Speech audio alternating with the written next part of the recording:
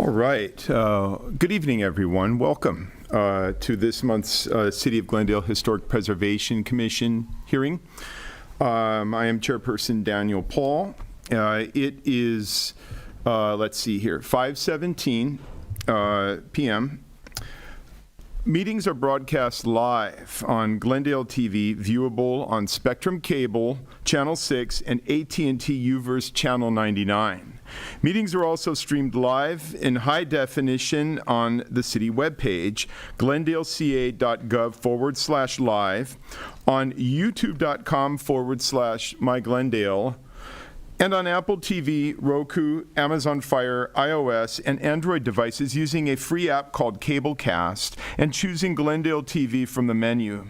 Meetings are also archived on the city website for viewing anytime at glendaleca.gov/agendas.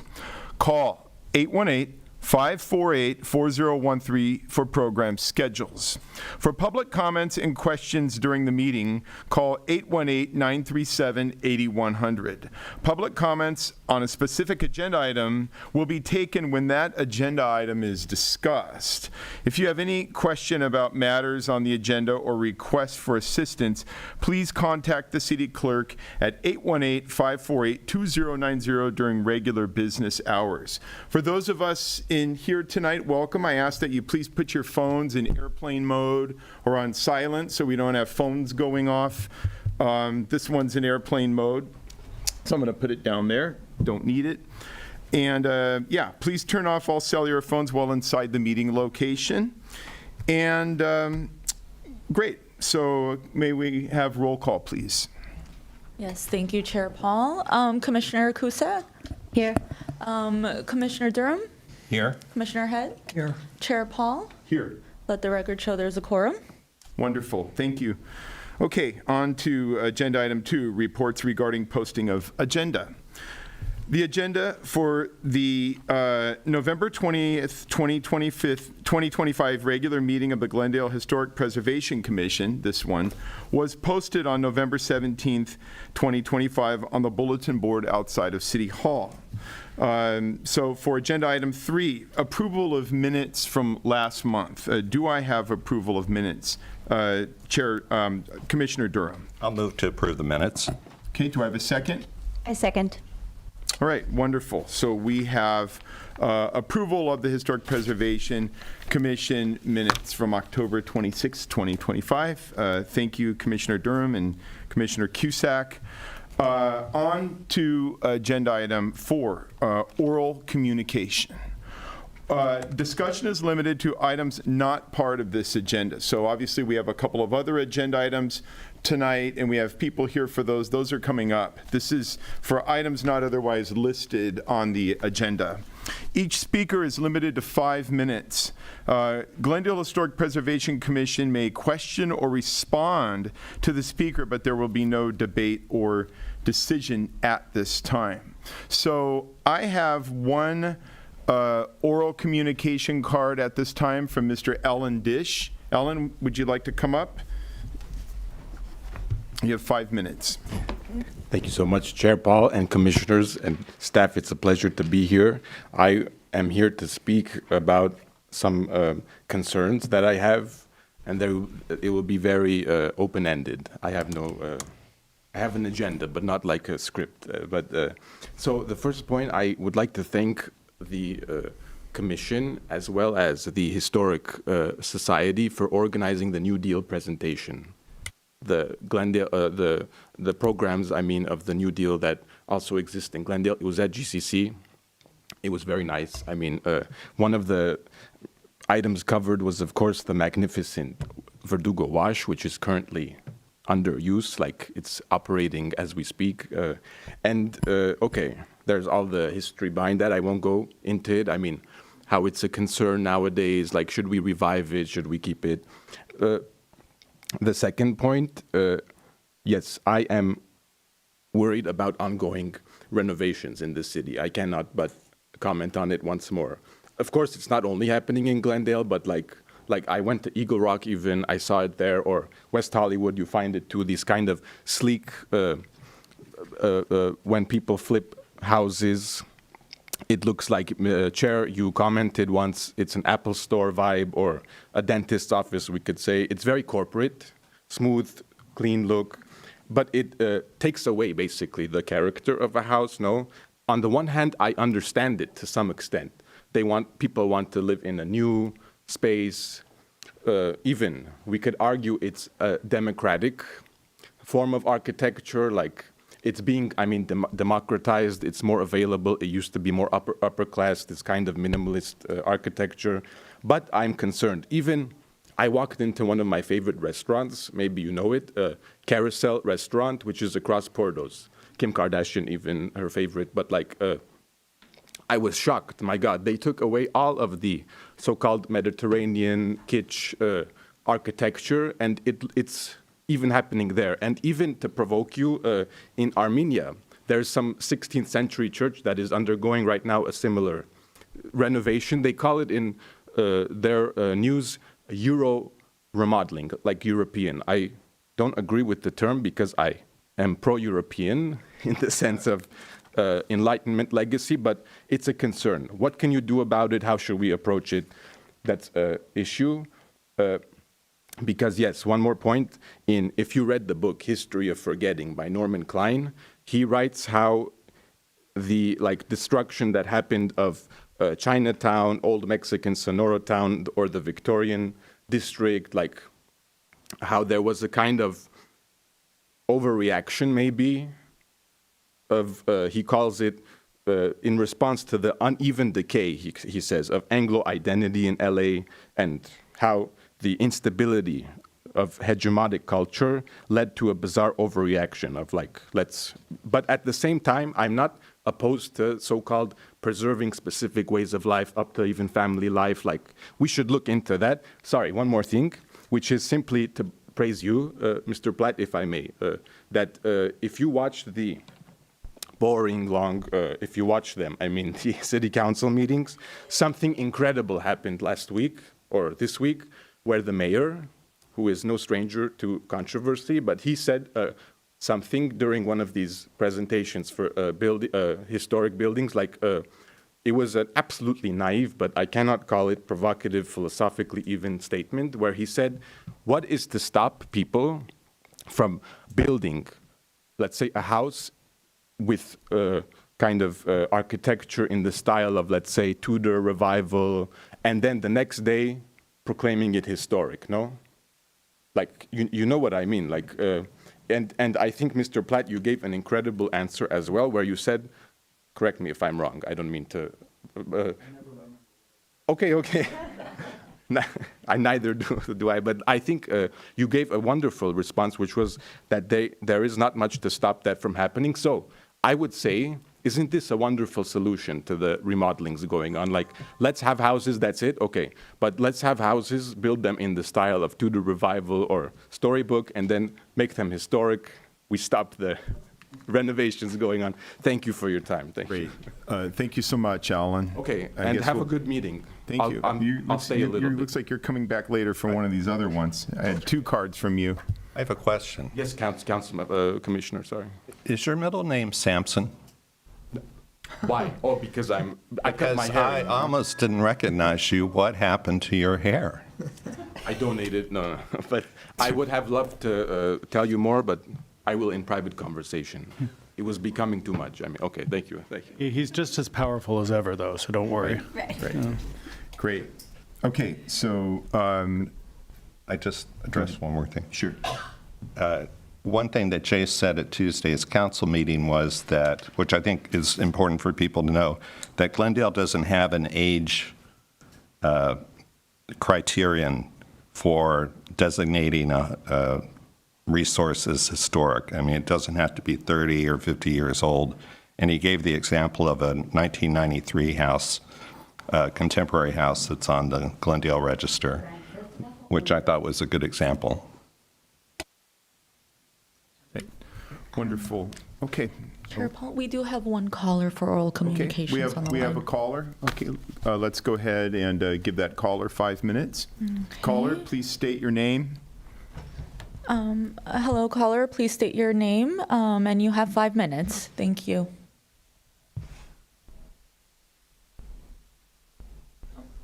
I wanted Oh, to. hello, hi. Francesca, do you mind just starting over again? We didn't have you on air. If you could just state your No, name that's and fine. start over again. Thank you. Thank you so much, Ani. Hi, Francesca Smith calling. I'm an architectural historian based in Glendale. Many of you know me. I have a couple of things to add to what Mr. Dish said. If anyone proclaims their house historic, it doesn't mean anything. It requires action by the Design Review Board and by City Council. So declaring them historic is kind of was misused. Surprise, surprise, by our mayor. Also, in stopping renovations, I think you'll see in this meeting today how good Glendale is at chasing this down. In my own historic district, there's a house at 1627 Arbor Drive. It's in Brockmont Park Historic District. An unpermitted and very prominent addition was commenced in early November last year.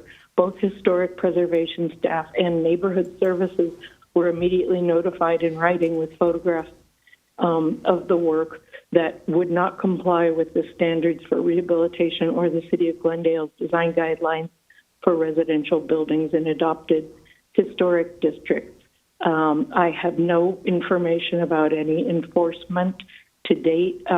They've just been adding waterproofing. It's an eyesore. And when the house was for sale, right before this owner purchased it, I got loads of telephone calls from potential buyers who wanted to put additions right there, and I explained why they couldn't and why they shouldn't.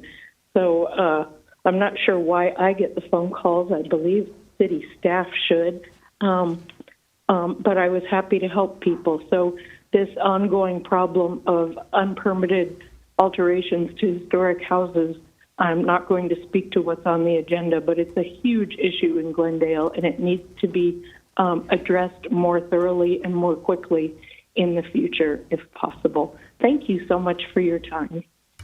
Great. Thank you, Francesca. Ani, do we have any more callers for oral communication? That was our only caller. Okay.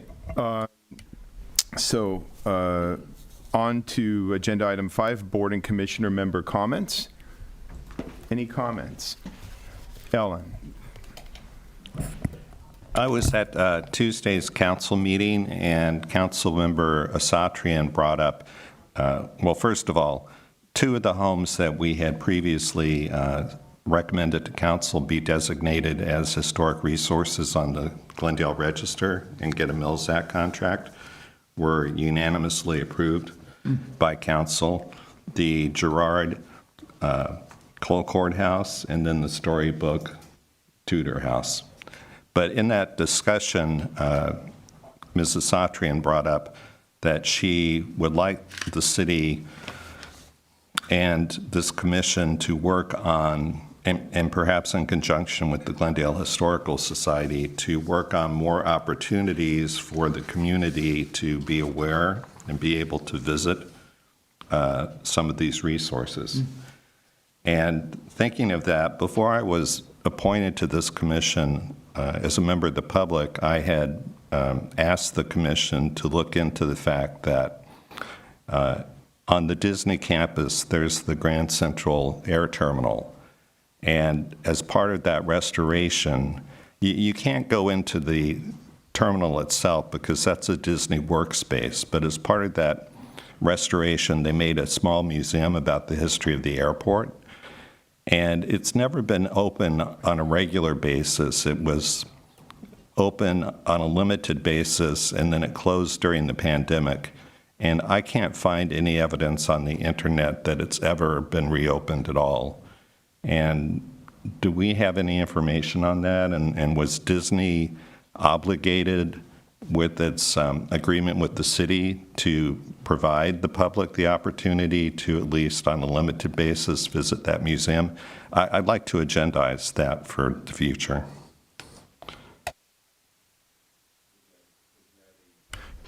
Commissioner Durham, was that a question to staff or a comment? Well, it's really it's a comment and it's a request to agendize this at some meeting in the future. But you also mentioned if this was on if there was a condition to, do we know if there was a condition, do we know that offhand, if Disney had a condition to What I'll open do, that I don't space? know the details. There's a development agreement between the city and Disney. The visitor center was, I believe, included in that. I don't know that they have a commitment to keep it open. We were expecting it to be open more than it is. But I'll check with the person who kind of was in charge of that project, and we can report back to you in January. Okay. Because if it is actually open on a limited basis, I'd like for, maybe we could get it on the city website or something to try to, inform I'm the not sure it was just pie that community. goes for specific visiting groups. Oh, So- I thought at the beginning there were sort of limited hours that it was open, but I think that was expected at the beginning, but again, I'll check with Alan in our economic development team. He knows everything about that development agreement, so. thank you. Okay, do you have anything else? Okay, I just wanted to tear off something that Commissioner Durham mentioned a minute ago, and staff, you could correct me if I'm wrong in terms of how this works for the city, but even though the city of Glendale doesn't have a 50-year rule, if you landmark, anything at a local, state, or federal level, it's assumed to be of a past historic chapter of some kind. So,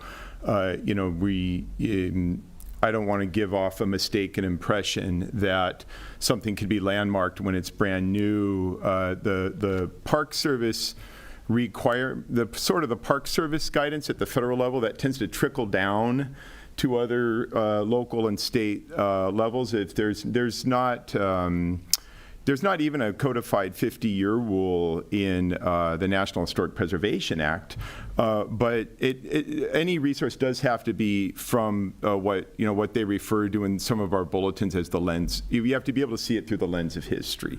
So it does have to be of a past historical chapter. So there's not this option to landmark something that's brand new, because that's not a historical landmark. There's a difference between critical significance or a building being lauded, versus the sort of perspective of history and how that informs how we see things. Sometimes, I'm in middle. The reason why I'm bringing this up at all is I'm in middle of writing a whole course about this for a group called the National Preservation Institute. So I'm pretty deep into this. And there were buildings in the 60s, when they were new in the 60s, they were written of as, this is the most important building now. And now we look back, and they're still considered pretty good buildings, but they're not, the most important buildings of the 60s. And so even though there's no 50-year requirement in Glendale, any building that is landmarked is assumed to be, you're able to look at it through the lens of history and of a past historical chapter. Yeah, I'm already nostalgic for the future, personally speaking. But we don't have any, like you've said, we don't have any rule. There's nothing to preclude someone from nominating a brand-new building to the commission. It's to the commission's judgment whether that lens of history has provided enough time to make a judgment. But I've always thought, there are examples around the world. Disney Hall, you knew that was a landmark the day it opened. But, so I don't want to say that we have a rule. We're open to that consideration. I don't think anyone's going to be doing it. So, yeah, and there were a couple of buildings, when West Hollywood was incorporated in 1985, the Pacific Design Center Blue Building was only 10 years old, and they landmarked that. And they were probably right to. It was one of the most important buildings of the 70s in Southern California. And a lot of the equipment associated with the space program was landmarked to the National Register only 5 or 6 years. Some sites associated with Martin Luther King Jr. were landmarked pretty much, just a couple years after his passing. So there definitely are exceptions where something, it's like its importance is obvious. It's just more of a matter of not really, abusing it. Okay, so anyway, on to agenda item 6, do we have any old business? Okay. All right, so let's get into the heart of this one. So now we're getting into agenda item 7, and we're going to start off with new business. Agenda item 7A, the introduction of East, West, and North Glendale historic context statements and historical resource surveys. Do we have a staff report? No, for we this? don't. We're just very excited to have Mary Ringhoff here from Architectural Resources Group, who's leading the team that is going to be preparing the historic context and the historic survey for both East West Glendale and also North Glendale. They've teamed up with Historic Resources Group, so we have it's like a super group, like a rock and roll super group of preservationists doing this for the city. And Mary's goal here is to kind of introduce the project. It hasn't kind of been publicly discussed at any length, so go to it, Mary. We'll Thank you. Open the public hearing and say your name anyway, and welcome. Thank you. Can you hear me all right? Yes. Okay, I can never tell. Good evening. My name is Mary Ringhoff, and I am here for Architectural Resources Group and Historic Resources Group. As Jay just said, we're the consultants that have been hired to work on this project for the city of Glendale. We are doing historic context statements and historic resource surveys for the city areas of East West Glendale and North Glendale. So this is following up on the South Glendale work that was done about 10 years ago. So I'm just going to be doing a little public introduction of this project, and Adam Rajpur from Historic Resources Group is here for my moral support, which I really appreciate. Next slide, please. Oh, you're on it. Well done. Just a quick agenda. I'll be giving a brief team introduction. I will give an overview of the purpose and benefits of historic resource surveys, because while the people, all the commissioners know about this, not everyone watching at home may understand or may have been exposed to this before. So I'll just go through what a historic resources survey is and why we do them. I'll go through an overview of this project specifically in each of the study areas. I'll do a review of the project work plan, which is the step-by-step process for each of those two areas, and then we can open it up to discussion and questions. Next slide, and you can click through. Thank you. So as Jay said, we've never been called a super group before, but Architectural Resources Group, ARG, and Historic Resources Group, HRG, we tend to team a lot on these bigger surveys because it's when you're dealing with a project area this large and this many potentially eligible properties, it's really more than one firm can handle. The other reason is because we have been working together for a long time and we really value being able to bounce ideas off of each other. So if one firm has like a particular idea about how to do things, it's very handy to have another firm come in and say, actually, we do it this way. Let's look at it from this angle. So we really enjoy working together. This is the list of all the people that are on the team. Like I said, Adam is here tonight, and everyone else will be in the car with us tomorrow as we're doing a day of reconnaissance survey. Next slide, please. This is just some of the projects that we've worked on. The image is the weird boundary of the city of Los Angeles. The first time that we worked together on a project anywhere near the scale, obviously larger than the scale of what we're working on now, was on Survey LA, which was not just ARG and HRG, but a lot of other firms. These are just some of the other projects that we've done recently for either citywide or large project areas within cities in Southern California doing context and survey work.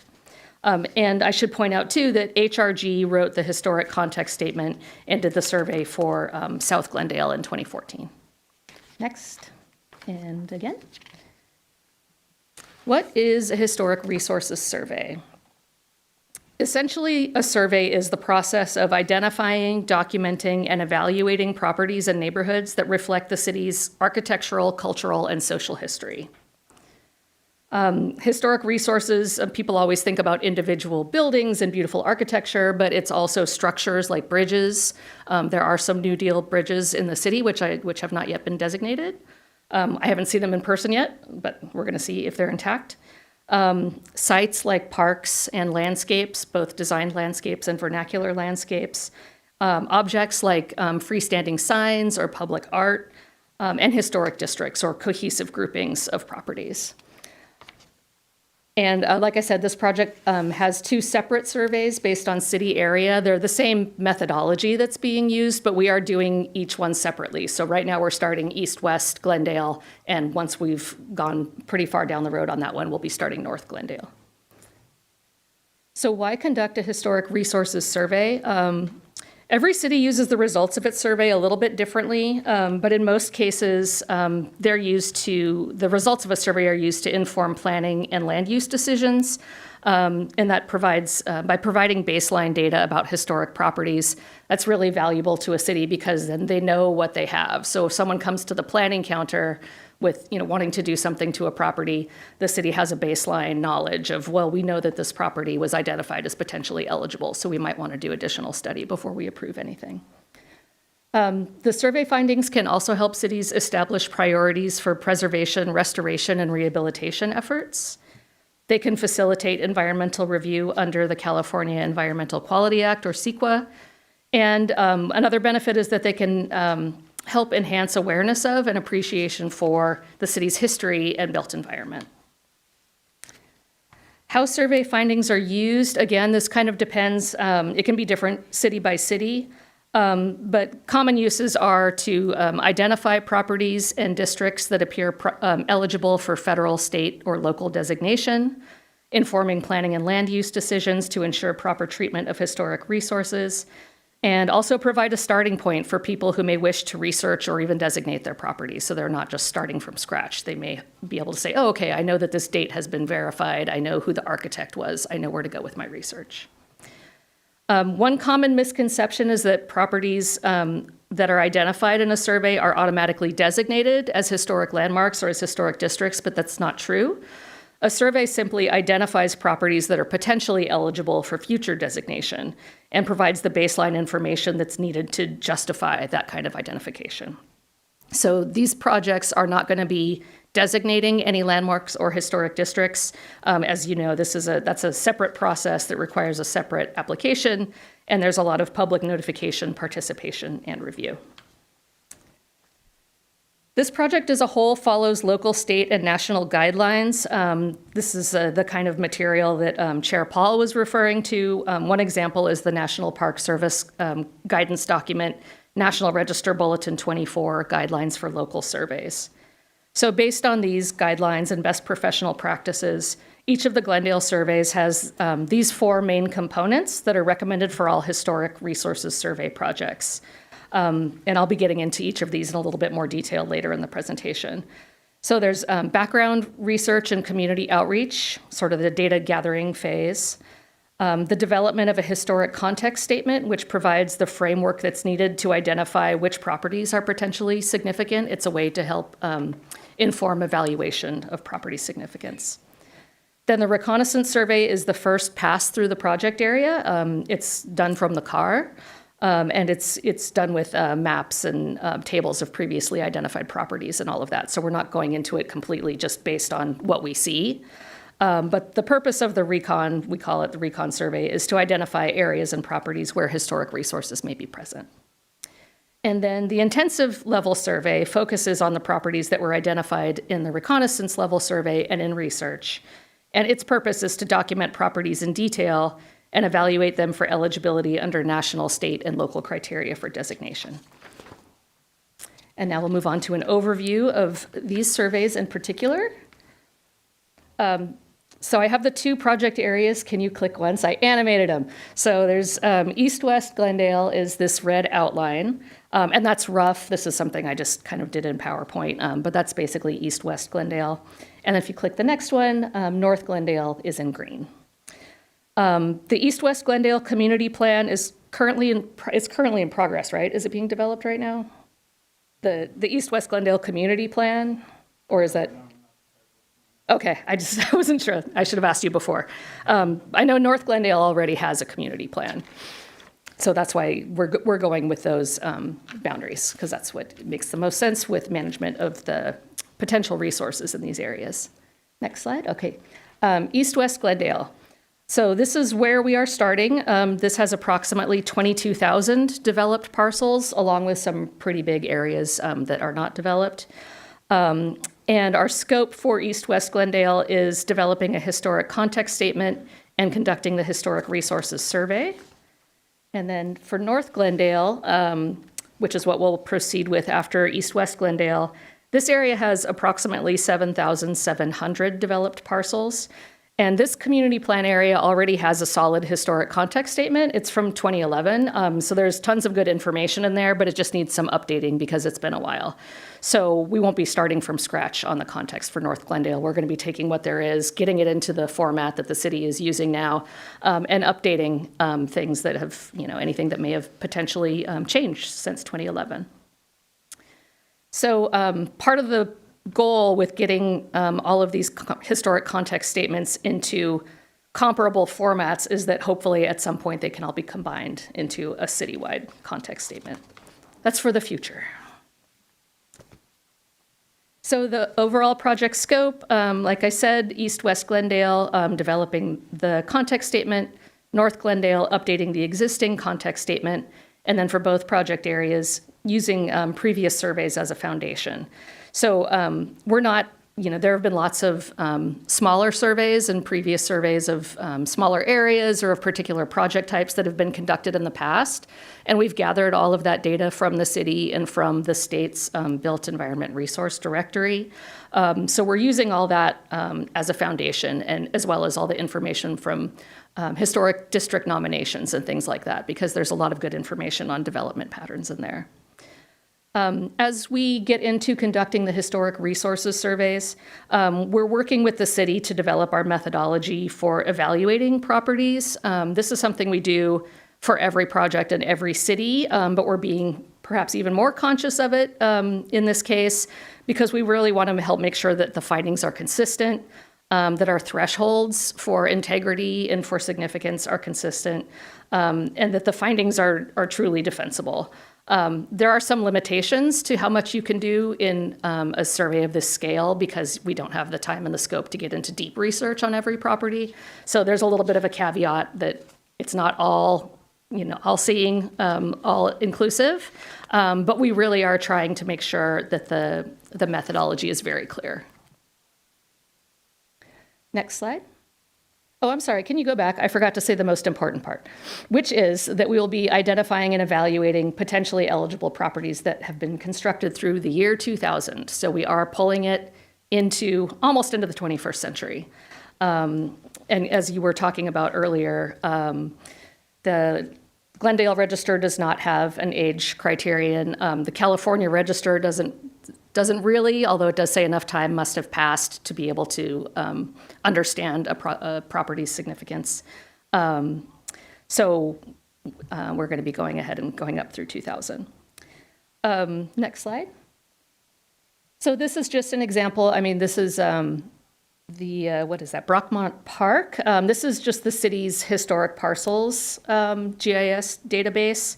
We're not going to be investigating designated districts. We will be driving through and doing research to see if anything that's a district property should also be recognized as an individually eligible property. But aside from that, we're not doing anything else with designated properties. And like I said, a lot of properties have been identified in previous surveys, and that's what this shows. So the zoomed in window shows all those little yellow parcels on the outside of Brockmont Park. Those are parcels that have been identified in previous surveys as potentially eligible. So we'll be we have all that information with us as we do the survey and as we do the research, so we can check on all those. And I want to mention that 8 of the city's 9 designated districts are in East-West Glendale. So there's already quite a bit of work that's been done there and quite a bit of designation. So we're not really sure what we're going to find in terms of districts, but we're going to find out. And I wanted to point out, I did mention this. We are reviewing previous nominations because they can have really useful information, and especially for these residential districts, because East-West Glendale in particular is heavily residential. There's some differences in the way things developed over time and in different geographical areas, but I think we're going to get a lot of good background information from the designated district nominations. Okay, go ahead. I'm just going to walk through the steps of any historic resources survey. Just revisiting this slide from earlier, these are the 4 major components following National Register Bulletin 24 and other guidance documents. And the first one is research. You can go ahead, Ani. Thank you. So research and outreach, we review existing data and other documents related to historic resources. We conduct supplemental background research, so that's vacuuming up everything we can find online and in the Glendale History Room and every place else, using histories that have already been written on Glendale. Again, there's no need to reinvent the wheel, so we are starting with those and then supplementing with quite a bit of primary document research. As more newspapers are coming online and everything else, it's a lot easier to do that kind of research now. We're doing that kind of research, and then the other piece of it is soliciting information from community members, and that's a big part of what tonight's public kickoff is about. The city has put together 2 Engage pages, Engage Glendale websites, that will explain the surveys and have a form where people can submit recommendations for properties we should know about, people we should know about, because I always say that National Register Criterion B is always the hardest one to find properties for, and Criterion B is the one properties that are associated with significant individuals. That's not something you can see driving down the street, and it doesn't always come out with general Glendale research. So we really do rely on the local community to let us know that that's someone's house and you need to know about that person. So we really encourage everyone to visit these websites, which I think they're going to be live tomorrow or Monday. Soon? And maybe we'll do a follow-up after Okay. your presentation. Okay. Thanks. So yeah, I'll put a pin in that, but I encourage people to check out Engage Glendale. You can also email Jay directly, but Engage Glendale is going to be the best way, one-stop shop for these surveys and for submitting information. So the next step is the historic context statement.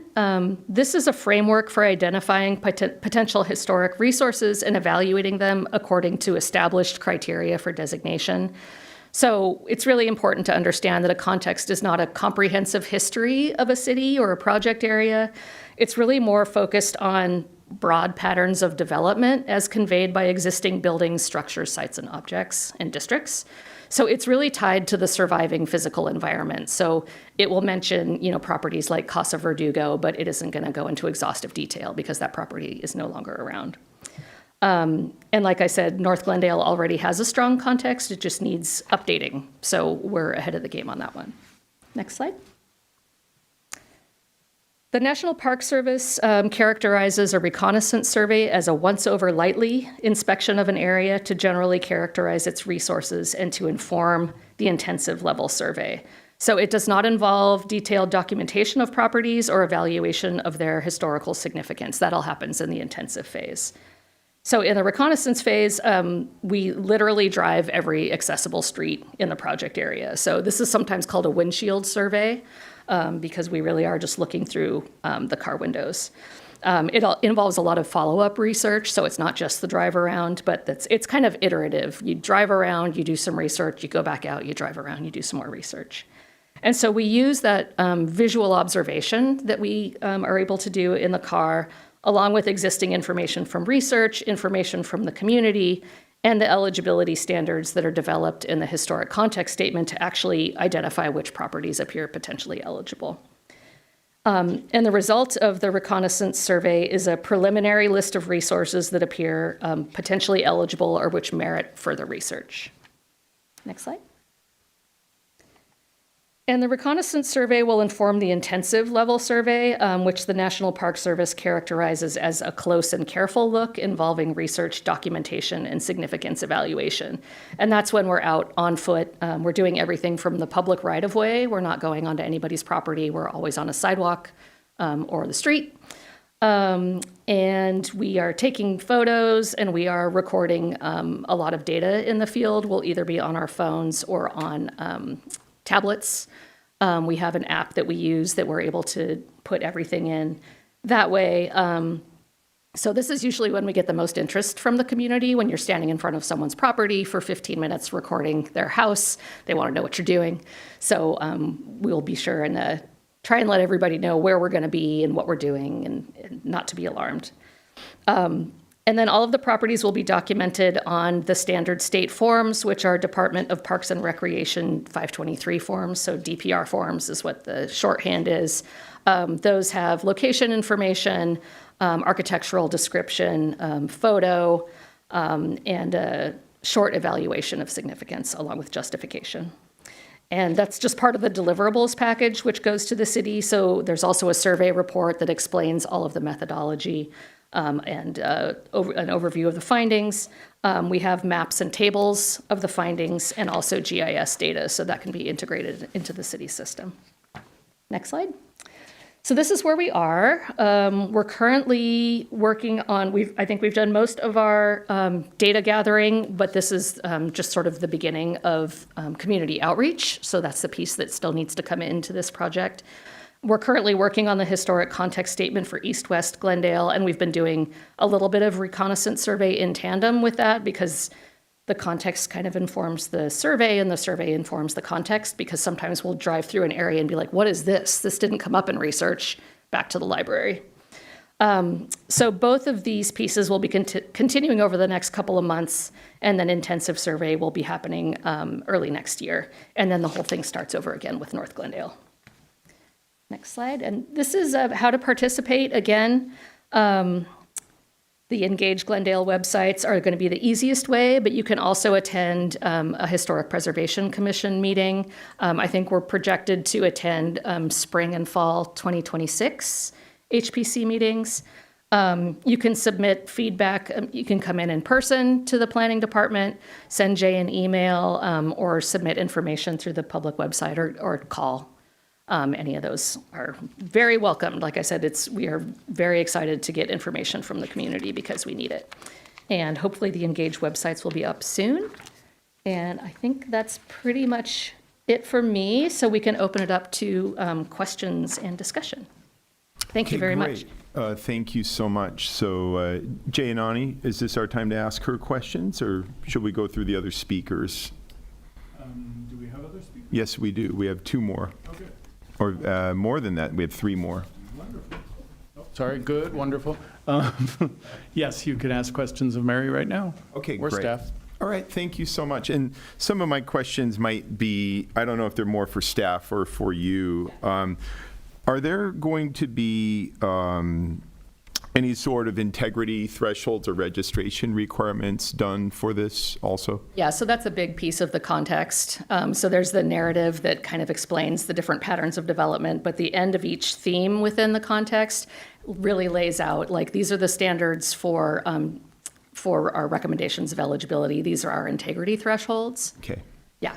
Excellent. And how does, I don't know if this is going to be an ARG, HRG question or a staff question, but how do you handle situations where you have a large property where you're not able to see it from the street? Obviously, there's some hilly areas, especially in the north. How do you go about identifying potential eligibility if nothing is visible from the public right away? Yeah, that's a great question, and we've already found a few properties like that.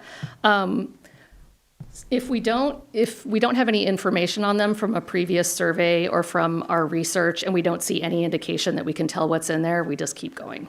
There's nothing else we can do. If we see what looks like an old Spanish roof and it looks interesting, then we'll do additional research to find out.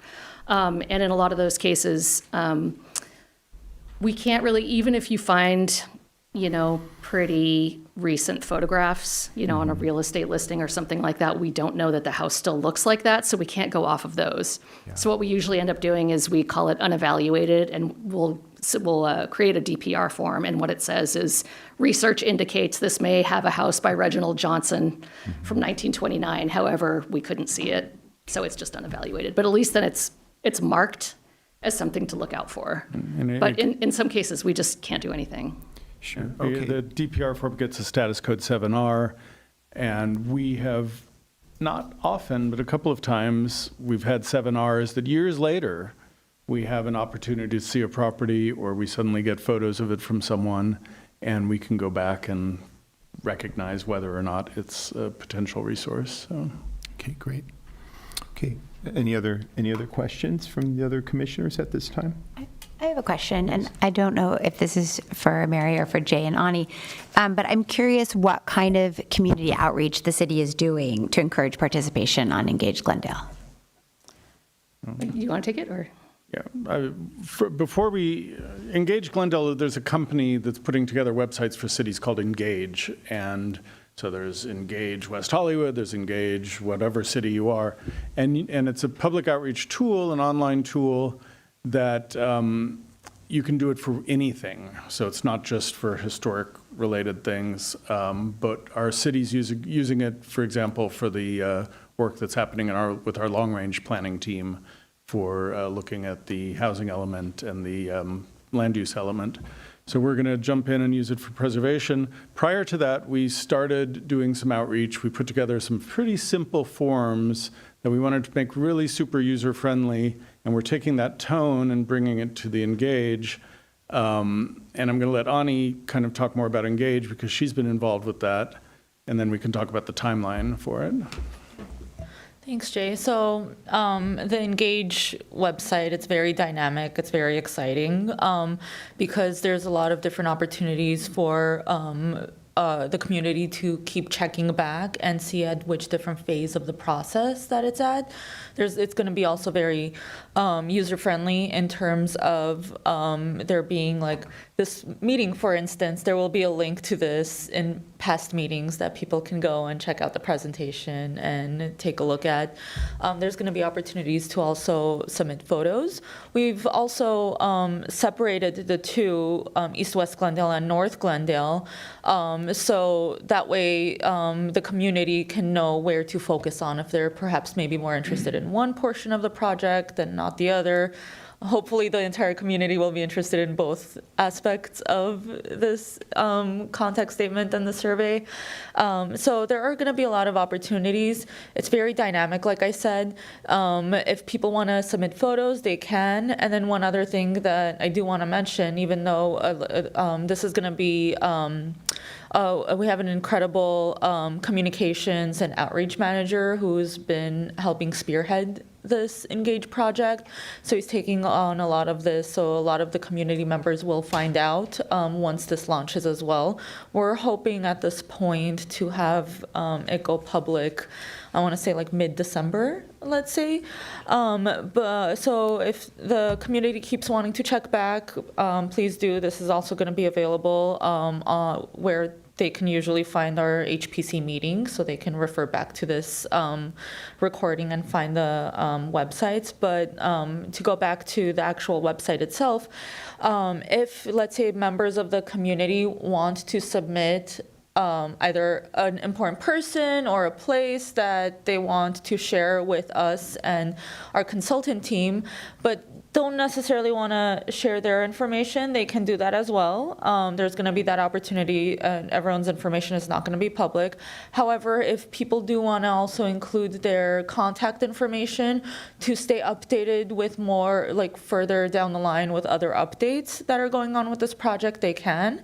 And the other good thing about the Engage website, beyond just the scope of the project that we're doing too, is that if users would like, they can sign up for updates on multiple other projects. So this is really going to be one of the big avenues for outreach and engagement. And before that, just to add a little bit more information, we have done other like boots on the ground outreach as well. We have participated in a couple of community events where we went out with our long-range planning team, and like Jay said, we had a very simple forum hoping to engage and excite people about this, to think about not really the concept of like what's historic, but what is special to us, what's special to the community, what's special to people individually. So, and we're trying to avoid the word historic. We're trying to avoid the words historic resources. We're saying what places matter to you, what's important to you. And we got some really fun responses. The Americana is very popular and very historic, but it was very sweet. We had at one of the events in particular, we had a lot of kids, and a bunch of the kids were telling us that their library was very important, and that was very, very sweet. But we just checked randomly, not because of this, and we saw that there are 7 people watching this as of maybe 20 minutes ago. So this isn't the only way we're getting this out. We have a very big mailing list that we're going to be using. We're not going to send it to everyone on that list because some of them it may not be the right audience, but we are going to send it out as broadly as what makes sense. We're sending it to every homeowners association and neighborhood group that we know of. We have a lot of contacts in those areas. Chambers of Commerce, North and South, the Montrose Shopping Park Group, Realty Group, Realtor Groups. So we're going to get the website address out, which is not quite live, but soon, and see what comes in. And it's impossible to send out a mailing to every parcel in this area. So we're going to do the best we can. Survey LA kind of set the model for this kind of outreach. And you don't get as many responses as you would hope, but you do learn interesting things that turn us on to things that we wouldn't have known about otherwise. Great, thank you. Jay, I have a quick question for you. The Laurie Pittman Flea House by Michael Maltzen, is that in Tahunga or it's at the end of Lowell, or is that in Glendale? Its driveway and sewage lines are in Glendale, but the house, the Neutra house and the Maltzen house are in Tahunga. Okay. Okay, so Yeah. we're not going to landmark the And the sewage line, garden. the driveway. So it's really too bad because it's such a cool site. It's an interesting one because it's a very wonderful house that's after 2000. Okay. And it's special. And anyway, I digress. Commissioner Durham, did you have a question or a thought? Or Commissioner Ed? I'm curious about a couple of things. And this may be an obvious question. Are you using Sanborn maps in this process? Yes. Yeah, okay. Heavily. And I was also curious about if you're looking, and this may sound odd, looking at film permits and call sheets for locations, film. We haven't done that before. That's a really good idea. Is there a clearinghouse for that? Well, there is with the city of LA, and then the academy has things too, but that's, it's a lot of manual work there. Yeah. What department with the city would deal with those? In Glendale, the city clerk handles filming permits. I have no idea what their historic records are like, though. So Right. Interesting. Yeah, anyway, it's an interesting idea. Yeah. It is an interesting idea. Okay, Commissioner Durham?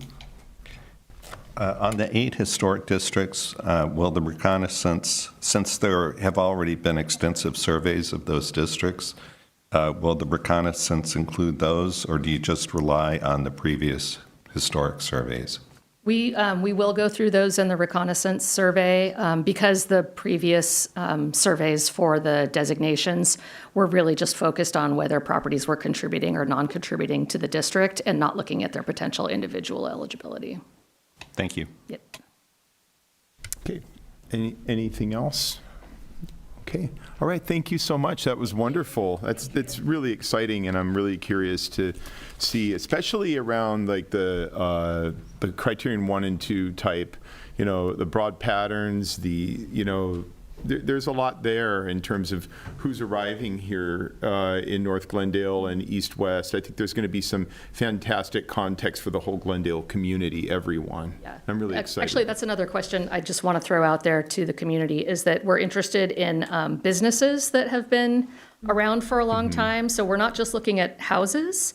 And since this does go up to 2000, we are, hoping, I want to know which Armenian grocery stores have been there since 1980 or whatever. That's what I was going to say. Yeah. So I'm really curious about the Armenian context about this, and I know HRG and ARG are on top of it, so I'm assuming that will be a key part of your work. Yeah, it's just with those, even, at this point, the 80s are historic, but even, resources of the late 20th century, it's hard to find that kind of information. Right, So, the really obvious ones pop up, but I suspect there's some hiding out there. I got a quick, related to this, are you going to be dealing with any sort of legacy business? I mean, some of this kind of falls into the guise of legacy business. It's very especially- similar. Yeah, okay. But yes, we are interested in that. Great. And it doesn't have to be, it doesn't have to be a business from the 20s. But if it's been around a long time and it has a real importance to the community. The community banquet halls, certain meeting spaces, gathering spaces. That's wonderful. Yeah, the question then becomes, is what is it that you're identifying? Right. Because it does have to be tied to the built environment. Yep. So we can't expect that every longtime business is going to be in its original building or that building is completely intact. Right. But we do have a slightly lower integrity threshold for properties like that. A and B have different integrity thresholds. Exactly. Okay, thank you so much. On Thank that, on you. that final note about the stores and everything, what we were calling a context, now I don't know what we're calling it, but it's sort of a study where the race and ethnicity study is going to look at various ethnic, racial, and immigrant groups who've come to Glendale over the years and study those in more depth. So it's kind of going to tie into this. The timing's not too far off, but we just picked it up again after kind of a lull for several years, and it's going to swing into action more next year. We've kind of just had a re-kickoff, so that will fill in some gaps, I think, and we'll cross-pollinate between them. Wonderful, thank you. Okay, we have a couple of more speakers on this item. Ingrid Wilcox, will you please come up? And how many minutes do these speakers have? Is it 3 or 5? Your call. Okay, let's do 3 minutes each. We have a lot to cover tonight. Okay, hello. Thank you, Chair Paul, commissioners, and staff. My name is Ingrid Wilcox, and I am speaking as a member of the Board of Directors of the Adams Hill Neighborhood Association in support of the implementation of the historical research surveys, and look forward to the opportunity to support this effort to bring awareness about historical preservation options and opportunities to other homeowners associations, as well as the Glendale community at large. Thank you. Wonderful, thank you. Okay, our next speaker is Byron Taylor. Chair Please Paul, state your name. Chair Paul and Commissioners, my name is Byron Taylor, and I am the co-chair of the Glendale Historical Society's Preservation Action Committee, and I am pleased to speak here tonight in support of the introduction of the East, West, and North Glendale Historic Context Statements and Historical Resources Survey. Establishing a baseline survey of Glendale properties is critical to properly inventorying Glendale's historic resources and should help support applications for and approvals of additional historic districts. The Glendale Historical Society strongly supports the initiatives and will seek to work closely with the city, the consultants, and community as the process moves forward. Again, we thank you all for your time on this matter. Thank you so much. All right, and we have one more speaker on this item, and that is Mr. Alan Dish for an encore. 3 minutes this time. Thank you, Council Commissioners. My name is Alan Dish again. Okay, encore maybe. I might speak again. No, but I think first let me speak as an independent historian, amateur council regular, but also historian of council. Like, I admire so much history. It's an incredible idea, basically. So I support it, as well as the previous two speakers from the Historic Society. It's a resource. It's a resource, and in my own research, it will be useful. As you know, I do research on Tropico, the first Armenian, who was he in Glendale. So then, 1896. But I think, no, I just want to say, I haven't shared it yet. I will, though, one day. During COVID, I was building Glendale on SimCity 4, the computer game. So, and no, it's, I'm maybe ashamed to admit it, but like, I enjoy it so much. And even I spoke with Bradley Calvert of the community development, and he also told me he once tried to build it in another game. Like, so it's an incredible idea to see how the Glendale historically developed. About legacy businesses, I don't know if you know, but Glendale had once a copy of its own monopoly board. I have one, and unfortunately, only one business still exists, I think. Don't quote me on this, but See's Candies is the only one from that board game, at least, which is still here. So if you will forgive my unorthodox approach, I like these details. Although, yes, they say the saying is, too many chefs spoil the soup, but like I am ready to volunteer if needed to steer also this ship. Again, I cannot imagine anything more fun, and there's no irony besides attending these meetings that you have. This second best thing would probably be to drive around the city and talk history. So to really conclude, the broad patterns of development, the ideology in the built environment, this is what we need to be looking at today more than ever. And thank you again to the Glendale Historical Society. One more thing, because they have digitized files on their website of the Glendale directories, which also helped me in other ways to research who was living in my house and all that stuff. The only thing I would say about this east-west divide, I live in the middle. So it gives me some confusion. Where am I? Am I east-west? But I qualify for both Hoover or I did at the time, and Glendale High. That's it. Okay, yeah. Great. Thank you. Thank you so much. Okay, so I think we are ready to close the item 7A unless staff has any other comments, anything else? Okay. All right. Now, we're going to move to agenda item 7B. Thank you for coming. Thank you so much. That was wonderful. 3030 Edgewick Road, design review and legalization request for work at south facade, garage, and driveway, PDR-004899-2025. Do we have a staff report? Yes, thank you so much, Chair Paul. I'll go ahead and get started. 3030 Edgewick Road is an irregularly shaped through lot located between Edgewick Road and Golf Club Drive. The site slopes downwards towards the east, and the property is accessed off Edgewick Road. The Tudor Revival style single-family house is located in the Chevy Chase Estates neighborhood and was constructed in 1929. The property was added to the Glendale Register and was granted a Mills Act contract in 2019 with 5 conditions of approval.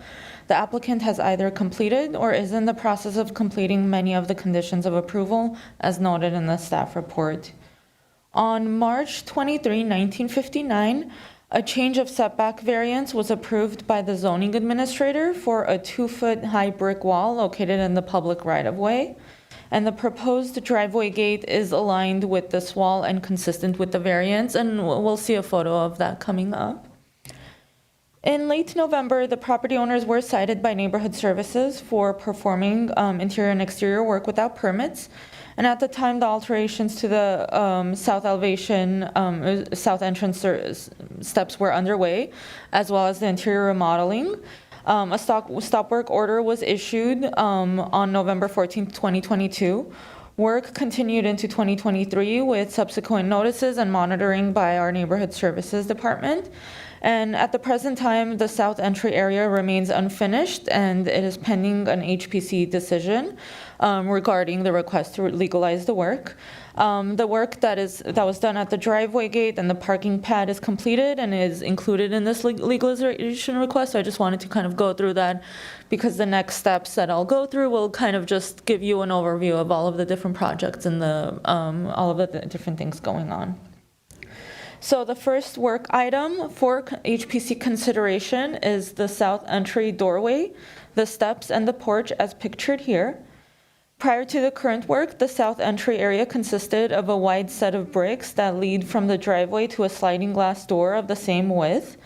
This dimension corresponded to that of a notch in that facade that extended up to the second floor. And while this notch is an original feature of the house, the stairs and the doors clearly were not. It is possible that they were added during a 1975 renovation for which only some drawings are available, and they do not include this area. The sliding door that I'm mentioning, it was clearly a non-original feature, and the brick steps were also likely not original because the masonry on the steps seems to differ from the ones on the house, and the width is pretty unusual for a secondary entry on a 1920s house.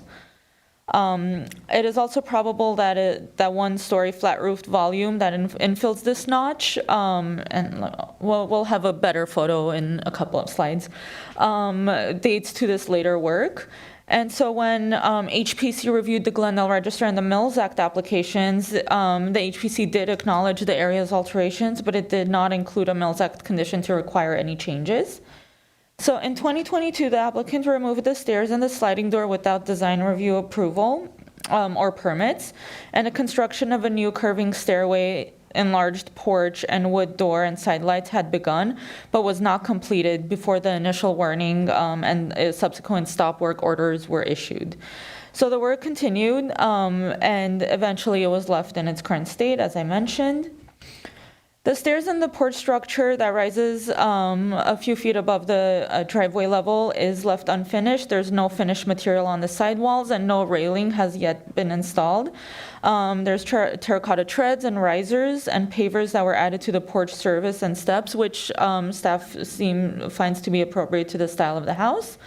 And the proposed railing design is based on a non-original wood railing that was likely installed at 2 locations at the 2nd floor during that previous remodel.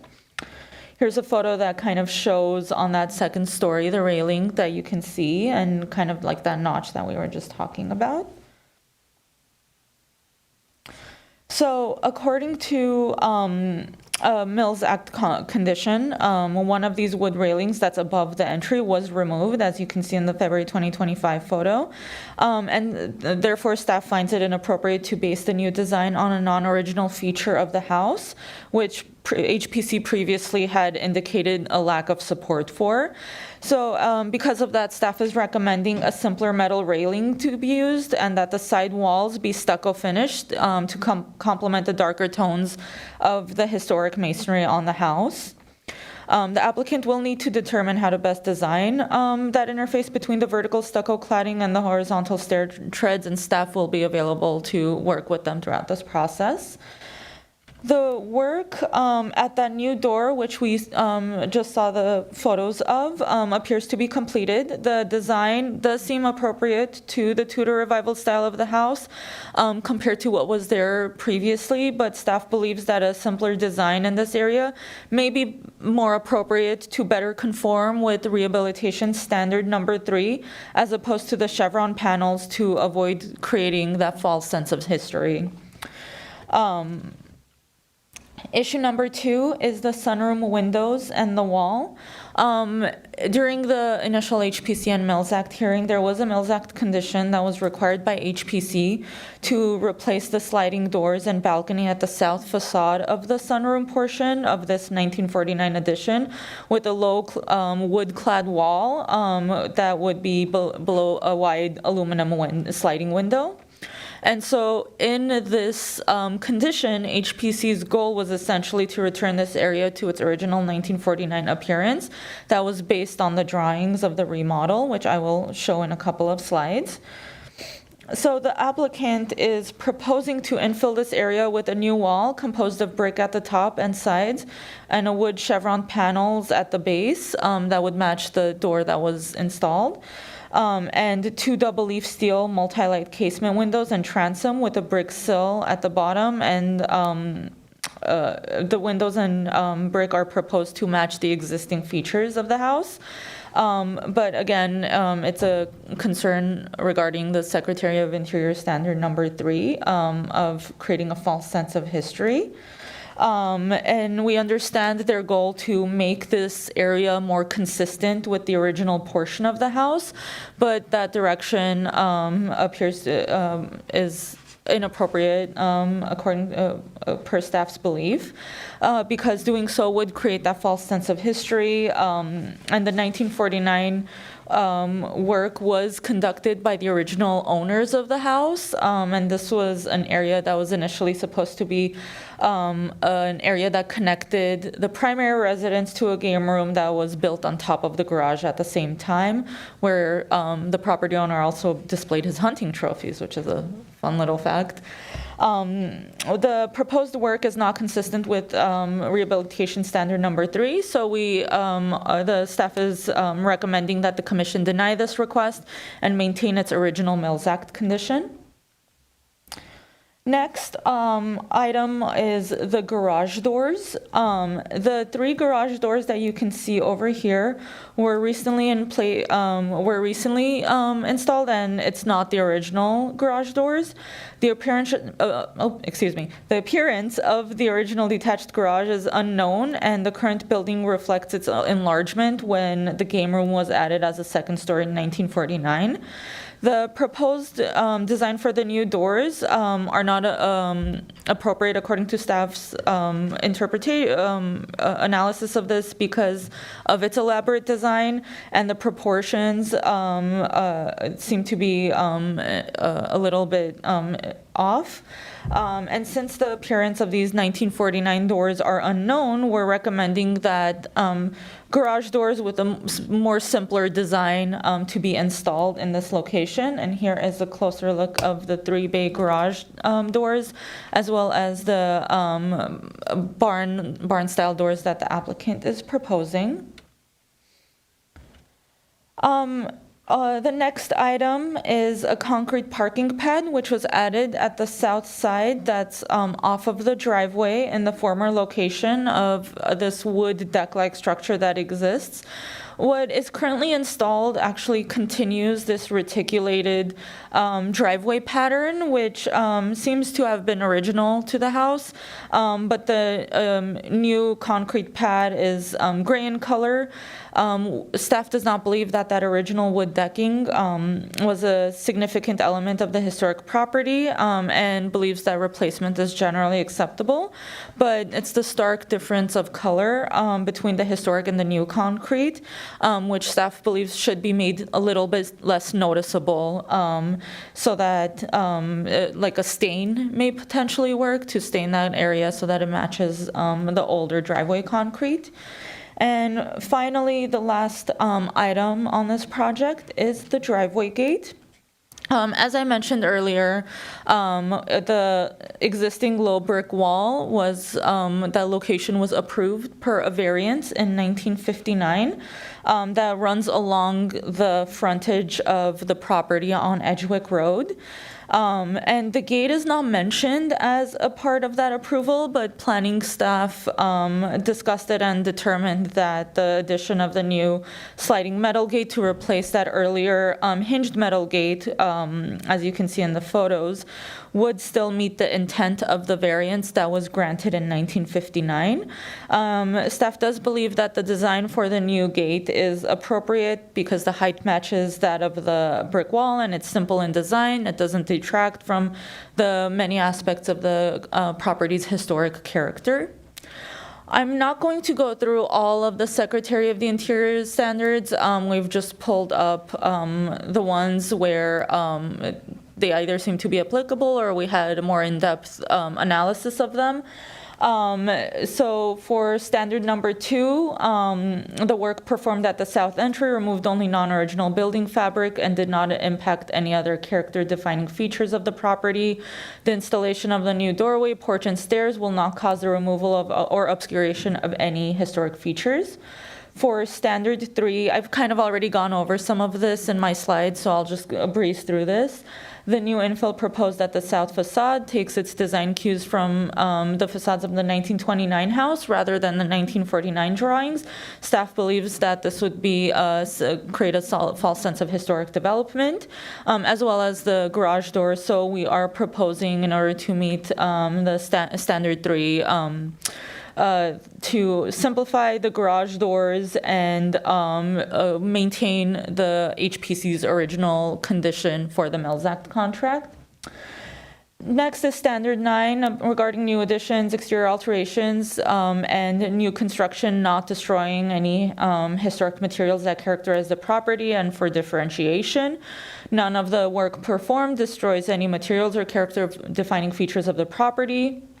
We believe that the south elevation stairs, porch, and entryway are compatible in terms of their configuration, size, and scale with the historic house because of that placement at the base of the facade. They don't impact any architectural features, and with the proposed conditions by staff for the railing design, we do believe it will meet the standard. Number 10 is new additions and adjacent or related new constructions must be undertaken in a manner that if removed in the future, the essential form and integrity of the property will remain. Staff believes that the addition of this south entryway porch and stairs could be removed in the future. The original appearance of this area will remain unknown, so we don't want to be speculative, but overall the essential form and integrity of the property will be retained. So I will go through the Mills Act conditions and where they are in terms of the process right now. The first Mills Act condition that was approved by council was to remove the lower balcony at the south facade and the sliding door and build a wall section with a large window to return this area to its original 1949 drawings.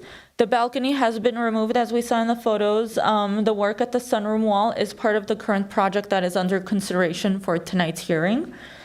The second is to relocate the wood deck railing at the second floor above the work area that's described in condition 1. That's approximately 3 feet back from the deck's edge, and that's been completed. The third is to remove the wood railing at the second floor notch above the south entrance, which has been completed. Number 4 is to rehabilitate the garden pavilion at the south side of the property. Staff re-inspected this area, revisited the hearing. The direction that HPC initially gave was a little vague, and so staff is not sure which issues or conditions regarding the pavilion were supposed to be addressed, and given that condition, staff is recommending that the fulfillment of this condition not be required.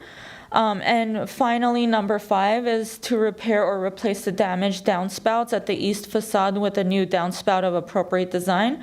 The applicant is proposing to install new copper downspouts and gutters and to replace existing galvanized elements. They are working with staff on this condition, and we believe that what they've permitted or what they're proposing, proposing will address this issue in this condition. With that, I will also very quickly go through the recommended draft record of decision. Staff recommends approval with condition. And the conditions are as follows: to maintain the Commission's original Mills Act condition regarding the south sunroom wall, to revise the design of the south stairway railings to be more simple and transparent than the proposed metal slats. Number 3, to consider requiring a simpler design treatment at the lower panels of the south entry door and the side lights. Number 4 is legalize the terracotta treads and pavers at the south stairs and porch, finding them to be more compatible with the Tudor Revival style of the house. Number 5 is to use stucco cladding with a dark finish, compatible with the color range of the historic bricks at the sides of the stairs and the porch. And the applicant for this condition will work with staff to develop an appropriate interface between the stucco and the terracotta tiles. Number 6 is to revise the design of the garage doors to be more simpler in style. 7 is to legalize the new driveway gate. And number 8 is to legalize the new parking pad / turnaround, and to consider requiring the applicant to use a masonry stain to make the new work more compatible with the existing historic concrete without matching it precisely. That concludes staff's presentation, and staff and the applicant team are available for questions. Thank you. Wonderful. Thank you so much. So just a couple quick questions for staff, or really just one from me right now. The original nomination for this property, did it have a period of significance ascribed? We haven't been doing that consistently over the years. The period of significance for this house is 1929, year of construction, to 1975. Mr. Knudsen died in 1965. Mrs. Knudsen was no longer at the property in 1975. I can't remember if she died or moved somewhere else. And the work at the sunroom and the construction of the game room, remodeling of the garage was all 1948, 49, so.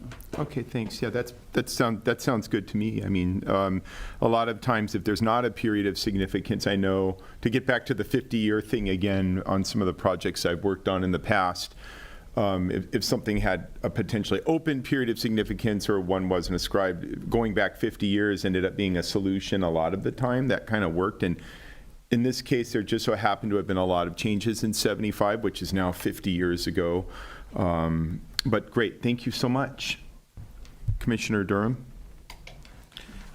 I had a question about the sunroom wall from 1949 to the restoration of that. I'm a little confused about the pictures. The unoriginal sliding glass door, it opened out into a deck. But was it a wooden deck with a railing? Yeah, it was a wood deck that cantilevered off of that, not cantilevered, but it was supported off of that red area that you see under the window. So were the windows flush with the facade or set back? I mean, the sliding glass. I think there's a slight setback, but close. Okay, so removing that railing and deck, would the wood wall that's proposed in the sliding glass doors, windows above it? You get, so we'll do it later. Sorry. Would that be flush with the rest of the exterior or set back at all? I'm just trying to visualize Clearly, what this it is a looked like. question that the designer is raring to answer when he has a chance to speak, Okay, but not then right now. I'll wait. I'll Yeah, wait for but that. But if you have a concern about the placement, you can share that now, and then he can address your concern. No, I was just trying to get a better understanding of visually how it was going to look to replicate the original The 1949. 1949 drawing. It's fairly flush in the 1949 drawing. The problem here is we don't have a photo showing this work. We tell people we don't like to work off of drawings because we don't know that it was built the way it's designed. I'm fairly confident that it was something like this. Both walls that were originally supposed to look like this, one faces the back of the house where another deck was built, are drawn the same way. The other problem here is that the wood base of the wood cladding at the wall, we only have an interior elevation of that. We're taking a step to think that that was the exterior finish also, but it was something at the exterior. They were clearly not trying to link this to the old house. Right. And it was definitely some sort of glacier link that then later got made even glacier with the sliding glass door. But there's some kind of pattern to the wood panel.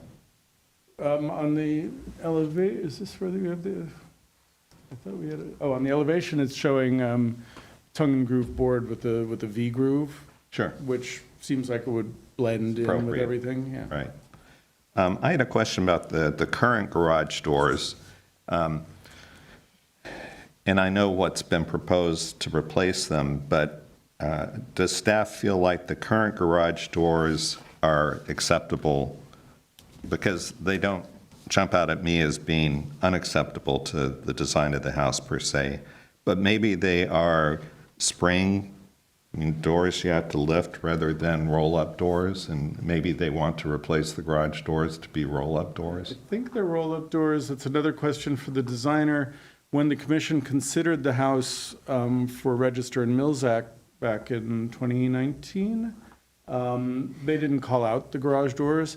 The question to ask is, I'm not sure that those garage doors are still around, so.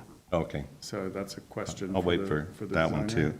And then one more thing, on the terracotta, the new terracotta on the south entry, I saw a picture of the front of the house, but I couldn't tell, I mean, is there other paving or what's at the front entryway? What kind of material? Do we know? You know, I haven't been there for a while. We didn't include a picture, unfortunately. I think there's brick there. We looked at the terracotta and thought this whole thing we want to have differentiated to some degree, but still fit into the style. Terracotta paving was used both inside and outside at some Tudor houses over the years. It's not a complete startling intervention. I've questioned whether that cross pattern on the flooring is a little too much, but looking at it, it doesn't look bad. The tiles are there. I don't think they're mortared in yet. I think they're just laid out there. I'm not, again, another question for the designer. There's a point also where we sometimes, we respect that people want something to look a certain way, and if I can't make a strong historical argument that that's the wrong way to go, it's something we can work with them on. So, but that, of course, is your decision, not mine at this point. So, One last question. Inspector Colombo. Well, it appears to me we're being a little inconsistent about the gate, the replacement gate at the front wall, because on the Gerard Cole Courthouse, we spent time discussing, they had replaced the gate from the garage breezeway into the backyard with a much taller gate than the original, because they wanted the privacy. Otherwise, people could just really see into their backyard. But they did copy the form of the original gate, which was a curved, arched gate, rather than just a gate that's just straight across. Yeah, they didn't copy, but it had a resemblance. They echoed the original form, right? I'll say that. This is not, I like the original gate a lot, but in the replacement gate, okay, they needed sliding gates, but they didn't echo the form. And to me, it looks a little contemporary and plain, but this photo does not show, but there is some curved ironwork at the top of the gate, just like there was on the other. It's really hard to see. It's very faint in this photo, but you can kind of see it The other here. issue is we don't believe that the gates that were there are the original gates. If there were, I believe there were pintle holes built into the concrete piers at some point, probably when the wall was built. So point taken, but we thought this is kind of a different situation. So thank you for pointing that out, because in looking on my computer and the pictures are small, I did not see the detail at the top. some of this, it's delicious. Okay, thank you. That's all I have right now. Commissioner Head? Yeah, I need to take a step back and get some clarification, because I'm not sure I heard this correctly, that this new work was not permitted? Yes, unfortunately, the work was performed in a very interesting circumstance. It was part of a television program. I will let the applicants discuss this with you. The owner of the property is an attorney, has a Mills Act contract. I would have hoped that the Mills Act contract is very clear about that we need permits for work that's done, that the city needs to review work that's done. But as you're learning tonight, and as you heard from Francesca Smith earlier, this is a problem around the city, people doing work even on our designated properties. It doesn't happen as often in Glendale Register of Mills Act properties. It's pretty rare. Historic district properties, we see it too often, and in the rest of the city, we see it a lot. So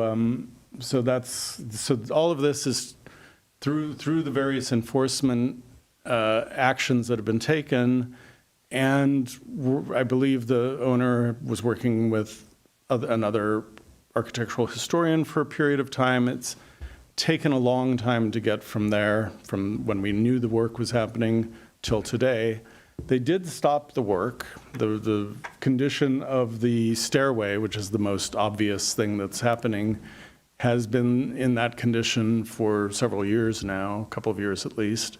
And so what we do is when we know we're working with someone in what we call good faith, we hold off on significant enforcement action.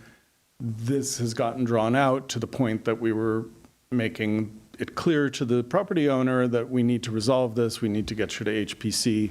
They started kind of putting things together, and here we are. Okay, thanks for the explanation.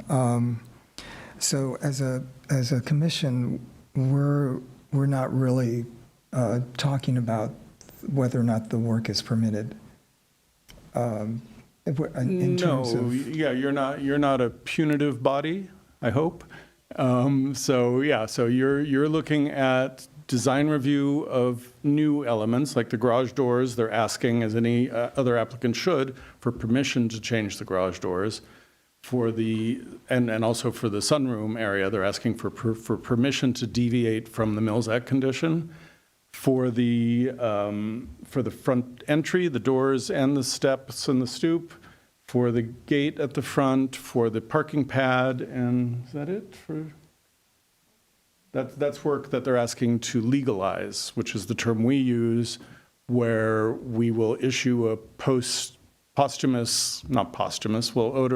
we'll ultimately write permits or give design approval for things after they're done, if they either meet the standards that we have, design guidelines or whatever else, or when this comes to the commission, if the commission approves it, then we can go ahead and legalize it. Things like the door and the stoop will definitely need a building and safety permit. The window and the wall, whichever way you go, is going to need a building and safety permit at the sunroom. And some things are just design review.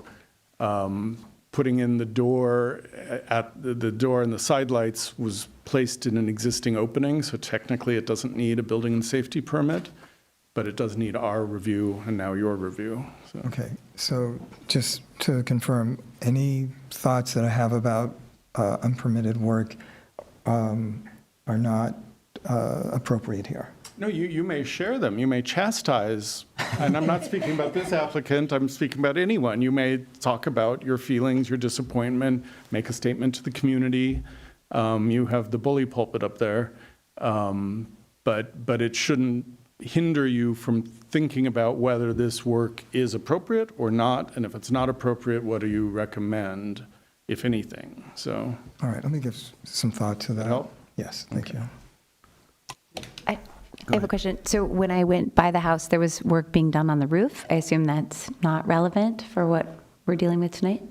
Right, so the applicant, because of the urgency of the need for a re-roof on this property, they did go through a different design review exemption process specifically for that. We typically don't do that, but staff recognize and acknowledge the urgency for a new roof to stop further work, so we worked with them on that, and they received permits. And what's interesting is the roof that's on the house is a good look, that was on their house, was a good-looking roof, but it's an artificial manufactured product. It did have the look of slate. Slate's the kind of material you want to see on a roof like this. And the new material, and I'll let the designer specify what that is, but when we reviewed it, we thought it looked really good and was appropriate, so. They also showed me the slate when I was there, and it did look good. Good. Okay. Commissioner Durham, did you have something else you wanted to ask? Not at this okay. point. So I kind of, I see the double S curves now on the gate, but something about that gate still looks very contemporary to me. Like it looks, I don't know if it's just maybe it's just a bad picture. That's for your deliberation. You can discuss that later. Right. I have a question about, can you go to, I think I wrote it down, slide 12 of 55. What's on it? It's a diagram of the stairwell. That's it, slide 17. Back up. 13. This one. How do we have? When I drove by it today to give a look, the block where it says stucco stood out, and it was quite visible. And I'm curious to know if we are. I would like to, make sure that how that stucco specifically gets treated is compatible. That it doesn't just look like a contemporary block of stucco of some kind, because that's kind of a massive chunk. And has there been any discussion of the stucco treatment on that yet? Yeah, it's in your staff report. It didn't make its way into the presentations. We are recommending that the stucco is okay, but we are recommending that you consider a darker finish on it following somewhere in the range of the various brick tones on the house. We don't think it's appropriate to put brick there. We don't think there's a veneer brick that could possibly look good there. And the commission may have other ideas, but we're recommending a reddish, brownish, darker finish. Dark finishes don't jump out as much, and I think it'll blend into the wall a little better. Okay, so I'll save some of that then for the discussion a little bit later. And just to go back, Jay, you've mentioned a couple times this idea that certain things may not have been there originally or whatnot, but because it has a 1929 to 1975 period of significance, that actually gives them a little bit of wiggle room, right, to bring things back that were there in 1975. Yeah, and we do not know the date of the sliding glass doors and the alterations at this entryway we're talking about. We have other drawings from a significant amount of interior work that was done. Unfortunately, we rarely have, it's amazing that we have these in our system. So we rarely have those drawings available. That's pure speculation. We don't do that in official reports, but we do want you to know that that's a possible time frame. The thing that I do feel comfortable with is that the door and then the sliding glass door at the sunroom are identical looking. So I believe that was the same work campaign.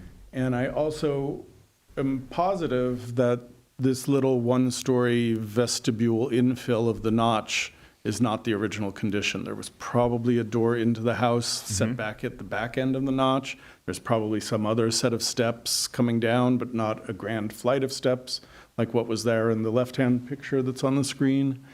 And again, this is kind of our best educated guess about what happened, and you guys may have other thoughts or ideas. So. And it's also an interesting, this is a really beautiful example of Tudor that almost verges on storybook. It's not storybook, but there may be a little wiggle room for some imagination in terms of how they want to treat things too. But we'll get to that, I guess. Okay, so I think I'm going to have the speakers come up now. Any other comments at this time? Okay, so I think our first speaker is going to be Brett Waterman and Wesley Avery. I have two names on this, Brett Waterman and Wesley Avery. Are you coming up together, or is it one representing the other? Me to address first. Okay, great. As the owner, so I'm the designer. Thank you for meeting with us. Wait, hold on. I didn't formally open the public hearing. You could stay. Don't go anywhere. I'm opening the public hearing. Please state your name. And my name is Brett Waterman. You'll have 5 minutes. Okay. I'm the designer on the project, and the house You're the designer on the project. You have 10 minutes. Sorry. Oh, okay. I don't think I'll need that. But Sorry about thank that. You. Okay. I guess with questions. Okay. So the house had, as you probably can understand, had gone through a lot of changes over the years. So when our owners, Wes and Esty Avery, asked us to help them bring the house back, there was a lot of things that we had to address. So I think, Mr. Durham, you had appropriately asked the question, is that slider set back? No.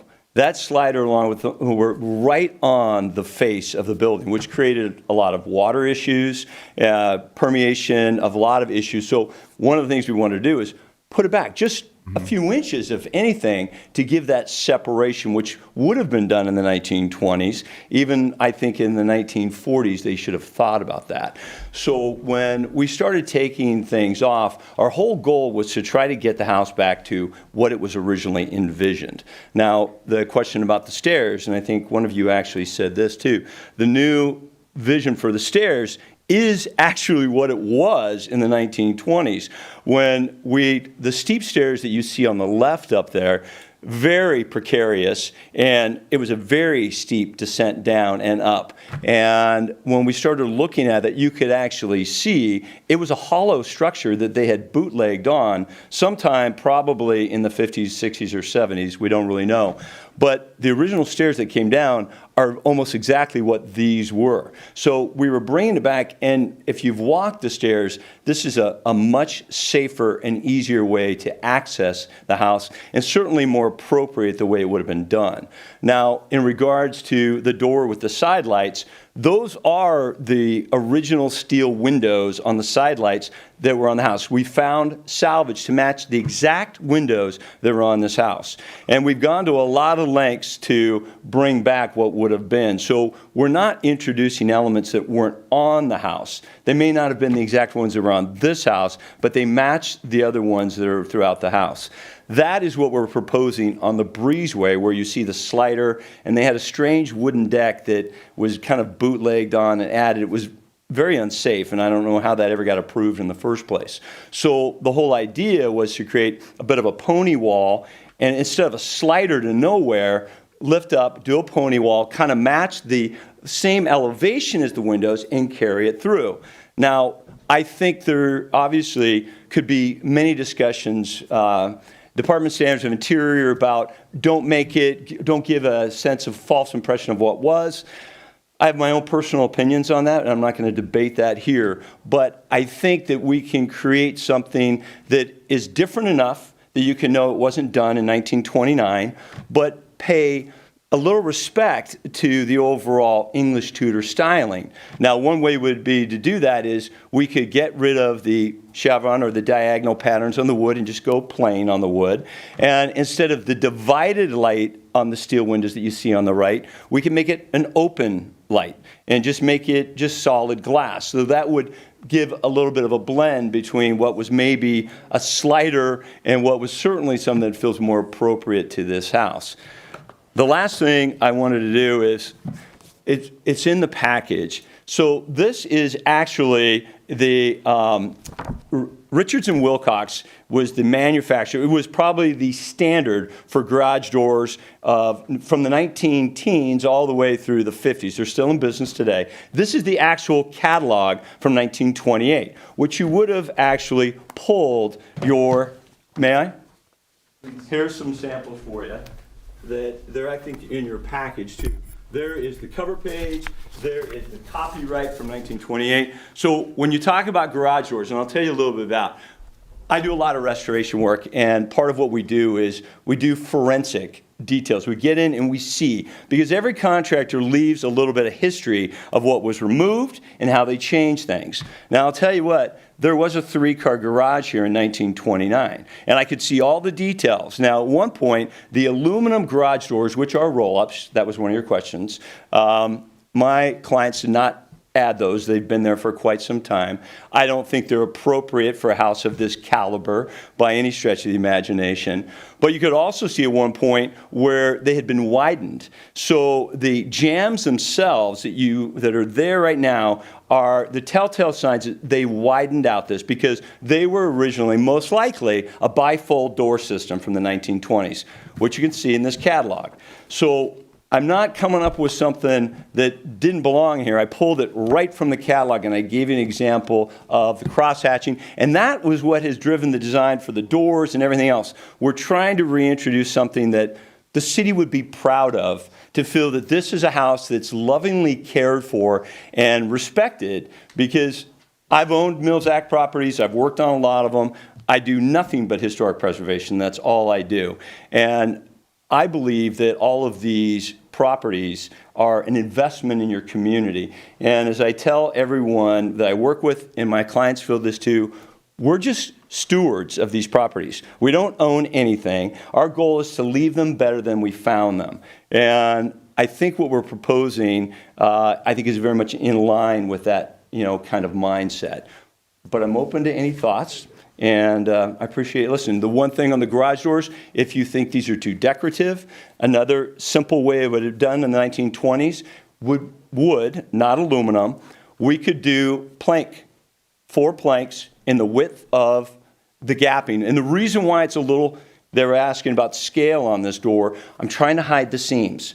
Would they want a roll-up door, okay? Not a barn-style door today, so they can use their garage. So we're trying to hide the gaps for the panels. So I took inspiration from Richards and Wilcox and came up with a door exactly out of that, but I had to move them to work for a roll-up. And that's kind of where we are. Can I answer any questions? Thank you. Commissioner Durham, go ahead. Well, thank you for telling me that they are currently aluminum, because I thought they were wood. No. And so when I thought they were wood, I thought, well, they don't look that inappropriate to me. Right. So thank you. Sure. Commissioner Cusack? Is staff's consideration about the garage doors in the style from the catalog of 1920s that it creates a false sense of history?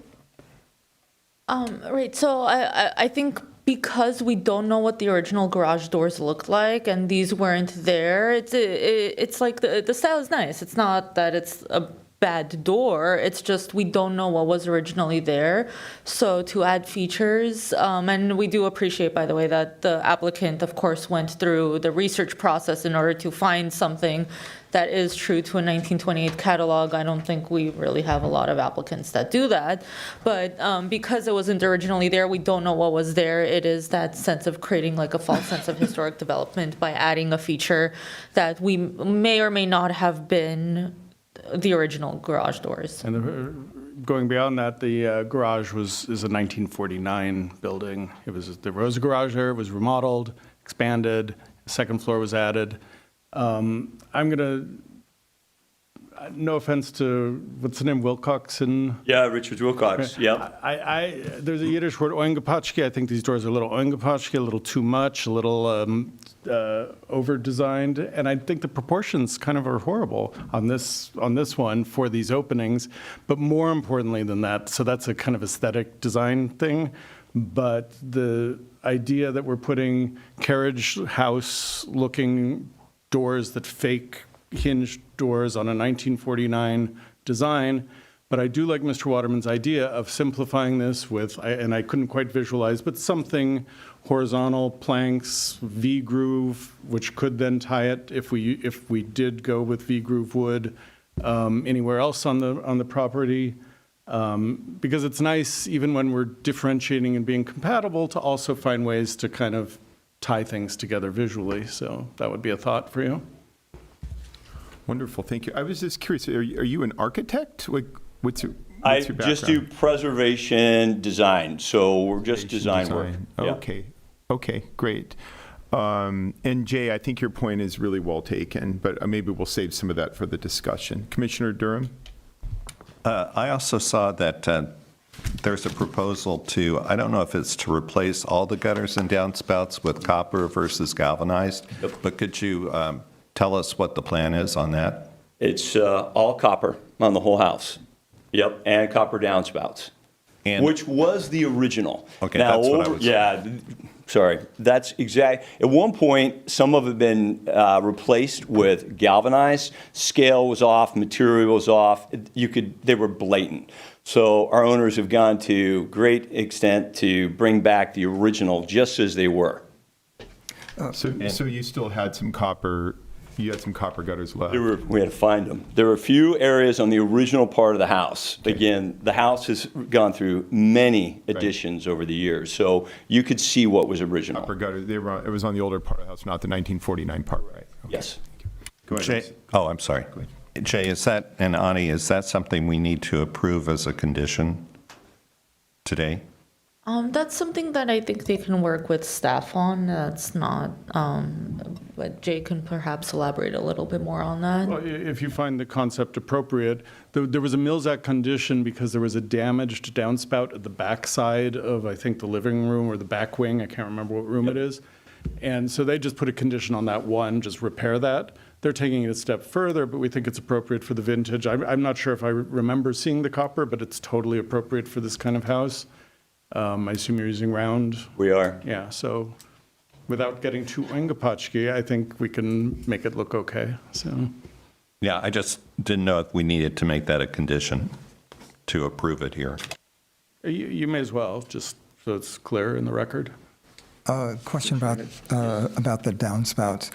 Do you have to be concerned at all with staining or verdigris? I mean, how close are they coming to the house? You know, that's a great question. The plan was to let them naturally just do their thing and age out. So do you want them to be, I mean, I've done it numerous times where we could add certain acetones and stuff and bring an instant green back. The green copper that was still there was really more of almost a charcoal color. It didn't have that verdigris, really bright green of the originals. Yeah, I was more concerned with potential damage to the structure, to the house. Oh, we're not, so then I would agree with you. We're going to put on fresh copper and let nature do its thing, and just as it was done in 1929. Okay, thank you. And was there any, with the terracotta that you used on the stairs, I'm assuming that's going to age out a little bit too, get a little darker? So first off, Jay and I have been great working on all of this, and same with the driveway. That was our plan, is to do a concrete stain on all of it to make it consistent. Same thing with the terracotta, age it out so it's not as jarring. But when we did the stop work, everything we stopped everything. Okay. So we were waiting to get approvals on all of that. Well, what would you like to do with the terracotta? I'd like to age it out a little bit. Age it out a little, okay. And tell me a little bit about what you're thinking about for that stucco base. So I think the best thing to do is, there is stucco on this house. It's up on the gables in the half timbering, and I think that we should pull that exact same finish. It's a bit of a brown coat finish, so a little bit of a mild movement skip trowel. That's very typical for 1920, especially Tudor revival, to bring that look down into the body of this. So it relates to the house, and I like the recommendation darkening and not adding false materials. We did want to kind of batter it slightly so it doesn't look like this square box. Yeah, that's what I'm concerned about, is a lot, like that has the potential to look super minimalist, Totally. even if it's a certain color, if it's too smooth. Yep. And can you tell me a little bit about the stucco that already exists? Does it have a little like troweling? It does. Okay. It's almost a little bit of skip trowel. It's almost like a Skip brown trowel. coat. That's what you mentioned. Okay. It's a beautiful Here. brown coat that got painted. Okay. And that's what I would love to see happen. Okay, good. I would think that's important. All right. Any other questions for our designer? What is your opinion on staining the extension of the parking pad? I think that is mandatory. I think that has to happen. The old area was all beat up. That's why we had to do it. But when Jay and Ani asked us to stop down on everything, waiting for approval, we haven't done anything. But yes. So the driveway, when they did this, was a cast concrete with a red tone in it. So it was a cast color concrete. So we're not going to be able to do that today, but we can use stains and stuff to get that color consistent so it kind of goes away. It shouldn't be fresh. It shouldn't be bright. It should be aged out. How did the earlier stains, the cast concrete, we can't use it now, but how did that tend to age out from your experience? What happens to it? It fades. It fades. I love it. It fades out, and a lot of times people get frustrated with it because it doesn't have a consistency, and it gets spotty, and you'll start seeing wear marks. I love it. Most people don't, so they paint it. Does it get lighter or darker? It typically gets lighter. Lighter. So you start getting a little bit of the wear through, and you're seeing the body of the concrete, because the cast color's on top, and it just permeates through the top layer. And as it wears down, you start seeing the concrete. And today, there's this modern mindset that everything's got to look brand new and plastic, and I don't share that philosophy. I like a little patina. How long does that stain tend to last? 100 years. Oh, you mean the new stain? Yeah. Oh, new stain, if you take care of it, you'll get 5 to 10 years out of a good stain. 5 to 10. Yeah. So the color things we're thinking of, like, there was a lot leaning on color. Yeah. But that's just for 5 to 10 years down the road, and then Got to what? maintain it. It's like painting your house, every 5, 10 years, you got to watch it and then restain and a seal. Like a deck or something, anything Yeah. else. We're going to recommend they use a product like Keim. Keim makes these mineral stains from Keim? Ace. It's called Keim? Keim. It's the name of the company. Oh, Someone's okay. name, I imagine. Are you familiar with their stuff? Yeah, I am. There may be other equivalent products. Yeah, you're right. You're that's spot the level on. that we would look for. So. We've the current photos show. I mean, it looks really bad right now because we've pressure. The thing was painted. It was literally like a slip and slide in the water. You couldn't walk on the driveway; it's so steep. You would slip right down. So we've pressure washed every bit of it extensively. We're probably going to have to do a light sandblast in some areas, get paint off, so it'll take a stain. Am I giving you too much information? No, you're not. That's not. It's not possible to give us too much information. Okay. Okay. Any other questions for the designer? No. Okay. Thank you so much. Thank you very much. I could tell you're super interested in the project, which is great. That's always good to see. Thank you. Okay. We have another speaker, and that is Byron Taylor. And Chair Paul, Yes. before we move forward, I do want to say we also have one caller, so Okay, let's not well, forget let's that. Let's have Yeah. Mr. Taylor come up, and then we'll have our caller. Chair Paul, Commissioners, Byron Taylor again tonight, and I'm co-chair of Glendale's Historical Society's Preservation Action Committee. The Glendale Historical Society appreciates the homeowners' commitment to the preservation and maintenance of the Knutson House and the steps they have taken to address many of the 2019 Mills Act conditions. Being stewards of a historic resource comes with many rewards, but perhaps more obligations. I understand, as I too have a Mills Act home here in Glendale. The Glendale Historical Society agrees with staff's analysis of the various work items and the recommendations that the proposed work be approved with the identified conditions to ensure the property work complies with, the Secretary of the Interior's standard for rehabilitation of historic resources, and the integrity of this historic resource is preserved. The Glendale Historical Society appreciates staff's careful consideration and detailed analysis of the proposed work and the clarity of the report and its recommendations. We also thank the Commission for its attention to this matter and its service to the community. Thank you. Thank you, Mr. Taylor. And we have one caller you mentioned, Ani. We'll give the caller 3 minutes. Yes, thank you. Let me have them on air. Caller, you are on air. Please state your name, and you have 3 minutes. Hi, thanks so much. This is Francesca Smith. I'm the qualified architectural historian who called previously. I just want you all to know, I think you're seeing that this is a cautionary tale for reality TV shows. Mr. Waterman is an acquaintance whom I admire. Unfortunately, this work may look good, but you heard what his opinions are. They don't really jibe with the standards for rehabilitation. Nothing against him, but in this case, it kind of shot them all in the hiney. I sent you all my marked up staff report. I had a number of house cleaning comments, but one is that the project description is incomplete. It gets a little confusing.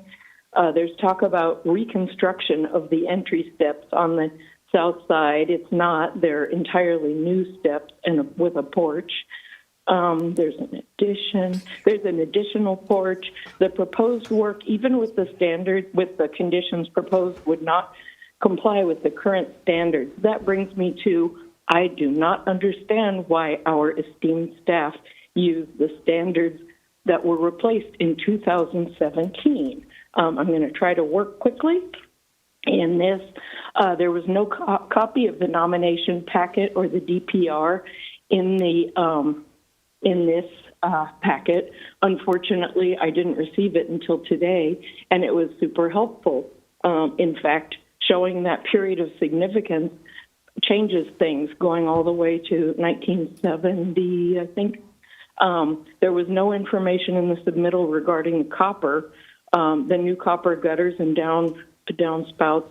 I have copper on the front of my house. It turns an irregular shade of brown, just like factory painted brown gutters and downspouts. It doesn't turn green.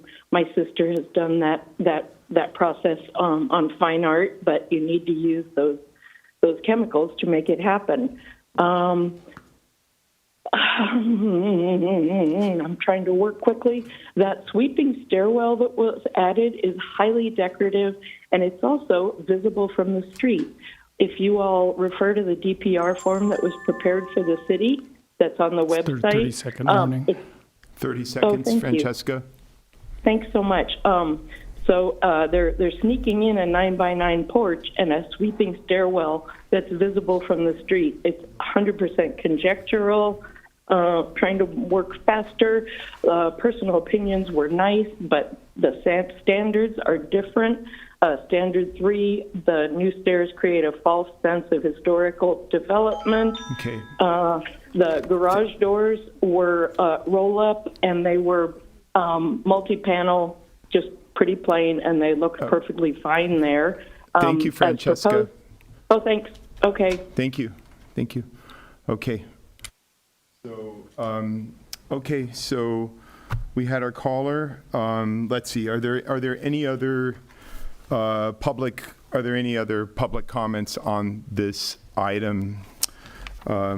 Let's see here. So I'm going to, I guess, close the public hearing for now, and we'll have a discussion, I suppose. So would anybody like to begin with providing some comments on what we've seen today?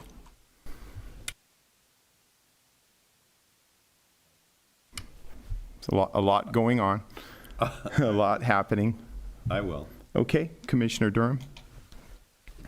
First of all, I want to say, I think, city staff, deserves great respect, but I think part of their responsibility is to be quite civil, regardless of circumstance. And as a commissioner who's volunteered and been appointed to this commission, I don't think I need to be that diplomatic. I find it really objectionable that the owner of a house that has been recognized as a historic resource on the Glendale Register and has obtained a Mills Act contract, which significantly reduces the property taxes on a property. And a Mills Act contract is exactly what it says. It's a contract. And it's very clear that when owners want to make changes, they need to come back to the city and our planners and get approval for that, and not to even obtain permits for this work. There's no way I would replace those stairs on my house without a permit. I know that there has to be a permit because that's a building and safety issue of whether the proposed replacement of stairs and railings are going to meet city code. So I just want to say that as a member of this commission, I am really appalled that a Mills Act owner proceeded without permits and planning approval. Having said that, we're here, and we have decisions to make. So I have a couple of things. On the south entry, the proposal, the chevron patterning on the door and side light panels doesn't really bother me. And since it's already done and installed, I would not object to leaving that. I'd like to have more commission discussion on the whole design of the south entry and see what other members think. I agree that, or I think that the garage doors should be replaced with wood doors, but they should be quite plain. I thought the suggestion of wide planks was a good one.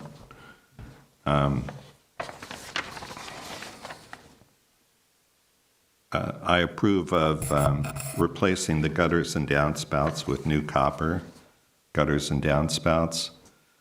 And, I'd like to discuss whether we think the terracotta is appropriate for the redesign south entry. Okay. And also, I'm sorry, on the 1949 sunroom windows and wall, I'd like to discuss, do we go back to the sliders, 1949, or take the designer's suggestion that they just be, two single-paned windows, which would differentiate them from the divided lights on the house. But then we're changing the 49 design. So that's kind of a hybrid. Thank you. Okay. Commissioner Head. Yeah, I just want to add a comment about Commissioner Durham's statement about the Mills Act contract. There is a precedence for paying penalties on unpermitted work on Mills Act houses. And you know, in that vein, it's hard not to sound like a jerk, but there, I think as part of this process, not just in this situation with this house, and whether it's a Mills Act house or not, is that penalties for unpermitted work should be enforced, and particularly with a Mills Act house because of the contract, and it stated in the contract. So I just want to make that comment. Thank you. If I can just clarify, there really aren't penalties for illegal work. There's a double fee process. That's what I'm talking about. Yeah. It's not much of a penalty, but it is what we do for when the permits are issued, when they're applied for as part of the fee. We do a double fee. The commission is in a position to recommend to City Council to not renew a Mills Act contract. That's probably the ultimate penalty that your body has. I would use that judiciously, but it is something available to you. What that means is it's not the onerous cancellation of a Mills Act contract where someone pays the state 12.5% of the market value of the property. As far as I know, that's never actually been enforced in California, but some properties have come close. If you were to not or recommend, you can't make the decision to not renew, but you can ask council to consider it. What that means is the contract is still a 10-year contract, and depending on what date it is, it's either going to run for another 9 or 10 years, probably 10 years. In each of those years successively, the Mills Act benefit goes down, down, down, down, and so it's amortized down to zero and I'm not positive if it's in year 10 or year 11 when it goes to zero. We've never done that in Glendale, but I'm just putting it out there. It's a potential. Yeah, it's pretty minimal, doubling the permit fee. It is something, and I think I would like to see consistency with that applied to unpermitted work. So you're suggesting we just make sure that when we work with building and safety, we do the double fee? Yeah. Okay. And if there were a triple fee, I would advocate for that too. That's a code thing, so. Jay, can you tell me a little bit about what I wasn't clear on what you just mentioned about the, I don't know if it was amortization or the tax benefit declining year over year, and that's only invoked sometimes in certain situations? Well, we've never invoked it in Glendale. I assume other cities have. I've never really heard about it. But the idea would be if you're making savings of $10,000 a year, you cancel, you not renew a contract, and the owner has a right to appeal that decision to city council. Well, I'm not sure how that works. They have a right that's built into the contract, but I'm not remembering it right now. But you'd go from 10,000 to 9,000 to 8,000 to 7,000, ding, ding, ding. So it zeroes out. So the owner is still receiving a benefit, and I'm not recommending we do this. I just want you to know it's built into the contract as a possible penalty. I wonder if it would be better applied to a more grievous situation where someone hasn't been trying to work with the city. Part of the reason this has taken so long, there are other circumstances besides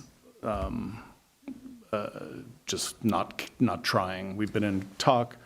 We've had lulls in our conversations over the last several years, but there's always been, we pick it up again and keep moving forward. So what I'm trying to say is I wouldn't put this in the grievous category. So. I do agree with both of you, with what you've said about this. The owner knew that he was you had a Mills Act, you were approved for one, and somehow because it's a television show or a reality TV show, you felt like it was sort of fine to let all these changes happen. And obviously some of these changes are very different than what was there before. And so now we have the situation, I mean, just even with what I'm looking at right here, you go from this fairly attractive stairway to what right now is a slab. Obviously, I know it'll be covered in stucco, but this is an owner who I think should have known to go through the proper process and just for whatever reason didn't. I don't think this owner was naive.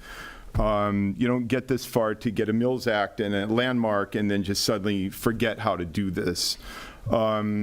Anyway, so with where we're at now, did you want to say a couple words? Please come up, introduce yourself. And we have to open the We're gonna public reopen hearing, the which we public hearing, and try I'd like not to do, but I'd like to hear from the owner. very well.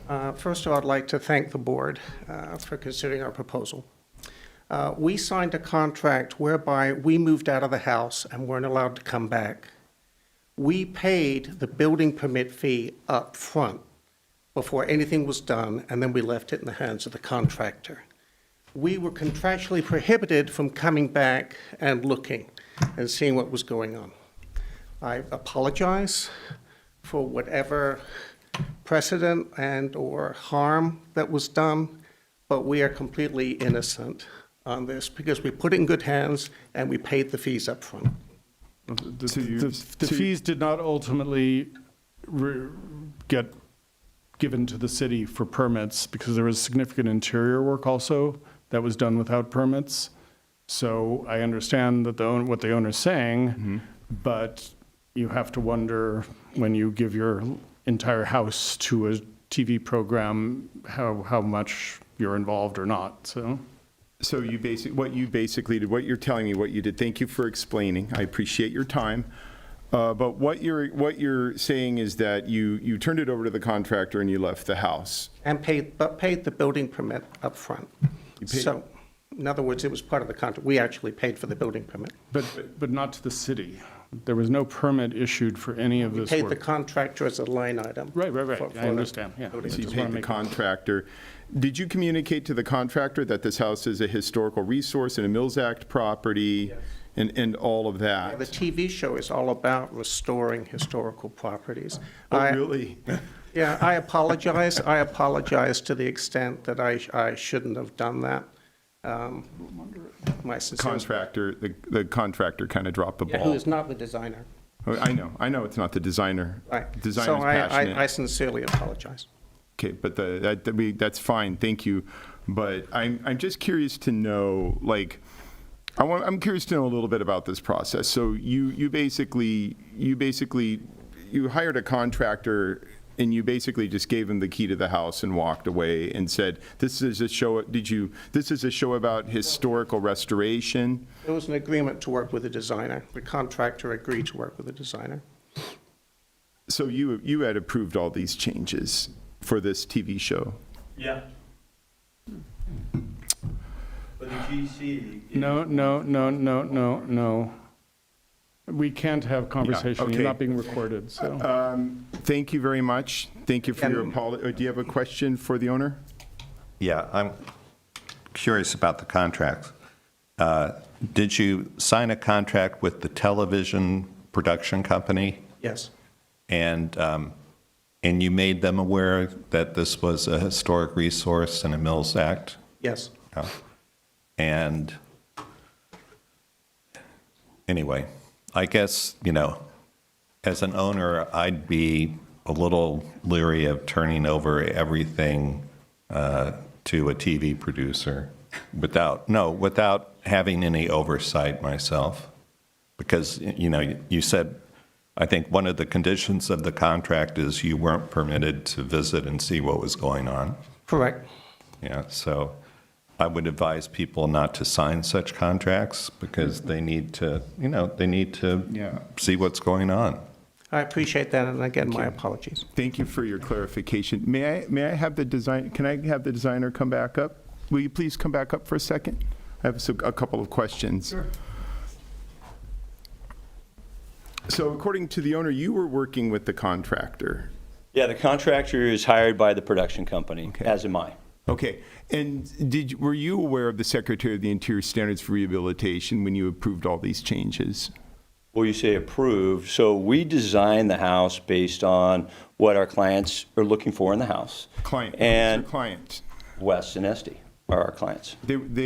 Okay, so what you're telling me is for this television show, Wes and Esty wanted certain changes, and these were the changes they wanted. Right, and by the way, everything has been permitted and approved. Not true. The interiors have been permitted. None of the exterior has Well, been. because we're waiting for this to get approved, but all the other work has been But this approved. work was done without any approval, right? Well, I The don't, exterior work, no permits. Is that Jay? correct? No permits or design approval, because we've been planning to come to HPC for a year and a half at least, 2 years maybe.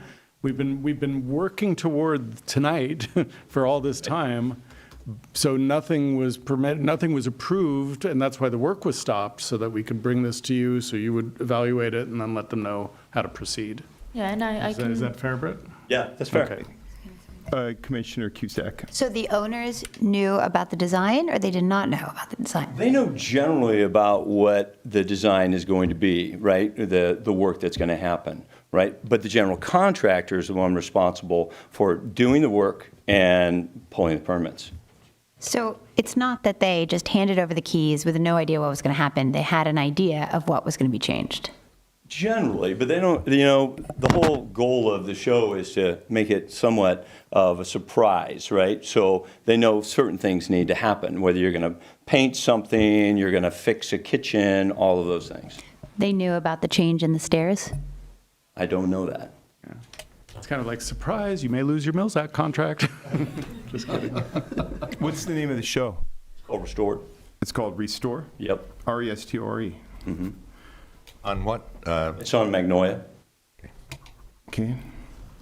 And for the work that you did, when you did this work, obviously you wanted to please your client. Were there any discussions about following the Secretary of the Interior standards for rehabilitation because this is a Glendale registered property? Did that come up at all? Well, in general, I got to tell you, I think that we have adhered to most of those things. Now, a lot of this is matter of opinion, right? Interior standards, it's a matter of opinion or interpretation and how you look at something. So, everyone has a different thought on how something could be designed or Right. executed or materials used. So we're getting into a little bit of a subjective opinion here about what you asked earlier, what is the period of significance?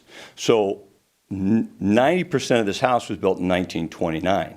I would argue that is the period of significance. There was an addition that happened before or sometime during the 1940s as well, other than the garage. Now, that garage is the original garage. They just added a second floor to it. So, point of significance, 1929, 1940-something. I don't know, it still feels like 1929 to me. So, when you're looking at the sunroom and trying to understand, interior standards, what is the way to go with this? A sliding glass door to a precipice is not exactly what I would argue a safe way to deal with something.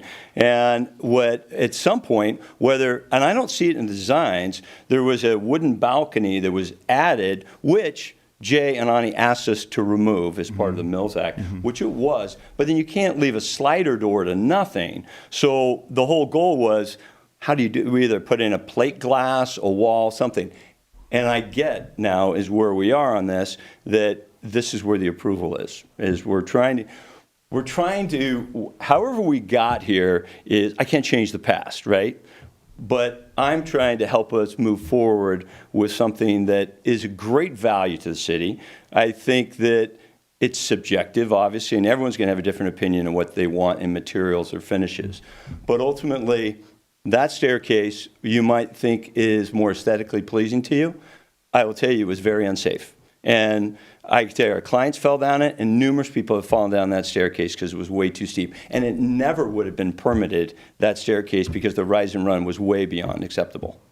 To go back to something you said, there's opinions. Everybody has their right to their Sure. opinion, but then there's professional opinions. Sure. There's people who are trained in this. There's people who go to architecture school. They become architectural historians. There are federal qualifications that sort of try to delineate. Everybody has the right to an opinion. Sure.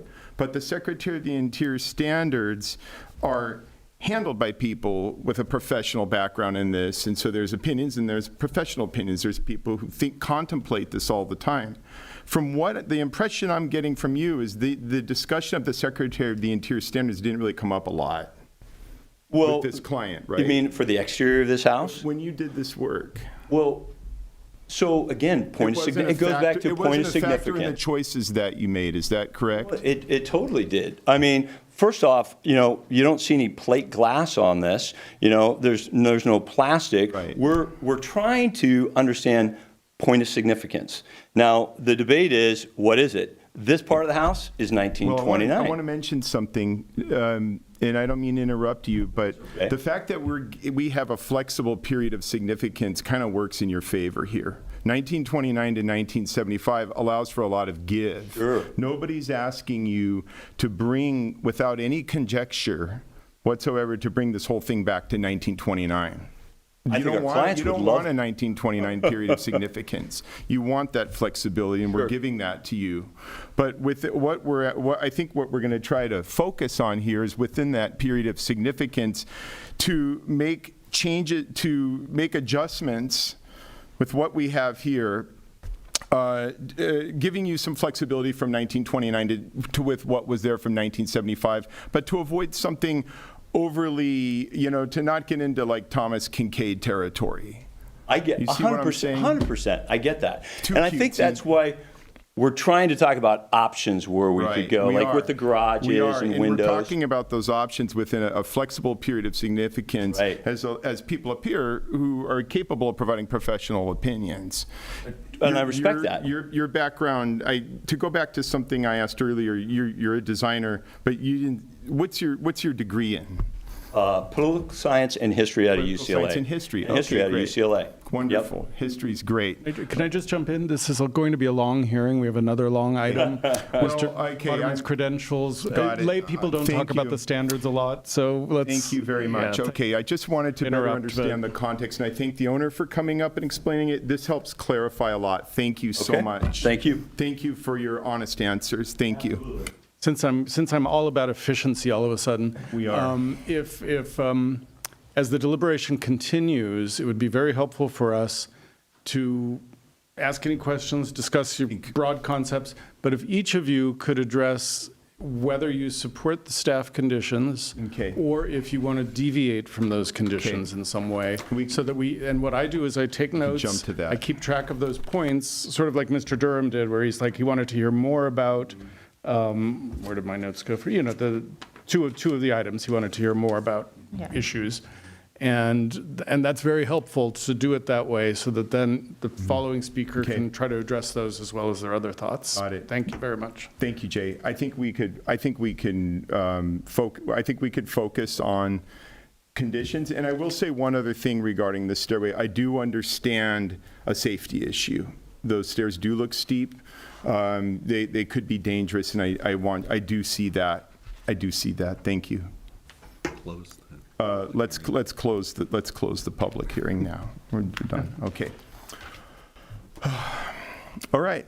So what do we have for conditions at this time? Well, we've only heard from two of your colleagues, so. Did you have any other comments? No, I agree with the staff's conditions. And I do think that changing the window, I don't see that it should be sliding doors. I think just the double plate, in my opinion, is fine, because I do think that's a safety issue. I think the stairway is fine. I also think the gate, the front gate, is fine. I'm fine with that. I do think the issue is not opinion as much as the proper procedures were not followed, though, right? Right. That's a good point. Thank you. And if I could just jump in again, in terms of the sunroom, the sunroom was remodeled or added, I believe, in 1949 when the garage was remodeled and the second story was added. It was a link from the house to the garage. So it's really more tied to the garage and the game room upstairs than to the house. But Mr. Waterman's idea of trying to blend it in rather than having an aluminum slider window, which in today's aluminum world is going to have some really heavy sight lines, I think his idea may be worth considering about having 2 pairs or maybe 3 pairs of steel casements with single lights in each so that we retain a glassy feel. And that could help with the transition while still respecting what that room was designed for, because we're never going to get the narrow, thin lines of the old aluminum sliders. And so I've been worried all this time, wondering about how that condition is going to play out with these multi-inch frames that go around new sliders. So I just want to throw that out for your consideration. I'll just add, yeah, I think I agree with that. And I also agree with sticking with simpler garage doors and not the more elaborate ones. Great. And I also go back to, I don't know if Mr. Taylor is still here. I think he may have left, but the fact that the Glendale Historical Society supported a lot of this, I think also has some weight, which I think is good. And I also want to go back. I'm sorry if I seemed a little hard. I just had some points I needed to convey, but I do appreciate the fact that you're trying to make things compatible. I do see that effort, and I want you to know that I appreciate that. And obviously there was some thought put into this, and obviously I could tell, like, it seems like a kind of architecture that you really like too. So I just want to clarify that. And I think in this instance, I mean, you have the background to do, a good job, but this is a bad precedent to set, which is the important thing to point out. Yeah. All right. So, so where do we stand right now? We haven't heard from you, I don't believe. You haven't heard from me. I feel like I've been talking quite a lot. We've heard a lot from you, yes, of course, but but no, we haven't heard your thoughts on the conditions and the specific things that you would like to decide upon. Well, I think that the driving by, if I didn't think the stairs, the older 70s stairs were so steep and dangerous, I would encourage a return of that whole staircase. But I think those stairs are a little bit steep, and there's a new stairway there now that looks much safer. That's what we have now. I think there's a way to make it work, and I think it comes down to some of the things that I talked about, Mr. Waterman. I want to make sure the stucco on that has some what did you call it, half troweling, hand troweled stucco, not a flat stucco that's going to look like an abstract box. The stain that you mentioned is a good idea, is that the coloration's compatible. But there is a bump. The stucco that exists, I mean, that's a light colored. There's some flexibility, but, work with staff. So the stucco is important to me on that stair base. Stucco shouldn't be stained. That should have an integral color, I recommend. Got it. Okay, that works for me. So hand-troweled stucco with an integral color is one of my conditions. A simpler garage design, because that's a 1949 part of the building, and because we're dealing with a 1929 to 1975 period of significance, we could honor 1949 within that. I'll never forget the time I was in case study 22, which is, by the way, for sale, this very famous mid-century modern house. I went into the back, and there was some 70s shag carpet, and at the time I lost my mind. This was 25 years ago, but later on I understood that people live in a house for a while and there's changes. So 1929 to 1975, I think the garage should be made, my concerns are that the garage is made simpler, the doors are simplified, perhaps with that 4-panel solution, or I think in the 40s there were also diagonal panels, one or the other, a simpler garage door. The troweled stucco is a concern of mine, and I've covered that. Okay, just to be clear, so you're okay with the chevron at the south entrance as well as at the pony wall? Yes. Fine. Okay. Fine with that. Let me jump back, because one thing no one's discussed yet is the railing for the stairs. The proposal was to have an alternating wide and narrow kind of metal slat almost railing, but not slats that were facing out from the stairs. That was based on the wood railings that the commission previously indicated they didn't like or actually made less visible in one location. So that's the tail wagging the dog. We're recommending a simpler metal railing, but just so the commission knows, to meet code, that simpler metal railing is still going to have 4-inch spaces between the vertical pickets. So it will be more transparent, but it's going to have, because of the potential drop in kids' heads and whatever, to meet code, there's going to be a 4-inch metal sphere has to be able to pass through the space, but nothing larger than that.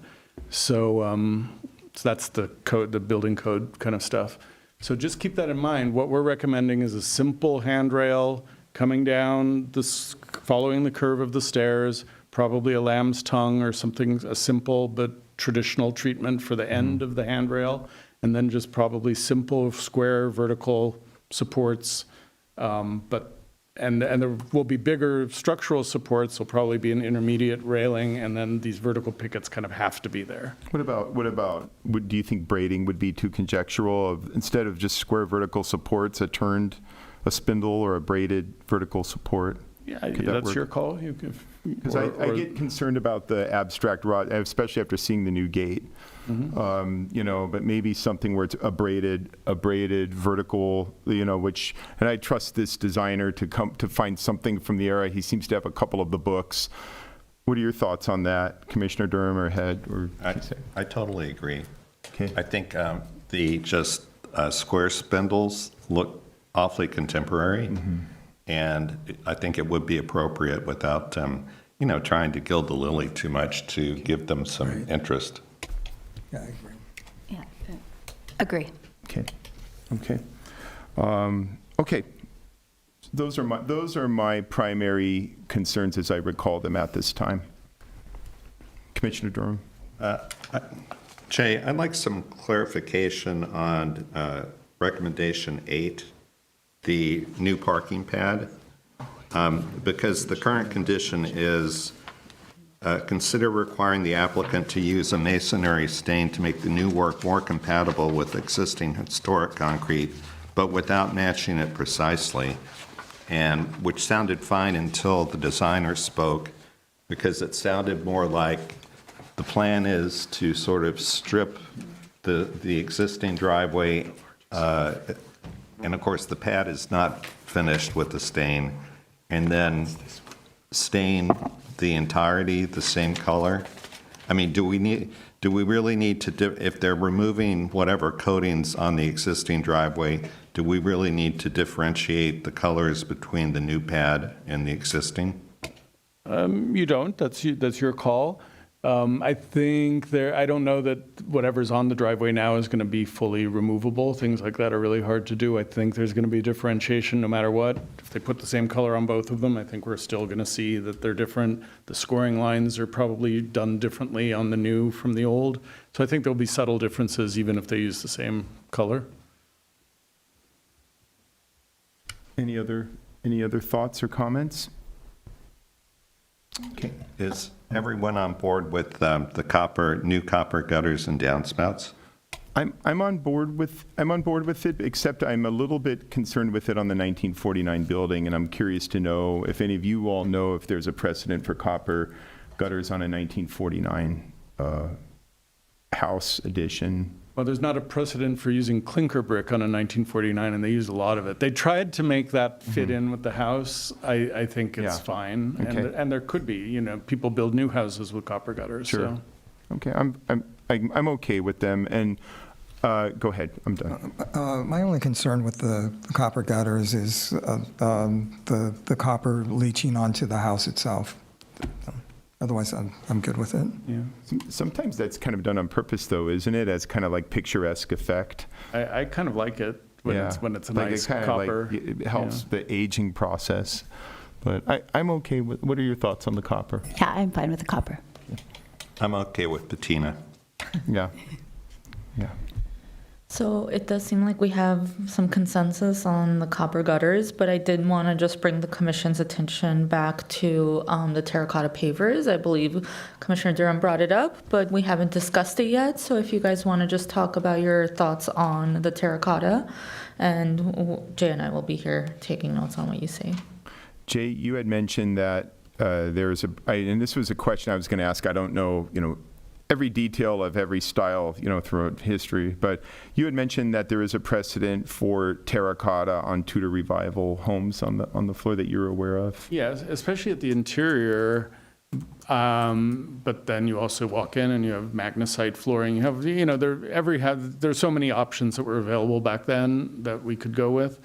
I actually looked it up. I was curious myself about it before this hearing, and it seems like it's a material that was used. Some Tudor has terracotta on the roof even. This one obviously doesn't.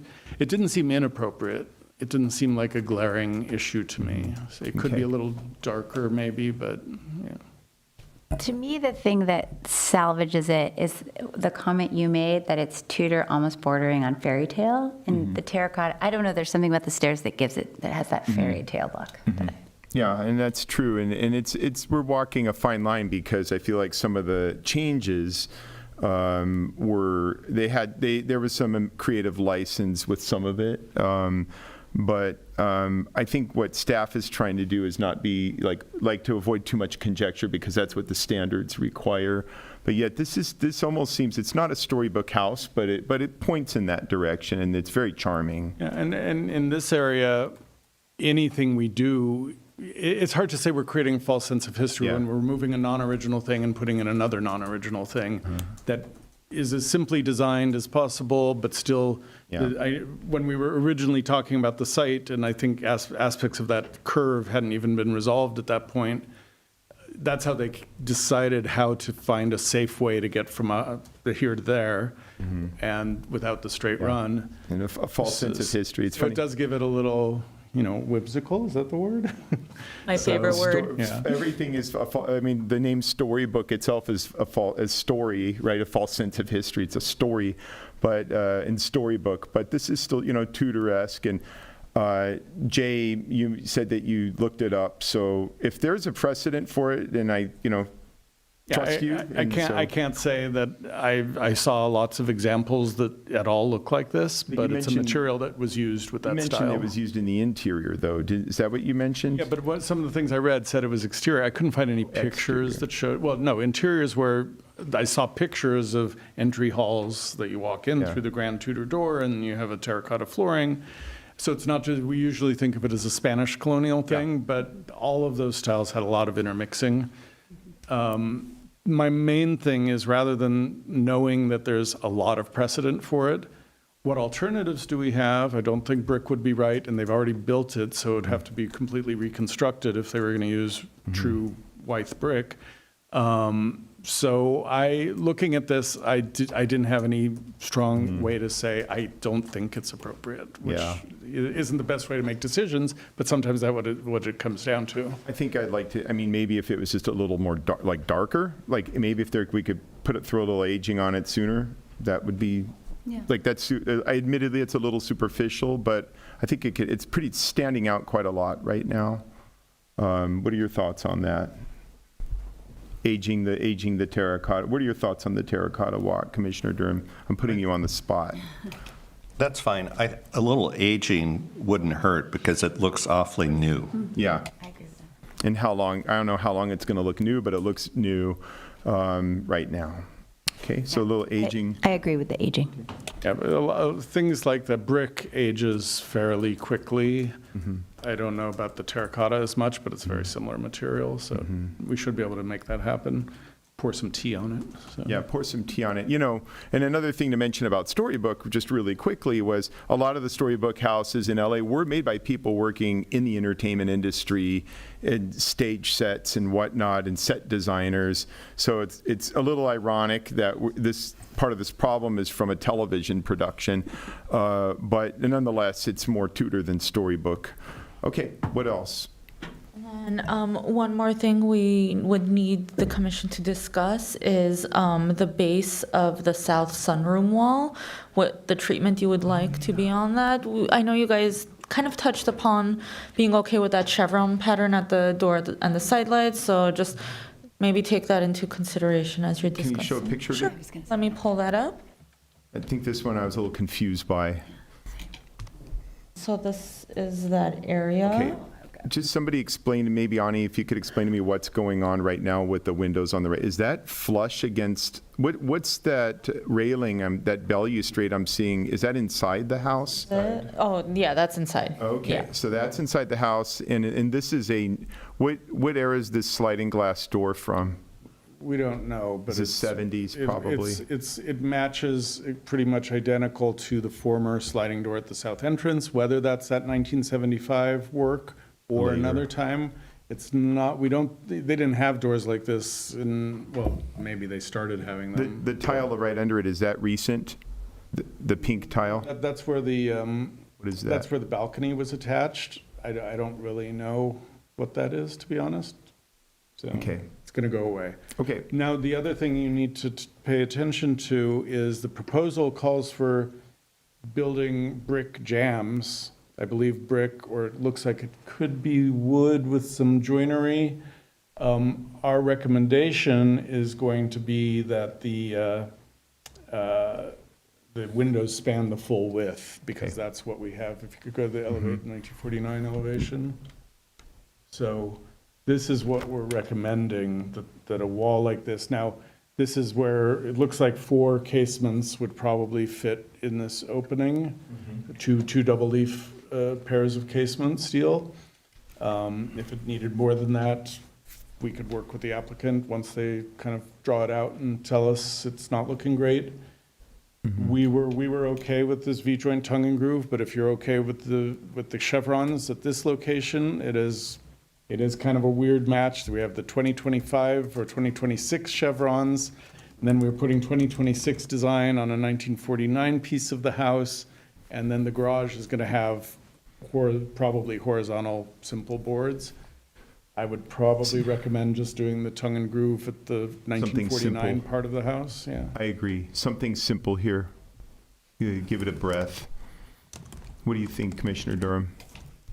I agree with Jay, because I think, I only said I could pass on the already existing chevron patterns on the door and side light panels because they're there and they're installed, they exist.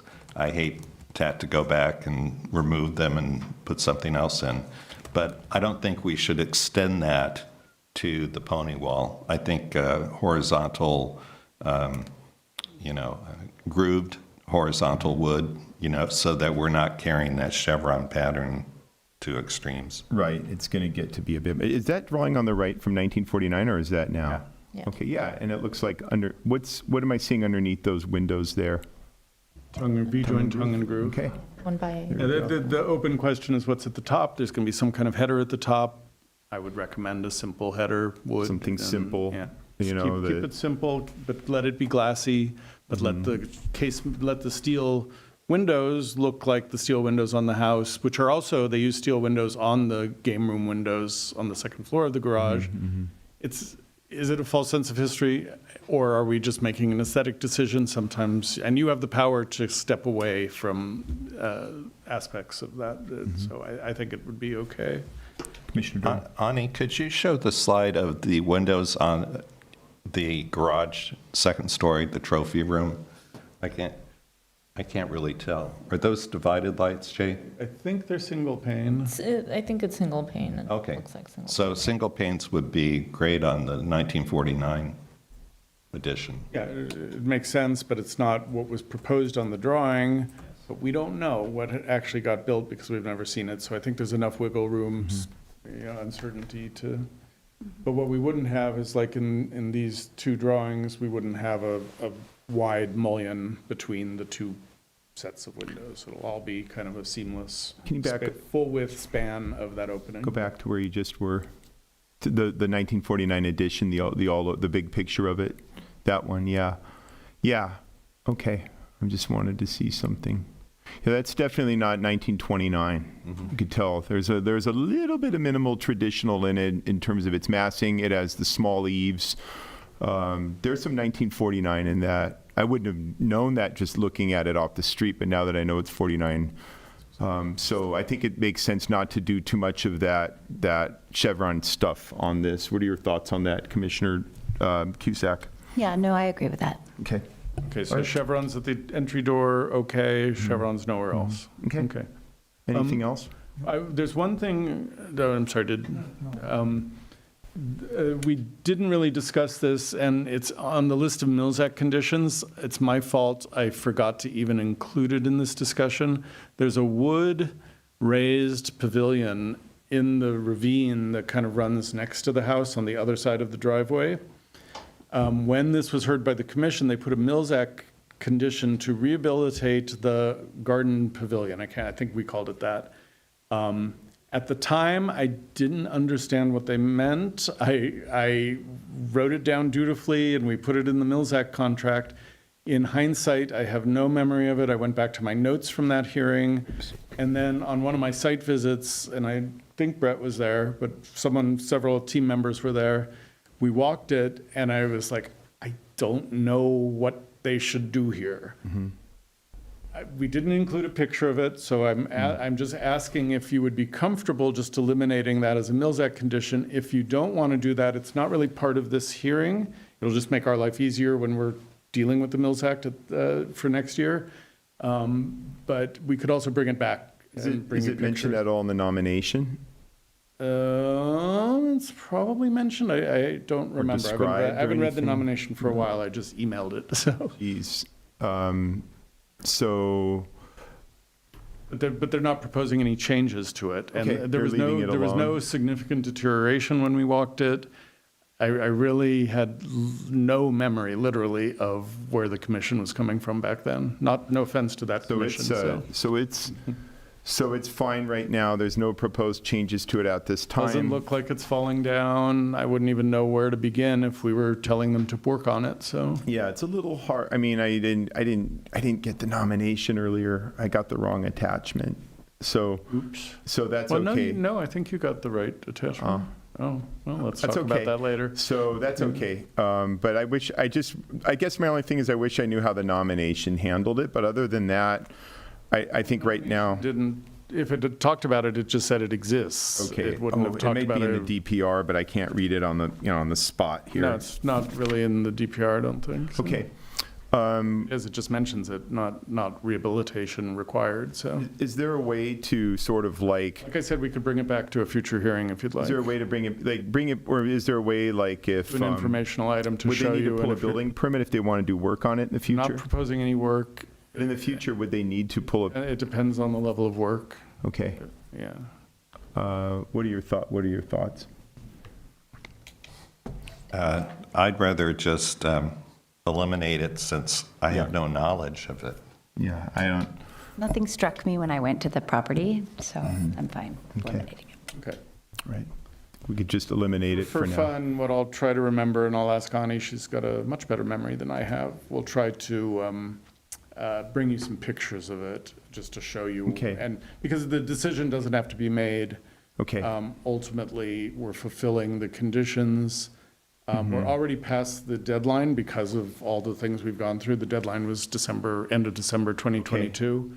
So, but we granted extensions on that. I just would like to reserve the right in the future where if there's something proposed for it that was crazy, that staff would look at it. Well, I think the owners are very aware that they'd have to ask us if they need to do something. Are they? right? I don't know. I mean, okay. They're aware now. So they're aware now, I'm sure. So, okay. All right, then let's take it out. That's my thought. How do you feel? Yes. Okay, then take it out. What we're going to do next year, we're kind of at least a year behind in doing our year-end wrap-up where we show you all the Mills Act condition fulfillment work that's happened. So we're going to have a much more robust slideshow next year, sometime first part of the year. And I'll try to show it to you at that time. Okay. I think we've stepped through everything now, have we not? I think so. Ani put together a list of conditions. Let's just do. Sorry, that was not planned. No, good timing. What we'd like to do, They're going to go ahead. we'd just like to do a read back of the conditions to make sure we've Read back. captured everything. Yeah. Okay, so this is an order of the recommended conditions over here. I just took some notes. So for the south sunroom wall, Staff said that they're okay with the V-joint tongue and groove, and it seems like the commission agreed with that, with a simple header and single pane casement. For number 2, the commission discussed, and there was a consensus on braided vertical railings. For number 3, the commission seemed to be okay with the chevron pattern at the lower panels of the south entry door and side lights. For number 4, there was discussion of darker aged terracotta, and I just want to make sure I got that correctly, Jay. Yep. Yeah, or darken it. Or darken it. Number 5, there was discussion of hand troweled stucco instead of a smooth stucco with a darker finish. Let me just jump in. The designer mentioned that he may batter the base of that, which I think is totally an appropriate idea, which means just flare it out at the bottom and or slope the sides a little bit, which Great idea. Seems good, yeah. Yeah. Thank you. Okay. For number 6, there was consensus among commissioners for simpler wood garage doors with 4 panels. No. Oh, no. 4 vertical panels. No. Probably just with horizontal. Horizontal, tongue and sorry, groove not boards, vertical. yeah. Yeah, okay. just for horizontal, not for, forget. The panels is the tricky Panels. word there, so. Yeah. Okay, yeah, sorry, I'm gonna rewind. Simpler wood garage doors. For number 7, it seems like there was, commission was okay with the legalization of the new driveway gate. And finally, for number 8, there was discussion of a stain to match but not be completely same as the original driveway. And not on this list, but still discussed, so I do want to repeat it back to the commission, was the discussion of the copper gutters, and the commission was okay with it. Does that all sound like, okay? Could I make a few?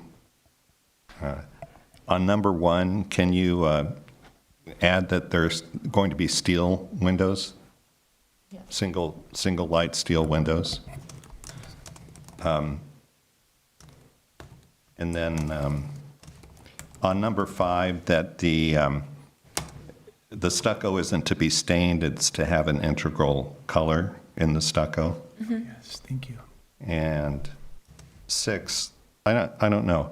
Did we want to specify that, did you say that they were going to be wood doors? Yes, for number 6, yes. Yes. Do we want to specify like tongue and groove planks or leave it open? Well, I guess there's tongue and groove. I'm thinking of the pony wall tongue and groove wood, that's right near the garage. And their goal is to disguise the joint lines for the roll-up doors, and Yes. that does that really well, so. Okay, sure. That's all. Okay. All right. Do I have a motion? I'm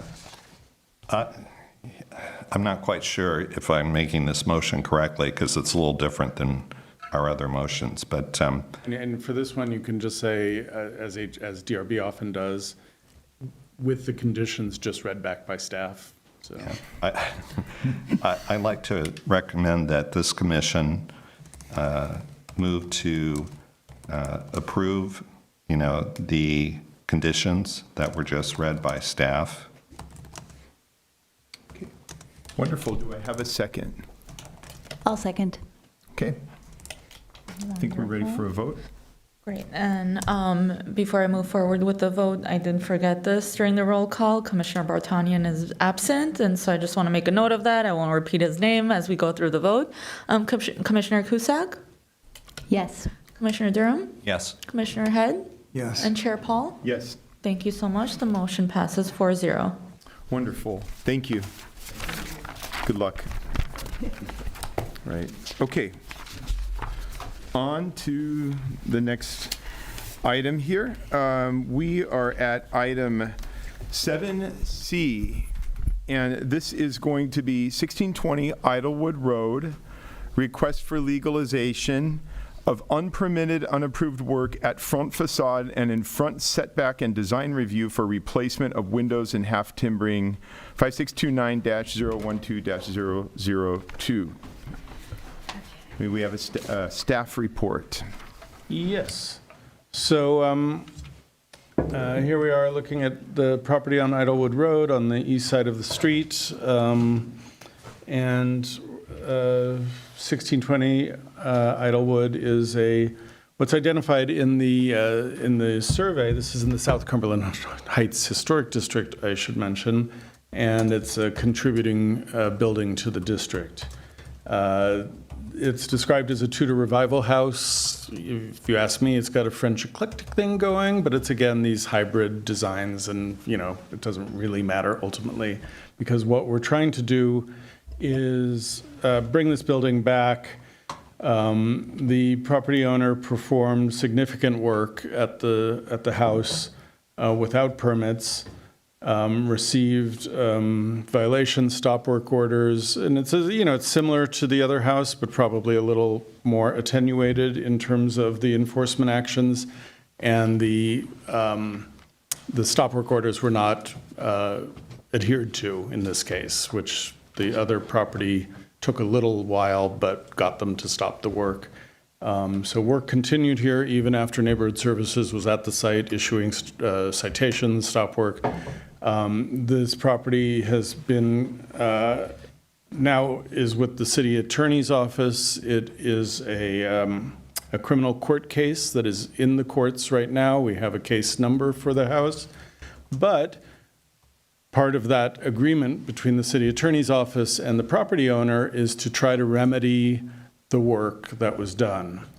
The owner is asking for some of the work that was done to be legalized or modified, but still have changes made. Staff does not support that, and I'll get into all the details. So this is just the preface. And actually, I should not linger on this page, but here is the end result of the work that was done illegally. The work is now completed without approval or permits, as we've said. And here's the side-by-side comparison that I'll leave up for you to just kind of have a look. The city's goal is to have this property restored back to what it looked like before. That means most of the aspects that you're looking at here that I think are evidently on the surface pretty obviously not appropriate are among the conditions that we have and that we're asking you to consider requiring that the owner fix.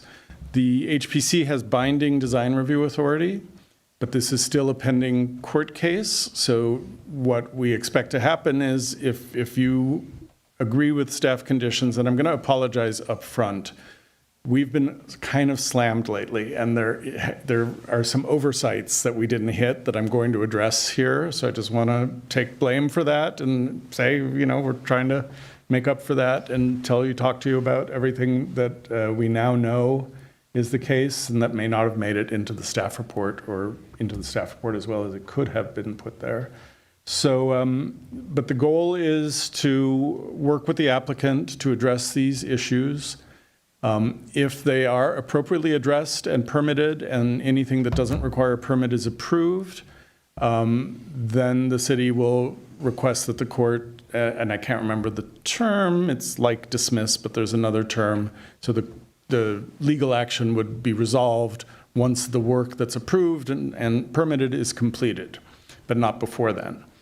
So we're going to be working closely with the owner and his architect. They are proposing to do some of the restorative work we're asking for. We don't completely see eye to eye on some of those details, but that's something we can work out with the architect and the owner. If we get the direction from the commission that you agree with what we're proposing in terms of the direction. So I'll try to highlight a couple of those issues as we go along. So what I've done is kind of take out the pieces of this, and each of these pieces is addressed in the legal action. And we don't have to talk too much more about that. It's, I purposefully haven't, I don't know enough about it, frankly, to kind of address it. And our attorney is not able to, he's not able to, it's inappropriate for someone from the city attorney's office to be here because there is pending litigation and they need to maintain a separation. So moving forward, we have, like I said, I'm going to pull out some of the key components and talk about what the owner's requesting and what we're recommending. So the three short windows that are to the left of the front door are among the most character-filled, character-defining features of the property. So you see these three wood windows, divided light, fairly deep recess in these openings. And those were not only removed, but then the openings were expanded, as you see on the right, vertically. The owner will share with you some of his reasoning for wanting to make that decision. And I should step back. You do have the right to consider deviations from what was there, but only up to the point that you think, like, for example, if you thought taller windows were acceptable, you would have to make a finding that you didn't think that that affected the contributing status of the property. And that may or may not be a hard step for you to make. For me, it is. But I just want to put it out there because we're using the legal cases based on the fact that all of this work was done without permits, which is how we generally approach this. We didn't approach this using the fairly recent code changes where we address full demolition of properties and addressed a series of punitive measures, largely to discourage people from doing this kind of thing. But the reason we're sticking with the first process of working with this because of the lack of permits is because the punitive measures and the aspects of the demolition deterrence policy is a possible next step if the owner chooses not to resolve things as this goes to court, because it will go to court if the owner ceases to make a good faith effort to address whatever approval or recommendations that the commission has. I guess it would be not recommendations, approval. So that's a nutshell, and I know we have a speaker who's an attorney who may fill you in on some other aspects, which you'll be able to take into consideration also. So anyways, going back to the specifics, not only were the windows openings enlarged, but flush-mounted windows were placed in those openings. So we've completely lost the character of that part of the design. I'm going to go back to this drawing to just state the obvious. The half timbering was removed. We're making a recommendation in our conditions to restore the half timbering, and we'll look at the details of how they propose to do that. We don't have solid details of that work yet. And one thing I didn't mention is, and it's kind of hidden in the photos, there are two kind of pilasters, a little bit of decorative woodwork on either side of the porte cochere that kind of run up the side of the opening and then have a little flared capital that give it a sense of visual support. We're including that in the idea of restoring the half timbering, even though technically that's not half timbering. We're also asking for the return of the lintel above the door, which the architect has shown on his drawings. So they are planning, their proposal calls for restoring the half timbering, restoring the lintel. They're proposing to change these windows and recess them, but still keep the length. And we'll let the owner discuss that with you. So then going back to the more specific features, we've talked about this one. The large window at the right side of the house is the living room window. This is the original condition on the left. It's always original. And I'm sorry, we had the resolution of the photos that I was working from are not good. So I did the best in a short time to put this together for you. But you get the gist, I hope. Obviously, the pattern of this window is not replicated here. The lintel was not put back. I don't think this is an original window here. But the idea of putting in a multi-light window on a Tudor house may be found acceptable by the commission. Large living room windows like this are often picture windows. Sometimes they're just a single pane of glass. Perhaps they have a transom of single pane glass above them. I think that's an open discussion point because we don't know what the original window was. I can't guarantee that this isn't original, but nothing about it looks like it was to me. So I leave that as an open thing for the commission to consider. Obviously, we're going to look for sills to be put under the windows. We're going to look for the recesses, the reveal of the stucco jambs, all of that as we work with the architect. The front door was changed, so we have a very simple slab door that had 2 little speakeasies in it. Again, it's not the most, and I should have mentioned this house is from 1925. This is not the most 1925 door I've ever seen, but it certainly felt like it was old. It was identified as a character-defining feature in the survey. I believe it was a square-headed door. This could be a question for the owner and the architect, that had this nice chevron half timbering / frame or surround.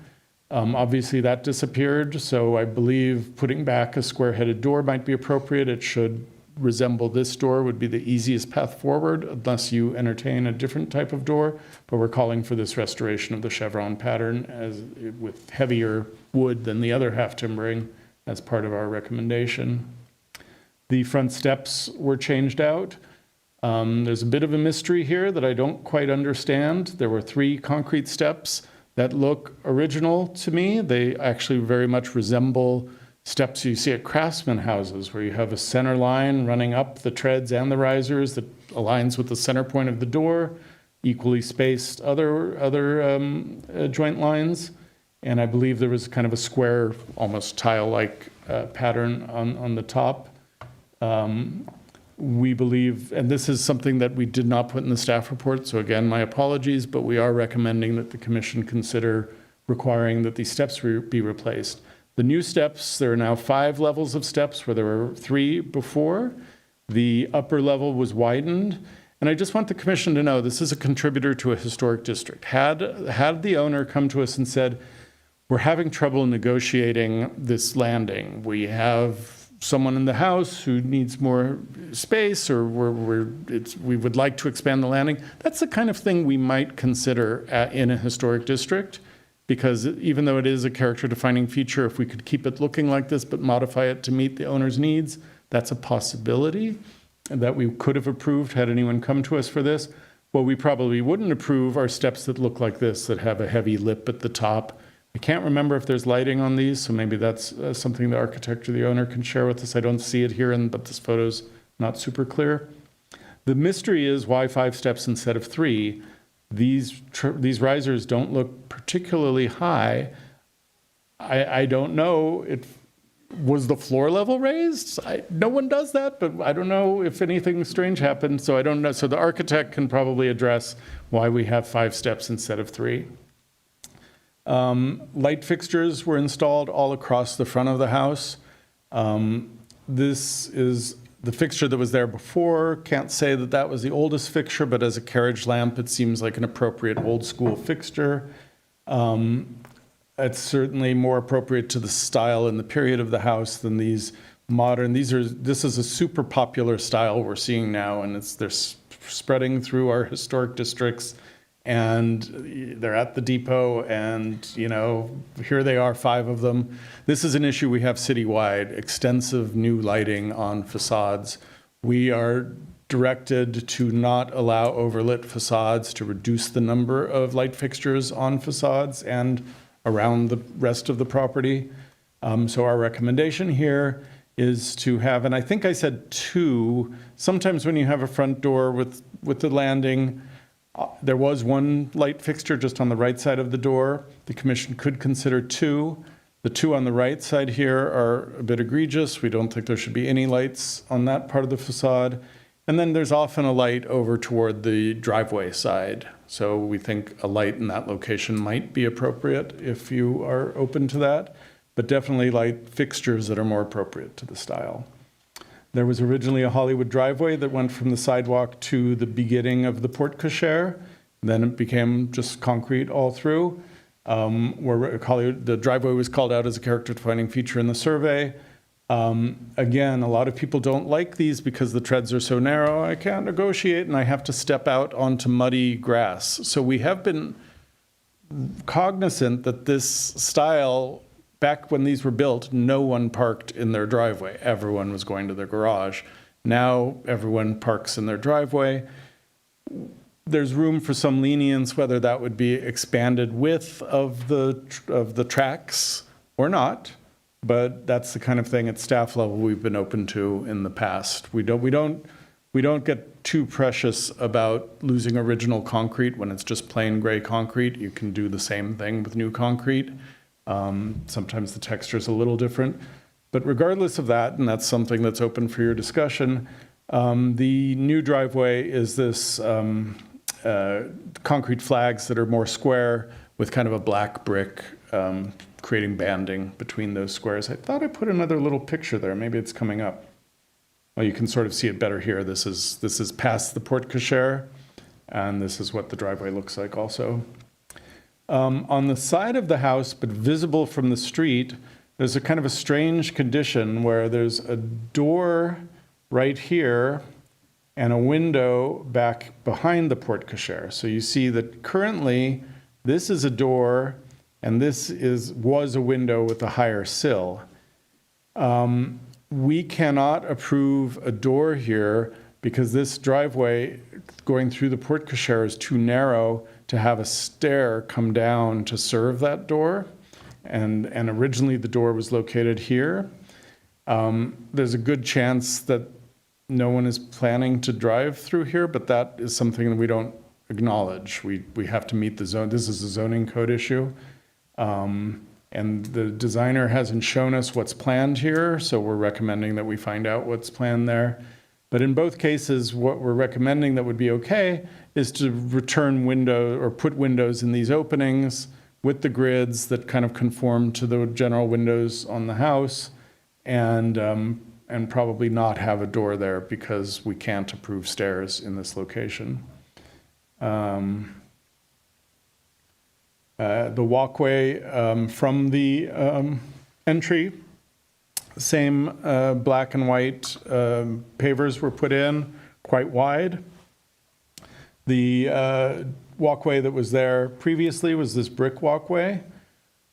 And this is where, and sometimes we just have to speculate, I'm guessing that this brick walkway wasn't original, partly because of the configuration of the pattern on the stairs, where when you have this kind of very precise symmetry at the door and then you have the center line going up to the center of the door opening, you often have a straight shot walkway that has the same paving pattern coming to the street. Pure speculation. Certainly the brick meandering walkway is charming, and it looks like it's been there a while. But again, not sure if that's original. You may have some latitude in your decision making there, but staff is certainly saying that the current configuration and appearance is not appropriate. The driveway gate was changed. I think it's obvious that this white gate is not an original feature of the house. People want to have gates on their driveways now. We respect that, and we approve gates at porte cocheres or further back on the property in historic districts fairly often at staff level if we get the right design. The gate that was installed is kind of a steel gate with wood vertical, and you have to imagine this because the photos are horrible, and apologies again, but these are vertical boards that are set within the metal frame. So this is something that we're recommending. If they want to have a gate, we could go there, but we think it should be transparent. We should think it should probably be metal, and we don't think it should have this sense of heaviness and opacity. So that is one thing. So those are the key features that we brought out. We haven't really discussed the gate. And this, again, is something that didn't make its way into the staff report, unfortunately. We haven't discussed this too much with the applicant, so I don't like springing things, but we do have to just talk about all these things and see where the commission comes in. Here are the drawings prepared by the architect with existing conditions at the top and proposed at the bottom. It looks like they're proposing to change the size of the window opening, but in some ways, it's hard to tell when we look back at this. This isn't coordinated to scale or alignment in any way. The openings look a little similar, so I think it's worth a question to the architect about what the plan is there. But they are proposing to put in a recessed window with external grids. We allow fiberglass windows in our historic districts, and that's something that Had they come to us for a permit, we could have approved fiberglass windows here, and they could have been double glazed as long as they had simulated divided lights with external grids. What's missing here is a sill. They're proposing putting back the lintel. The lintel shown here is a little weak in terms of its scale. We're recommending a taller, heavier looking lintel to match what was there. There was a change to the attic vent. The vent that was there was a little more narrow than what's here.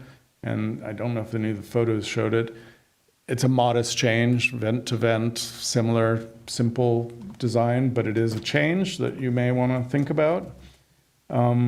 They're showing the restoration of the door to look like the two little glazed openings. I'm not sure if they were speakeasies, probably just glazed openings. Restoring the half timbering as it was. Again, we hadn't talked about, I just kind of realized that these pilasters are gone. We're going to ask that those pilasters be returned at the sides. And these window details show that the windows are going to be recessed. We disagree with the architect about the sill condition in particular, so this is a detail that we are going to refine with them.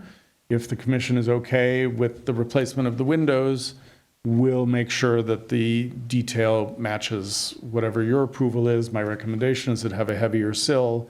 I'm not sure what we're looking at here, but we'll make it right. So this is the condition of the visible side parts of the house. Again, in historic districts, we often focus on the closer parts of the side facades more than the more distant parts, especially when there's a porte cochere and possibly a gate intervening between the street visibility and those back portions of the house. That's a policy that we use.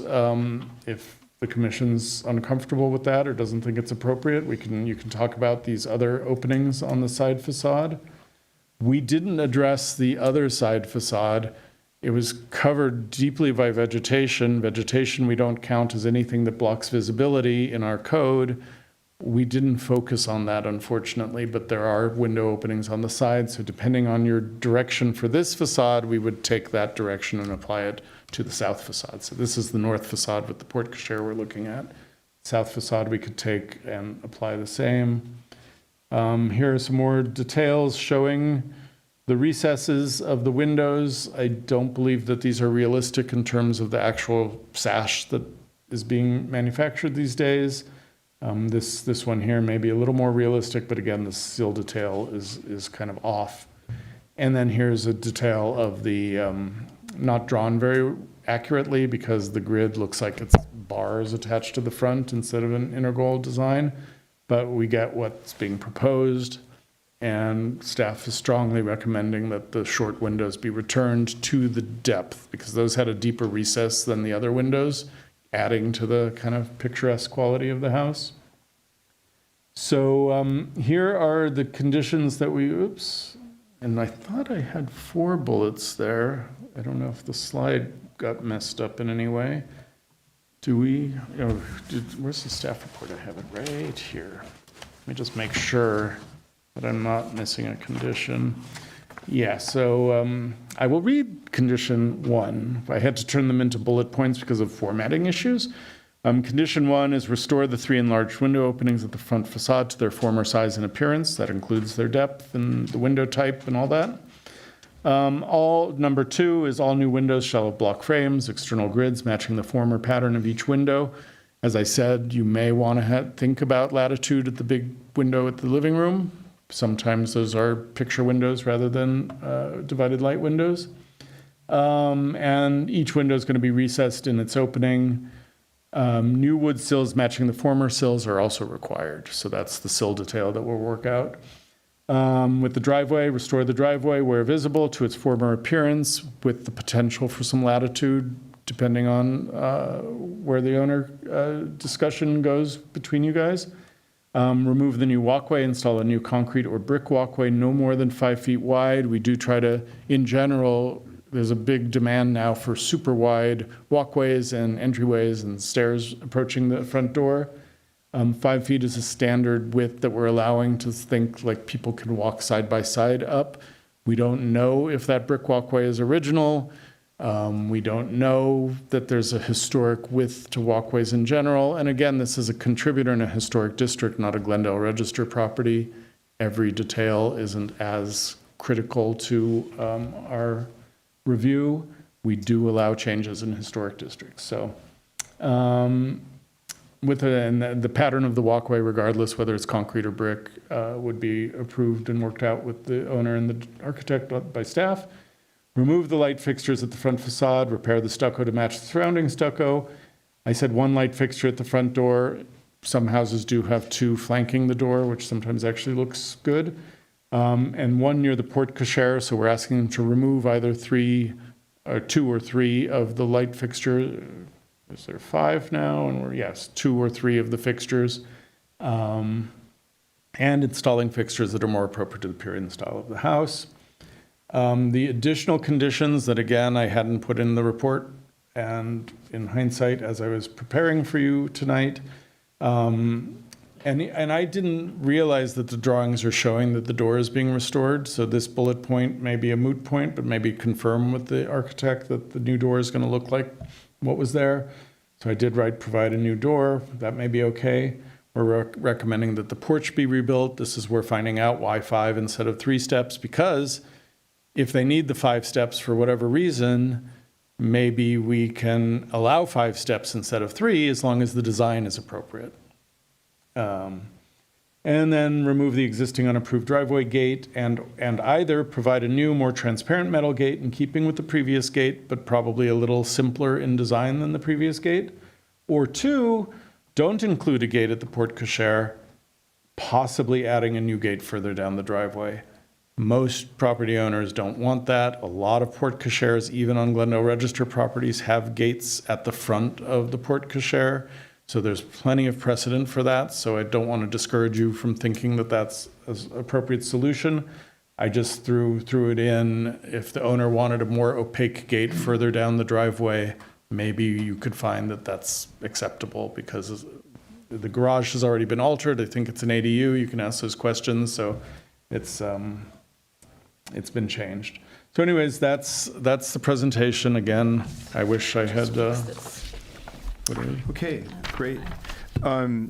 Jay, I have one question, or is there the things that you mentioned that a couple things were missing on the bullet points? Is there any way you could I read type it to those? you. Can you type them on that slide? Ani believes she solved the problem. Solved the problem, It's so a, I'm it's a working on it. J-Plat technology, problem. So, yeah. Okay, just so we have them. Yeah, 'cause there you I think go, we're going to yeah. need to look at them, and I just want to have them somewhere. We'll keep them up on the screen if you like. There they are. Yeah, Okay, right so up now there. that's Thank you. everything. Great. She was laughing inside at me So before. You did a little bit of a crazy crop. Poor Jay. Poor Jay. Okay, so everything is there now. That was one of the things I wanted to. Okay, Commissioner Head, do you have a question? Not a question. Is this a discussion comment time? Just questions for staff at this time, and then I'm going to open the hearing. Okay. Okay. Jay, is which historic district? It says South Cumberland Heights? Yes. And when was the effective date of it being designated as a historic district? And that's a question I should have been prepared for. I think it was 2021 or 2022. But it would have been pending even before that. Yeah, it was pending for a few years before that, so. Yeah, all of this work was done with knowledge that this was either a pending district for which the guidelines apply or a designated district, and we're looking that up right now. Maybe, we think it's 2022. 2022. And if I need to, I can ask the owner, the architect. Do we know when the owner purchased the property? No, that's a question for him. Okay, thank you.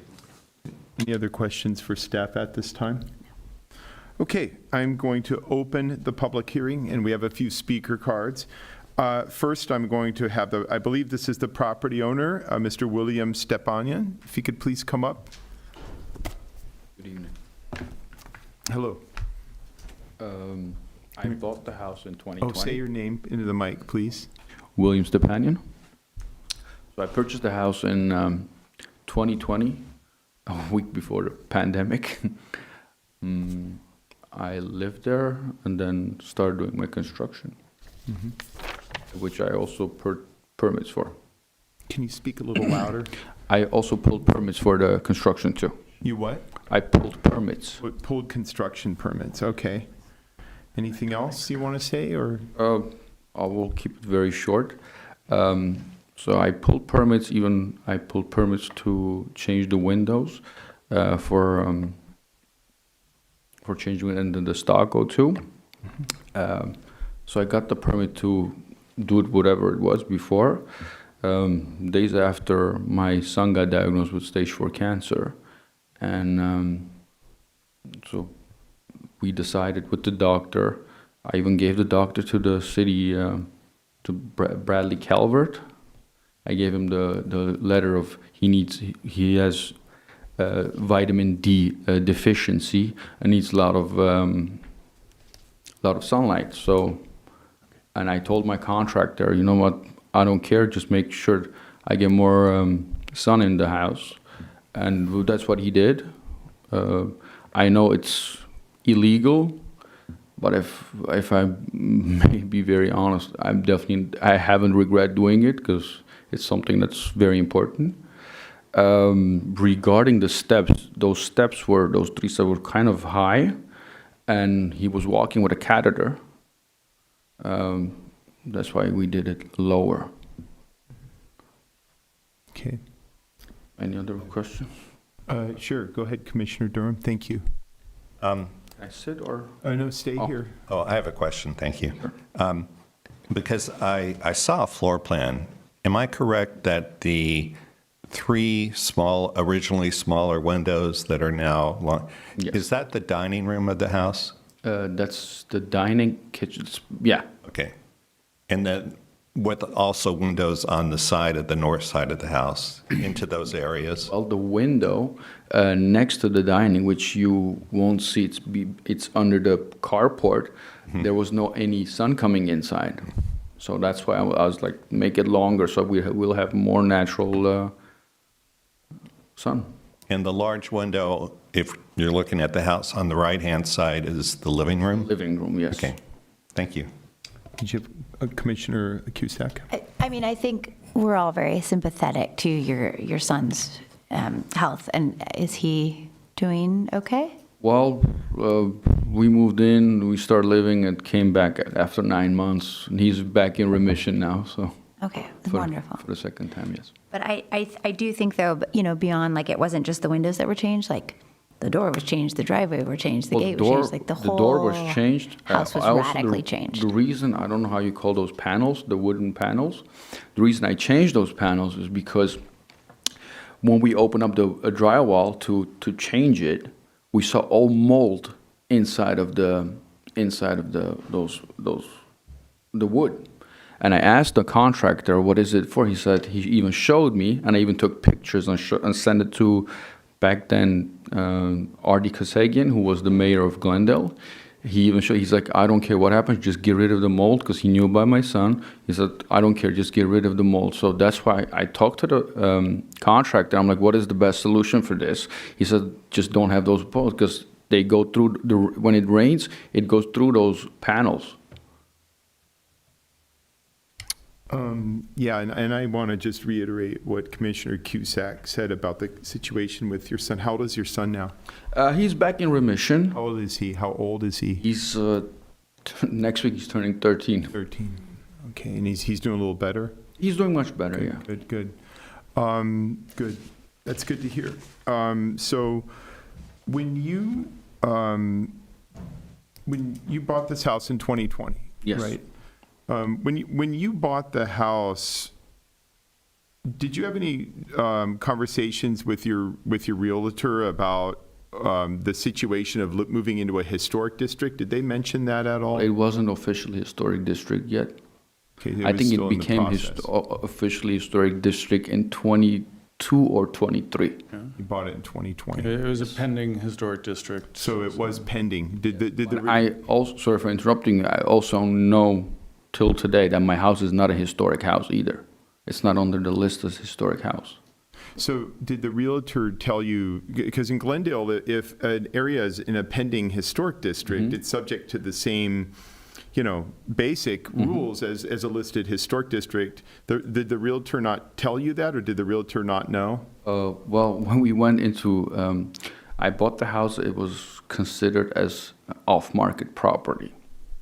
So what happened? So when I went into escrow to buy the house, but there was nothing historic whatsoever. But there were not even signs they're putting above Cumberland. There are signs like it's historic area, but below Cumberland there is no sign. It is now, but it wasn't before.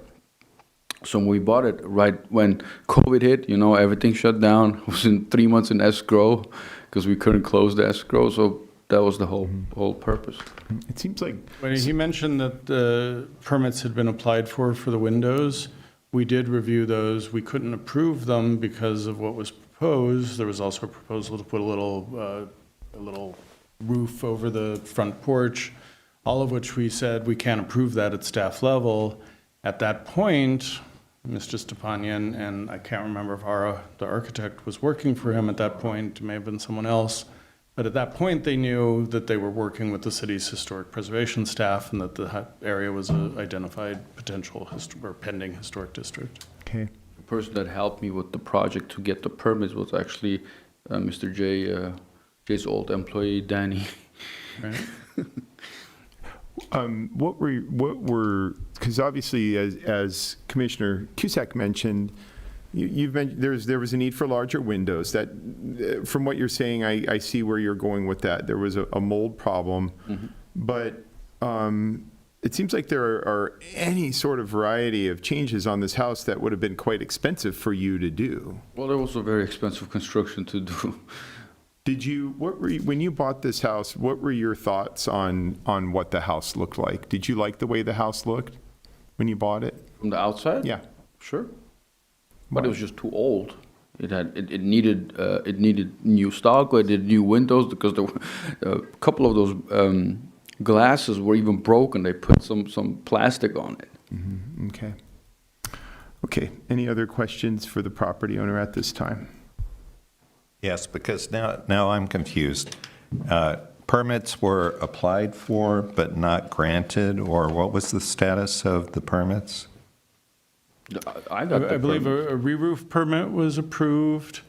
Work started happening at the Porte Cochere that went beyond that, but that part was rebuilt, if I remember.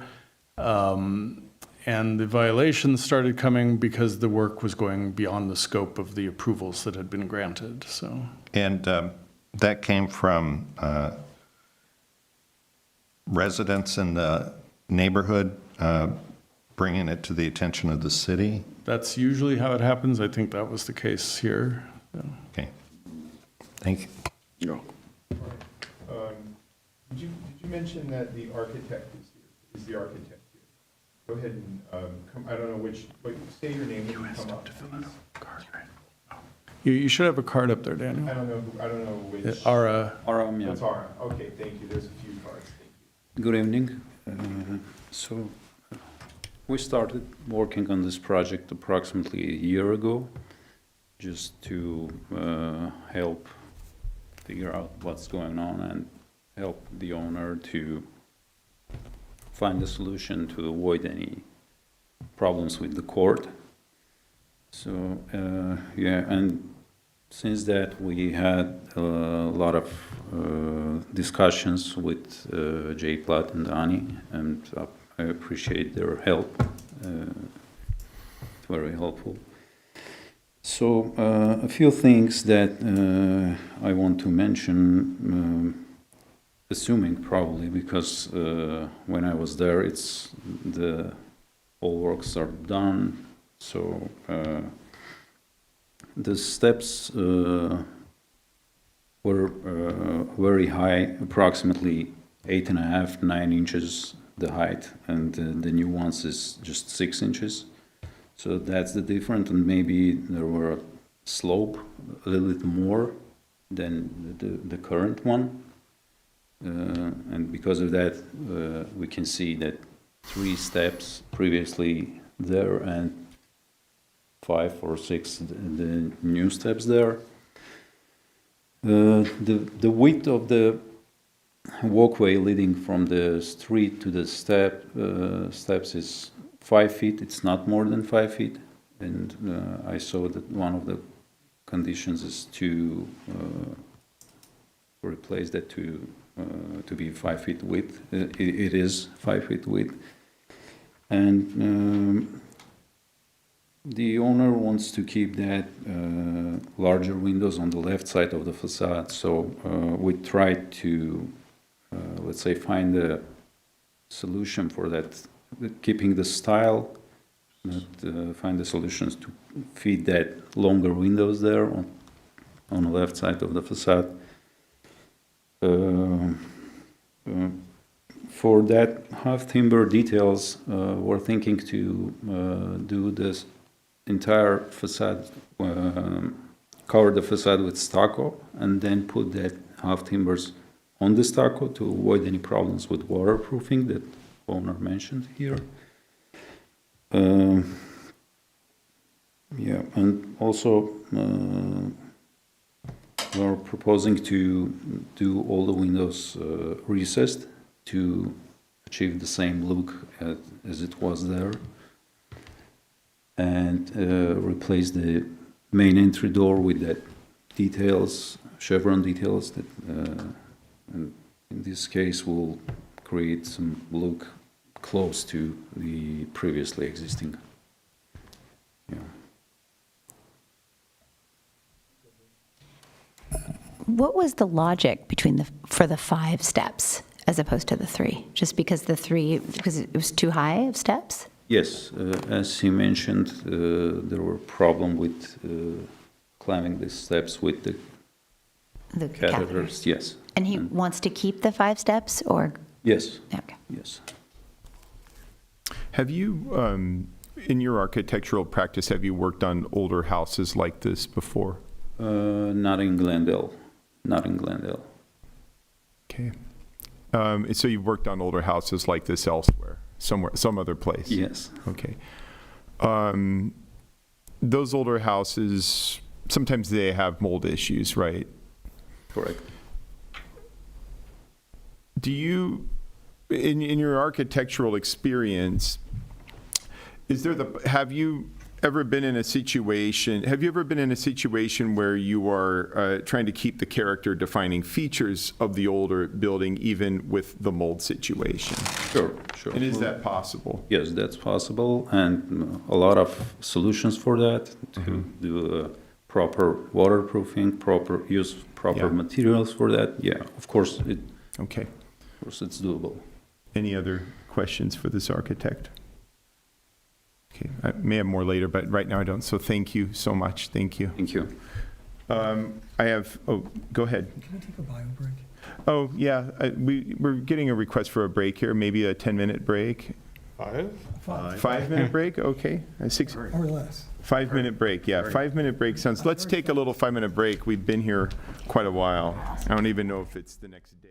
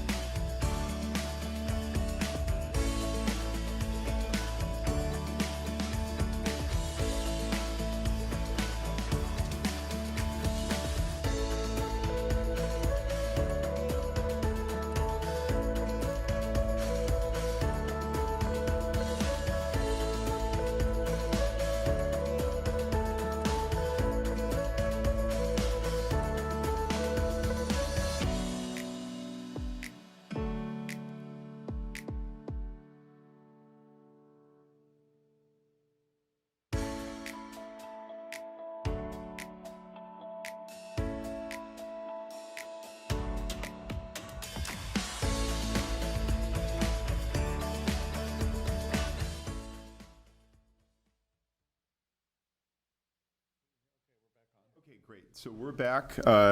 Thank you, everybody, for your patience. We're in hour 4, so I think a little break was in order. So I have a couple of speaker cards on this item that I would like to continue opening. I would like to reopen the public hearing after the break. And I have a couple of speakers on this item. And let's start off with Doug Bennett, Mr. Doug Bennett. Thank you for waiting so long tonight. No problem. Thank you for letting me speak. Okay. I just wanted to say your name into the mic, please. My name's Doug Bennett. I'm Mr. Stepania's next door neighbor. I live at 1616 Idlewood, just to the south of him. We bought our house in 1999. 1620 Idlewood at the time, there was a family living there. The house was in pretty poor condition. They were sort of in and out of that house. My point is the house has been not well maintained over the years, and it was kind of a wreck for years. There were animals in and out of it. It just wasn't, it was a bit of a blight, I think, in the neighborhood.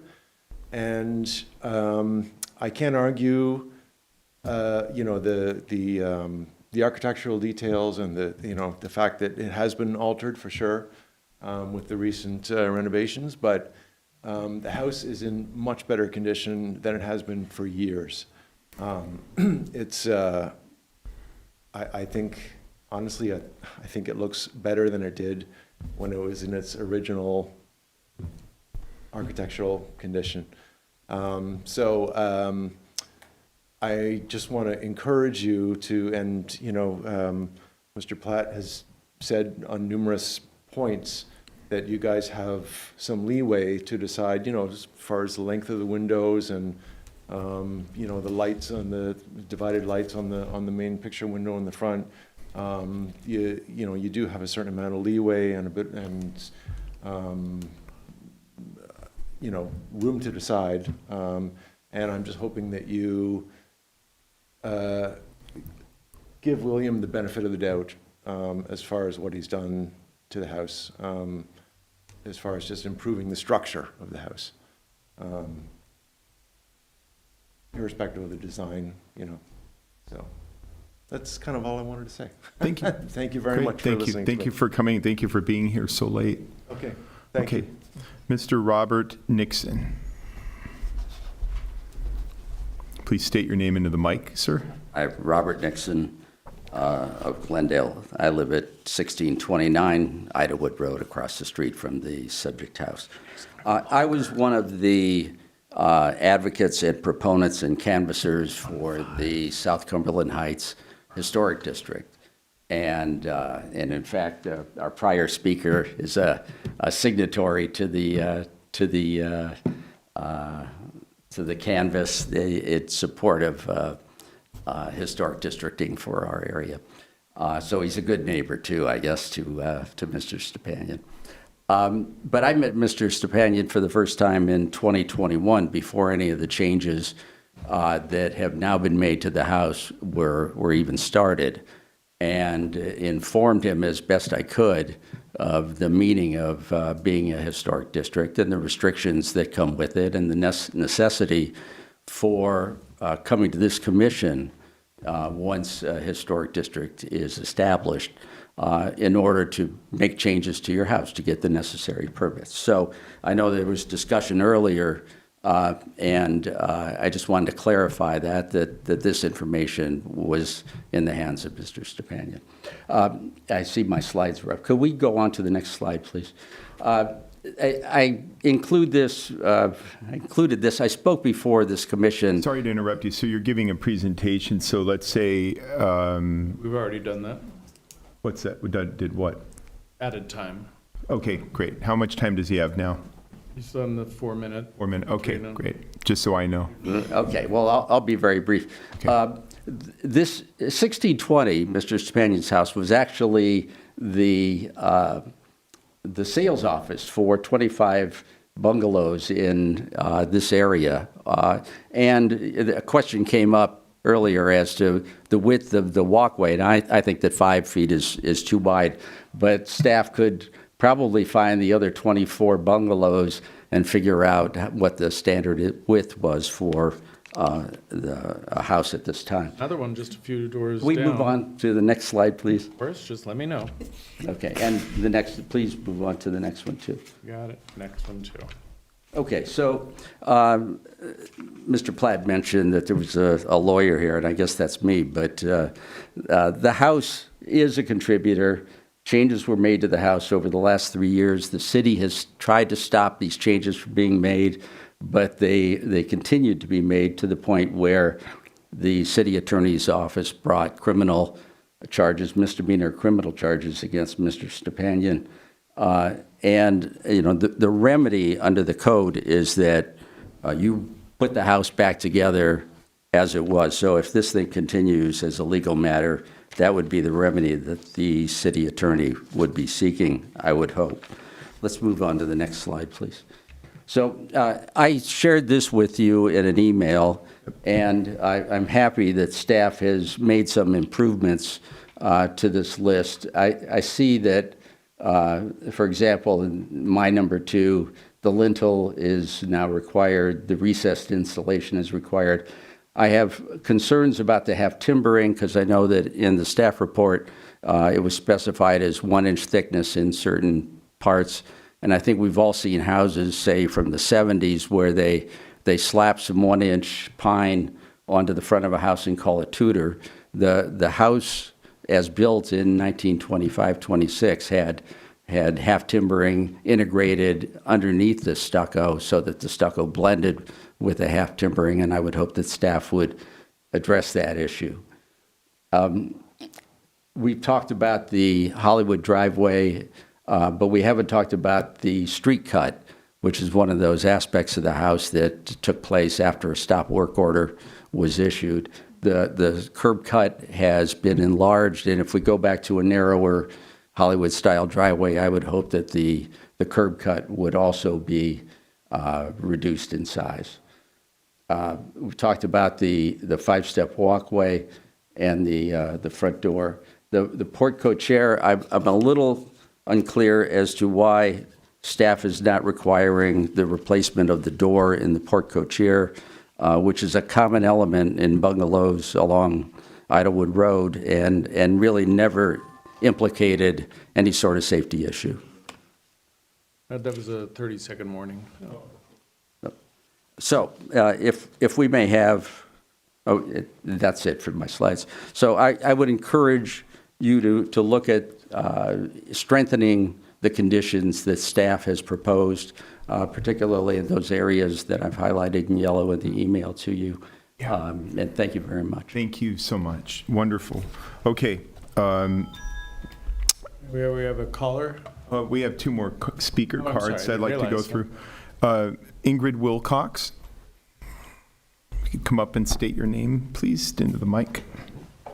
My name is Ingrid Wilcox, and I'm now speaking as representative of the Glendale Historical Society Preservation Action Committee. The Glendale Historical Society strongly supports staff's recommendation that the unpermitted changes made to the property at 1620 Idlewood need to be reversed. As noted and flagged by staff in the report, the changes were made without proper authorization, have materially altered the property's appearance, undermining its historic character and diminishing its contribution to the broader historic district. Adopting staff's recommendations will help reinforce the importance of compliance with the preservation guidelines and the city's permitting and code requirements. The Glendale Historical Society commends staff on the quality of the report and thanks the Commission for its attention to this matter and service to the Glendale community. Wonderful. Thanks. Thank you. Thank you so much. And then, actually, Ara, you were the architect, right? So you've already spoken. Okay, we can go to the caller. Okay. 3 minutes. Francesca Smith, are you there? I am. Thank you so much, Jay. Very good. I'd like, Mr. Chair, I'd like to ask for 1 additional minute. I have a disability just like Mr. Stepanian's son. 4 minutes? Okay, does that work? Should be given the same time that Mr. Nixon was. Okay, so how long? I don't know how much he was given. 4 to 5 minutes. That was 4. 5 minutes? Okay, 5 minutes. Okay. Thank Did you so say much. 45 minutes, Jay? Okay, 5 minutes. 5 minutes, Francesca. Oh my goodness, thank you. You'll be so happy. I'll try Yeah. to do it faster. Okay. So I sent a letter to the city and also hoped that it would be forwarded to the HPC members yesterday. Unfortunately, it wasn't transmitted until today. I thank you, Jay, for sending it. By the way, I was asked yesterday when the historic district was designated. Staff didn't respond. I found it on a sign today, but they weren't up when I did some of my field work. I do see, by the way, I'm a qualified architectural historian, as all of you know.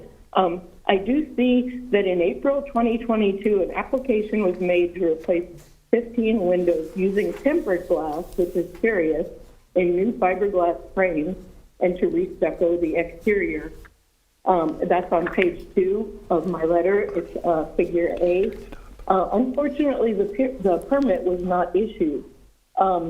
I just did a little quick internet research, and the National Institutes of Health say that vitamin D deficiency is not rectified by sun through even ordinary glass, much less tempered glass or dual glazed glass. There's nothing better for a sick person than to live through a bunch of construction.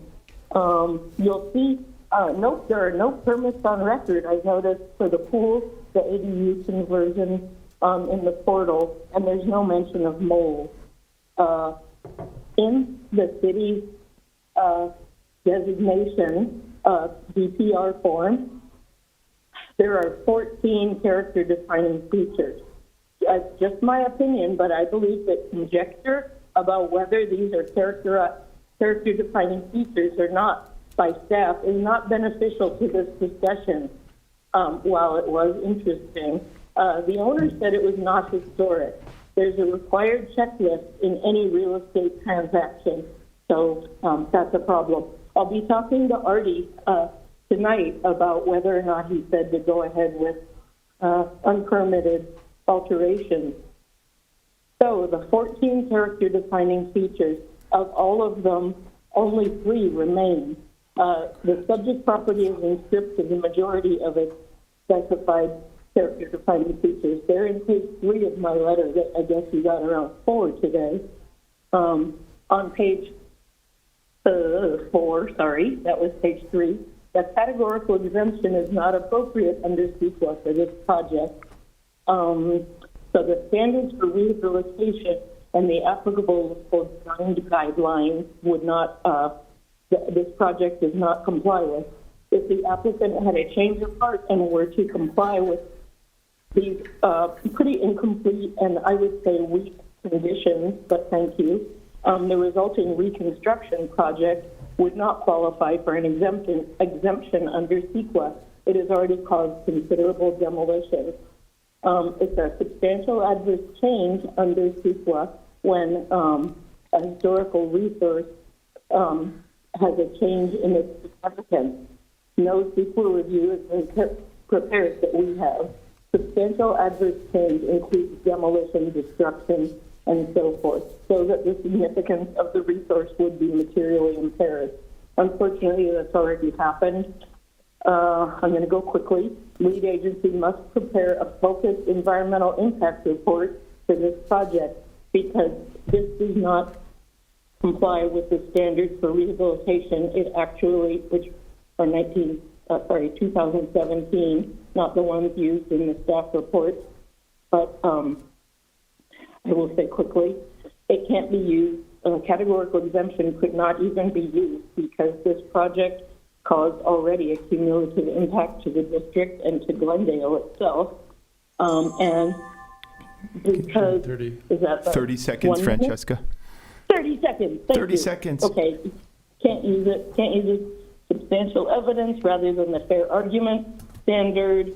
The changes should be additive rather than reductive. I strongly recommend that all of the reconstruction be like for like, not using substitute materials. I hope you guys got the diagrams and so forth.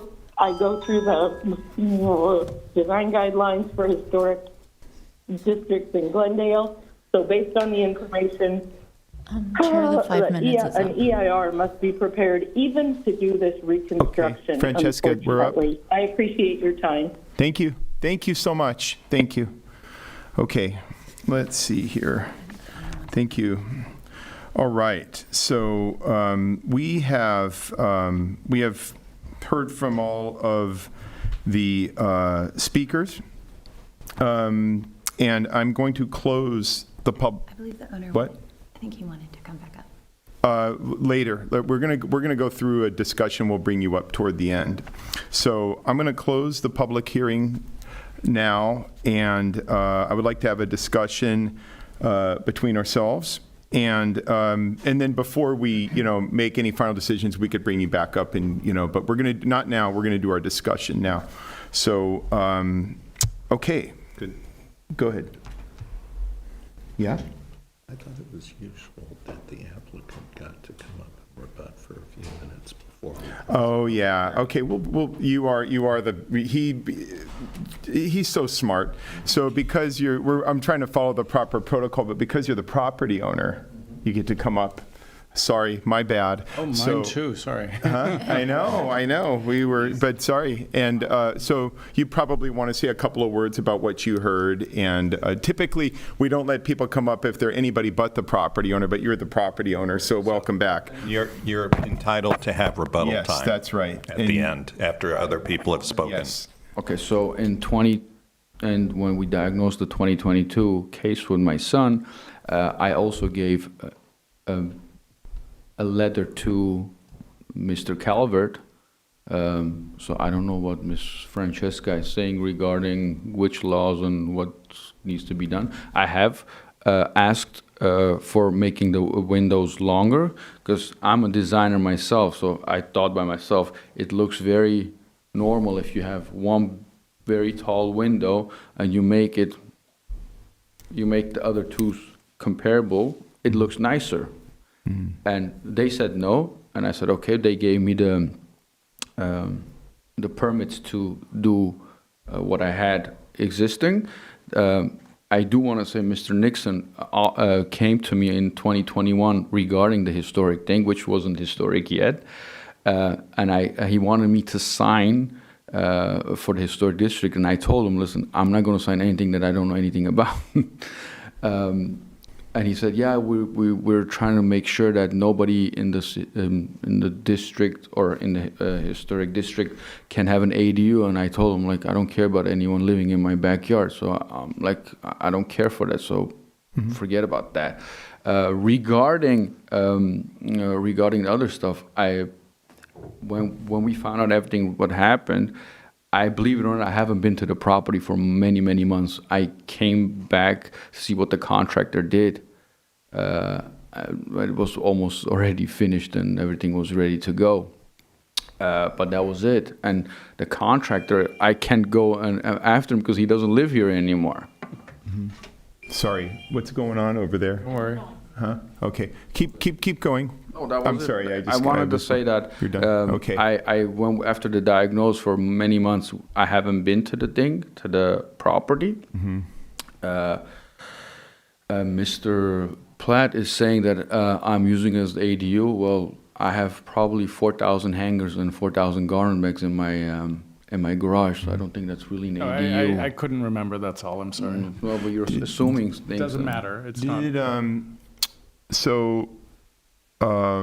When you left and you had the contractor do this work, did the contractor go over with you before, what work he was proposing, and did you approve the work that the contractor did? Mr. Paul, I'm not going to lie to you. I'm not going to exaggerate here things. If you go Speak through, louder. if you go through the things I went through, the last thing you're thinking about is really having the windows and all the things to it. Okay, but now to go back, okay. But When I went back to the property, Yeah. it was already, the windows were in, the first, they put the paper with the first layer of sand. Look, I'm not really good at construction, so But you had to pay. You paid the contractor. Oh, yeah, I right? paid So you everything. had to pay him. So you're obviously aware because it's money going out the door for you. You're aware that work's going to be happening. well, he gave me the contract. I gave him the money up front, and he did it.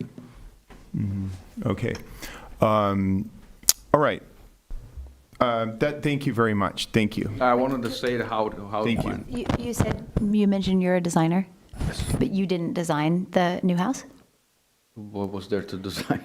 The design that is there right now, the contractor did that? You had no say in that, even though you're a designer? Is an architect himself too. Well, he doesn't live here anymore, but he said, I'm going to make it as nice as possible. So you just gave him some general guidelines and... Well, I told him, you can't build a 2-story home here. You can do things that are crazy, exaggerated. And if you see the property not from pictures, it just looks very similar to the properties next to me. Just a newer version of it, because new stucco. I'm just, because you had said that you designed the length of the new windows, that you had wanted that because it matched, which I understand.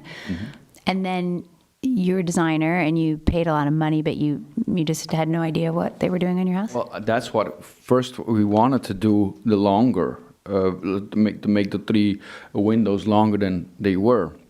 When they said no, and I think it was a lady who works at this, like she had a Greek last name. She gave me the permits. Actually, Mr. Calvert gave me the permits. He gave me the stamp. And right after all the things happened, and when even the doctor said he needs vitamin deficiency, and she even gave me the papers, which Mr. Calvert has. So I don't know what Ms. Francesca is saying. So yeah, I told him, I don't care, just make it longer so we have more sunlight in the house. I think, I'm sorry. I think the windows were sympathetic to where you're coming from, but I struggle to believe that you had no idea that it was going to be this massive of a project, that you were going to change the driveways and the entire exterior. Well, the driveway itself, we just basically removed the green in the middle, and it's just concrete with pavers. I didn't even put those artificial grass. I just put pavers instead of the artificial grass. I'm not going to exaggerate things, but the chance is really, really small that I'm going to buy another house, because the prices we're dealing with, this is something that I need to grow up with. What is the 3 windows that you elongated, that you made taller? What is behind those? Table. A table. That's Yes. the living room? No. It's a dining room. It's the dining room, but we use it more than the living room. The big picture window on the right, what is behind that? There's a TV. A TV. So Yes. it's the living room. It's the living room. It's the living room, yes. So your son who's been sick, those 3 windows that you elongated to give him more sunlight, they're not off his bedroom. They're off. You already had a big window. Well, don't forget he had a catheter, so we try to keep him as much as we can in the dining room. And you didn't want him in there because you already had a big window. Like if it was a matter of sunlight, I'm a little confused as to why you already have a huge window there on the same elevation where you can get plenty of light in. Well, on the right side where you see the carport, there always been a huge window. Yeah. But there was no sun coming in because of the carport. Does it make sense? I'm talking about the window to the right underneath, to the right in this picture. Yeah, but he would sit on the chair instead of on the sofa, because he couldn't. You can't lay down with the catheter on it. Does it make sense? Oh, okay. You've given me an answer. Thank you. Okay. All right. Thank you. Let me throw out. I'm not. Bradley had been very involved with this project for a while, and I was less so during that period. So I don't know all the details. Generally, what the commission needs to be considering tonight are design issues and whether any change that's being proposed is possibly even acceptable in a manner that would allow this to still be a contributing house, which could mean modifications to the windows, maybe not necessarily what happened here. Mr. Stepanian has the right, and I would hope that Mr. Calvert would have shared this with him. There's a process called reasonable accommodation, which we can use to help people especially for putting ramps in front of houses, putting elevators in houses. And Mr. Spanian, I don't know if he ever mentioned that, if Bradley ever mentioned that to him, but that would be the process by which we could account for his son's condition, which obviously everyone here is sympathetic about. So I just want that to be part of the background as you're thinking about this. Yeah, and I thought about reasonable accommodation a little bit with the stairs, on our last agenda item, to make something safer. A reasonable accommodation is to address a specific concern of an occupant of a property, not general safety issues. Okay, got it.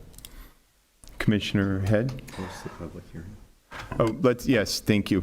We're going to close the public hearing now, and we're Commissioner Head. Open discussion. All right. I have several thoughts here.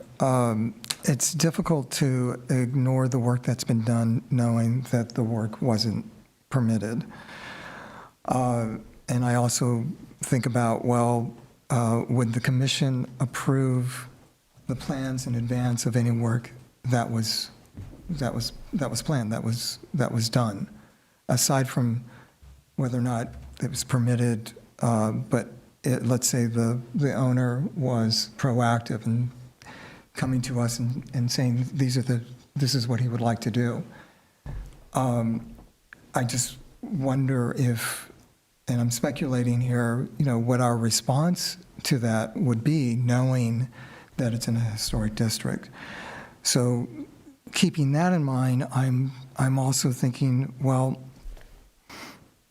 we're talking about backtracking to partial restoration. And in a way, I feel like that discounts one of the purposes of this commission and the larger preservation efforts. And we need to be really thoughtful and considerate about this situation, this property, because we may be setting a precedence. And I'm thinking that, of this idiom of it's easier to ask for forgiveness than to get permission. And I have all sorts of concerns about this sort of compensating, having the latitude. And this may be a situation where, some of us may be more strict about it than others. And so I, as a group, as a commission, I think we just really need to be cognizant of what the impact of our decisions on this house would be with other houses, whether they're in a historic district or not. Just to jump in, the guidance we've received from City Attorney's Office over the years is individual decisions by the commission do not set precedent. You're looking at every case de novo, every case is handled case by case. If you grant someone larger windows or smaller windows or blue roof or whatever, it doesn't mean everyone gets that. You're looking at this very specifically based on the case. Right. So I'm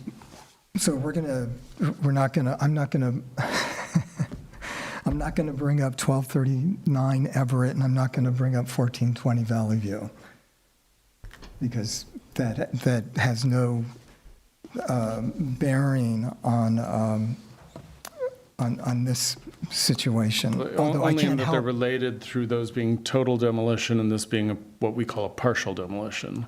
But we're not invoking that part of the code right now. We're Right. using. Right, and I'm not suggesting that we do. I don't think that's necessary or appropriate, because I think there are other things for us to consider.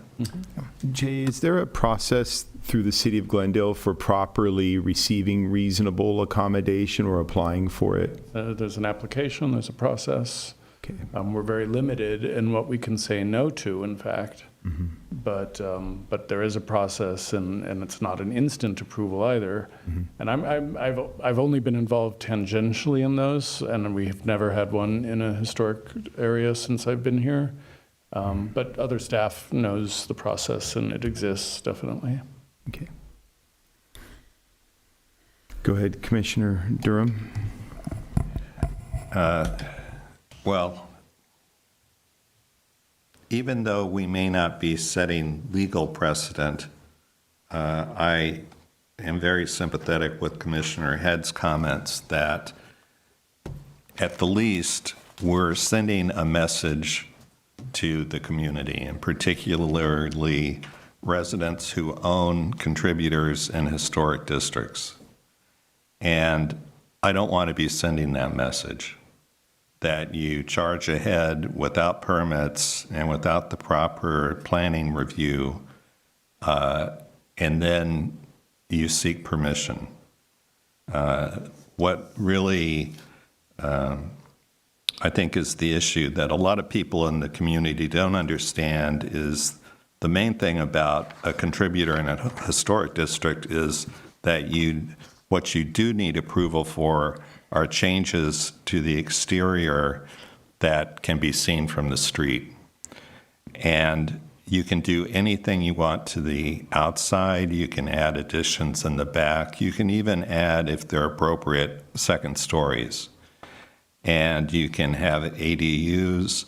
So the whole purpose of being a contributor in a historic district is to preserve the character-defining features of the property that can be seen from the street. And I'm very sympathetic with the applicant, and I'm glad his son is doing much better. But I don't see how stripping this project basically stripped every character-defining feature of this home and just stripped it off, and except for the roof line. And therefore, I am not really willing to agree to anything other than a full restoration. But if the owner was willing to do a full restoration, I don't think the legal action would probably still be pending. So unless the owner's open to that, I won't be supporting this. But yeah, I feel the same way. There is potentially a bright spot to this. After seeing the advertisement that Mr. Nixon showed, that the house, this very house, was a model house for, what was it, 25 houses in the neighborhood. I mean, but I think that's almost the start of a Glendale Registry application, perhaps even a Mills Act application, which I would support and encourage if you were in a situation where you were going to restore the house, which is, all a little ironic, but also hopeful. Just for fun, the rendering in the ad is very different than the existing house, so I'm not sure that this was the house. But it's got the address. It's like just down the street. Right. There's another one down the street that's similar. So. Right. So yeah, that was intended to be an example of one of the other 24, probably. So I want to reiterate what I've heard from Commissioner Head and Commissioner Durham on some of these same points. It's hard to deny how severely this house is no longer a character-defining feature of this district in any way, shape, or form.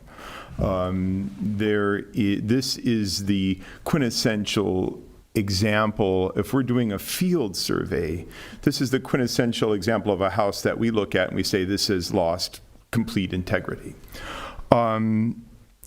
The only place where I have some empathy with the owner is through the reasonable accommodation process. And I would encourage the property owner to undertake a proper reasonable accommodation process with the city and go through that process. And perhaps some adjustments can be revisited in terms of meeting that reasonable accommodation. But for today, because that process for reasonable accommodation was not formally done with the city, I concur with what I've heard from these other two commissioners here, that this idea of making all these changes and, apologizing later, whatever the phrase is unacceptable. And these changes are for a property in a historic district, and I know it wasn't formally a historic district when you moved in, but in Glendale, these projected historic districts have the same guidelines. These changes violate these changes all violate that. So I would encourage a full restoration to a return of just about everything that's been lost, minus areas where you can get reasonable accommodation for your son through that process. This almost verges on a reconstruction project. There's so much changed. But I reiterate everything I saw in the staff report, the desire to bring back all the windows, the chevron over the door. I understand that your architect is working on some of this, but Right, that's part of their proposal. Part of their proposal includes restorative work. So fantastic. So, and I want to reiterate that even with these contributing resources, small details matter. And I know not everybody likes small details in historic districts. They may look old. But people move into these districts because they like the character of those small details. Ideally, some of these small details may be easy to bring back. Some of them are cosmetic. But there's a phrase in architecture by Mies van der Rohe, a famous mid-century early modernist architect, that God is in the details. And a lot of those details are now missing on this house. And I would encourage pretty much a full restoration of everything that was undertaken without a proper permit upon this house, as I understand the architect is working on, and as staff is recommending here. Any thoughts? Are you good? Yeah, I mean, if the architect is working with staff to restore, then I think that's good. I'm sympathetic up to a point. I understand your desire for larger windows, and I understand that you're not under Mills Act, you're a contributor. You might not have understood that at first, but you were told a couple of times to stop. And even here, you're like, I'm not sorry, I'm not a historical home. There are rules and guidelines that do have to be followed. So I would concur with Chair Paul that, go through the reasonable, what is it called? Reasonable accommodation. Reasonable accommodations. And then otherwise, as I think if the architect is working with staff, then that's good. And here's the other thing about the districts in Glendale is staff is flexible. A lot of times people need to make some changes, or they just want to make some changes to districts. Staff tries to accommodate or honor that, provided those changes meet what's called the Secretary of the Interior standards. And there's a lot of flexibility in those. So if some aspects of the house, this happens in districts all the time. I mean, there's differing opinions out there about how much is too much or whatever, but staff is flexible toward property owners who want to make some changes. The problem here is none of that was properly done. So, and also I did like Mr. Nixon's, I thought your spreadsheet was really helpful also, and I thought some of your points were very well taken, and so I wanted to say thank you on that as well. I hope that you and your architect will continue to work with staff on this. But my position on this is to basically bring everything back at this time, minus anything you can get on behalf of your son through the proper reasonable accommodation process in Glendale.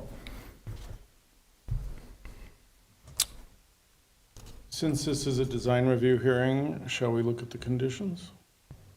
Sure. Tell me if anyone doesn't support the following conditions. Okay. We are asking that the 3 windows to the left of the door be restored to their original size and appearance. We're asking that all of the new windows at the front of the house, at the south side and the north side, at least at the front portion of the house, and you tell me if you disagree with that, be changed so that we have recessed block frame windows. Block frame is the type of window that works in this situation. With external grids matching the former patterns of the windows. We're going to use the model that we have from other windows for the south side, which we haven't really seen a previous historic photo of because of the vegetation, but generally they should be similar. They're going to be recessed in their openings. We're going to have wood sills matching the previous sills. We can work off the photos to get the basic sense of size and proportion. We're going to remove the driveway and restore it to the former Hollywood driveway. You can let me know if you want the dimensions to be precisely what they were, if you're okay with wider tracks or not. We're going to ask that the walkway be removed and install a new concrete or brick walkway. I'd love to hear what material you would prefer.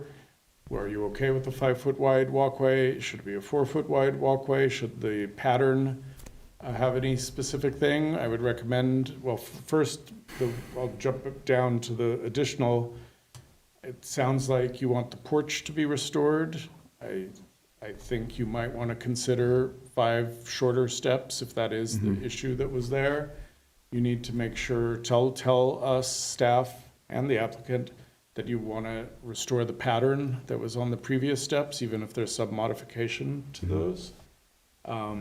If you're doing that, do you want a straight walkway that lines up with that? So the scoring lines, do you want a meandering walkway? Do you want to have it brick again? Brick may be harder to negotiate for someone walking with a catheter on wheels, but that's not going to be hopefully a long-term problem. But we need to hear about all of this. We want to remove 2 to 3 of the light fixtures and have either 1 or 2 by the front door. You can entertain the idea of having 1 near the porte cochere, which we've approved in some situations. Obviously, that whatever fixtures are put in will have a design that fits the house. We can work the applicant at staff level to find the right light fixture.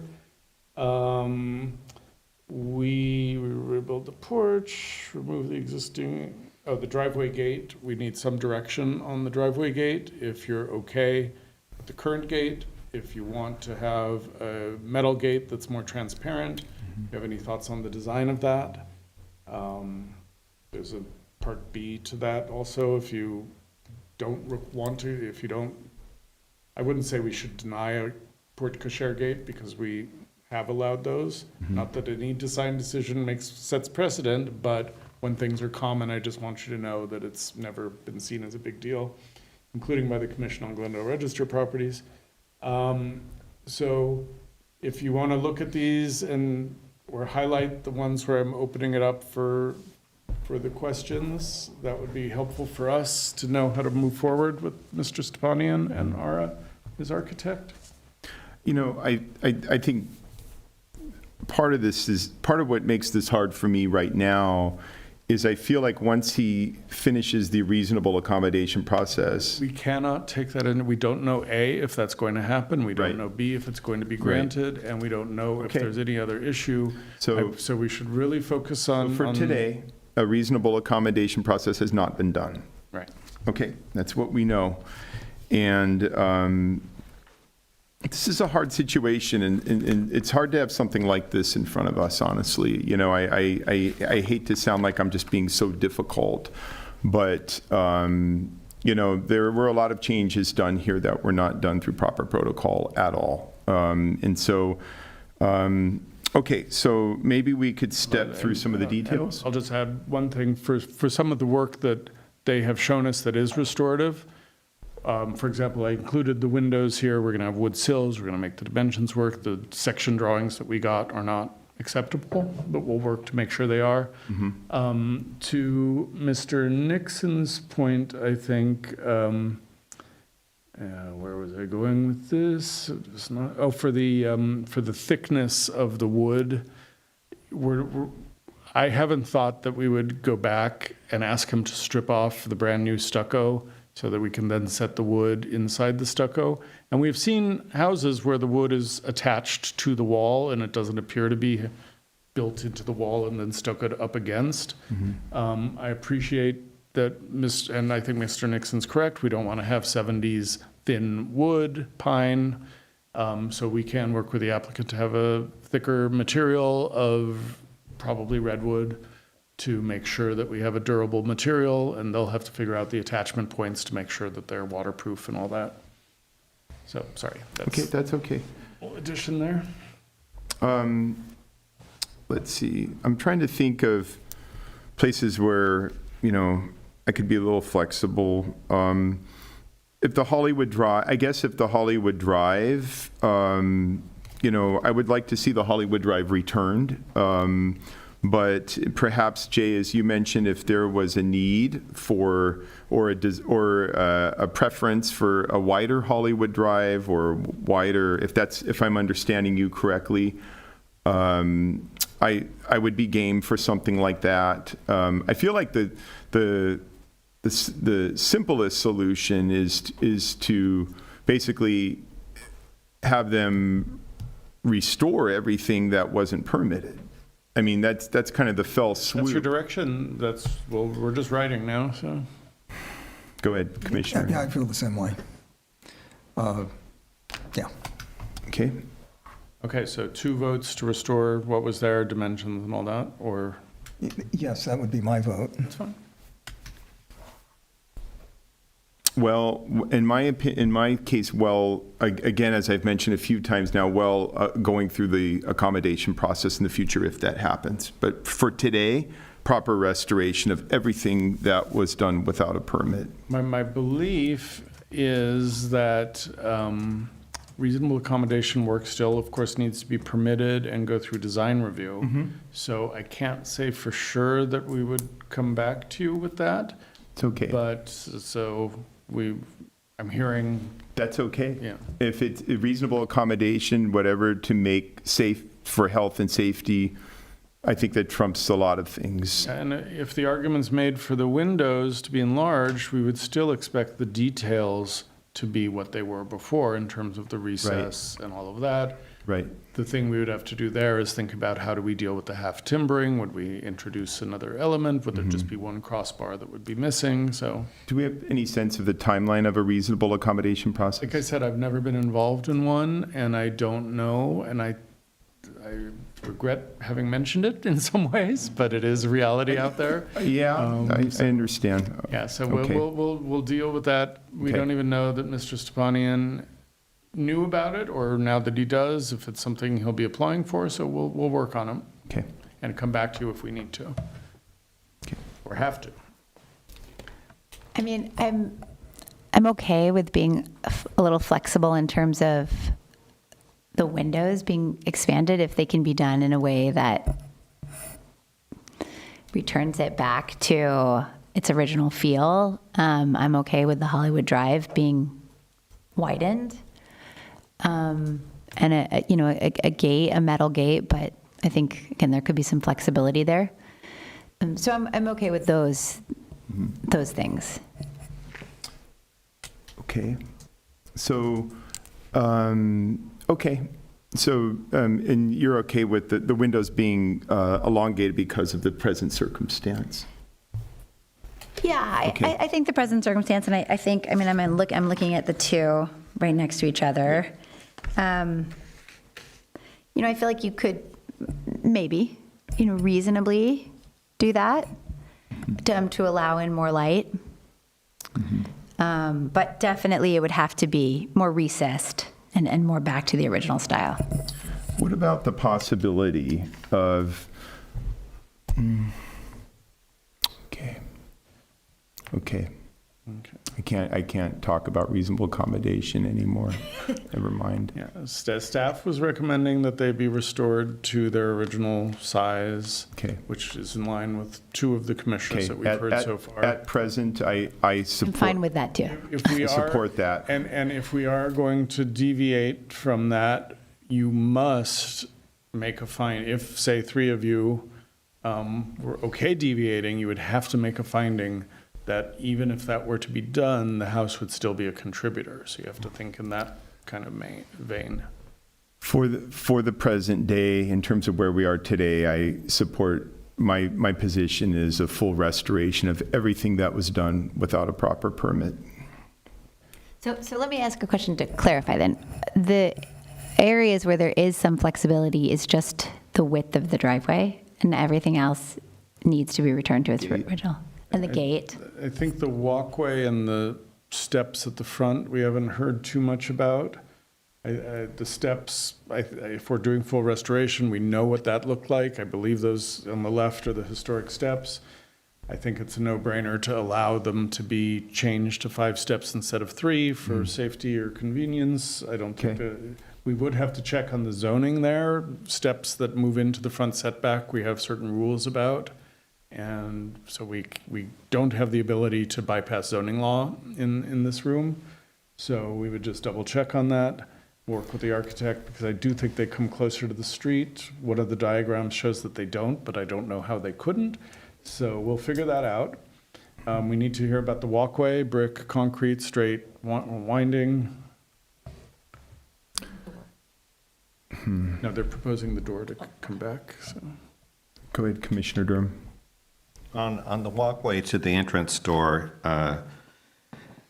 particularly considering there may be medical issues for the owner, I would not recommend brick. I think brick would look great, but I think concrete would be more practical as a smooth surface. And I'm fine with either straight or meandering. I like the meandering, but straight would be fine too. So I'm flexible on that.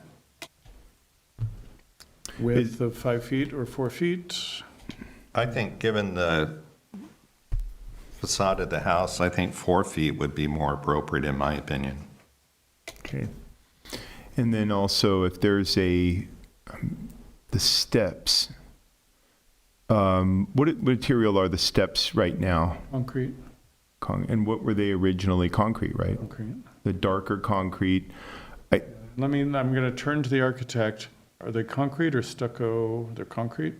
Or is it a wood base, the steps at the front of the house? Is there wood underneath and it's stucco, or is it all concrete? What is it now? Yeah. Concrete. Everything. Okay, the new steps that you guys built. Okay. Okay. So I feel like the walkway as it is designed now looks, I mean, just from what I'm seeing in this picture, maybe do we have any other pictures of that straight walkway to the steps? I don't think any good ones, except we have one from the thank you. Further distance. I see one here. Thank you. Commissioner Cusack showed me one just now on her phone. That walkway is designed, the way it's designed now is incompatible with the character of the original house. It's a contemporary design with this kind of black brickwork, and it's almost like panels of concrete against it. There's like a rigid hypersymmetricality. It looks very contemporary relative to what you typically see in these neighborhoods from that era. And I would encourage a walkway that's, if it's going to be concrete for functional purposes, perhaps something simpler like a scored concrete, perhaps. Maybe there's some sort of staining that could go on it so it's not so bright white. That's okay. So, but I would encourage a design. We're talking this is a 20s house, right? So that is definitely not a 1920s era walkway in any way, shape, or form. The big question here is concrete or brick. We're hearing concrete. I think everyone's probably leaning toward concrete. Yeah. if we're restoring the steps at the front, do we restore the scoring lines that are on the steps, the historic steps that we see in the left-hand picture? Yes. Yes, everyone? Yes. Okay. And I If would be we- open if to we- a meandering walkway. If we have a straight walkway, it would make sense to continue those lines down the walkway to the Mm-hmm. sidewalk. If you have a meandering walkway, it probably doesn't make as much sense to kind of keep those lines curvy. Right. So we would come up with a different pattern that was complementary, but, maybe just 2 lines on the sides or something. Okay, So yeah, it 'cause doesn't get I all. think, like, provided a lot of other things were returned, the house would, this would still be a contributing property if the walkway is different than, I love the brick walkway that's there now. It's super charming, but as you mentioned, I think in the staff report, it's probably later. But the walkway needs to be simplified because right now it looks very contemporary. So do we give the applicant flexibility, straight or curved?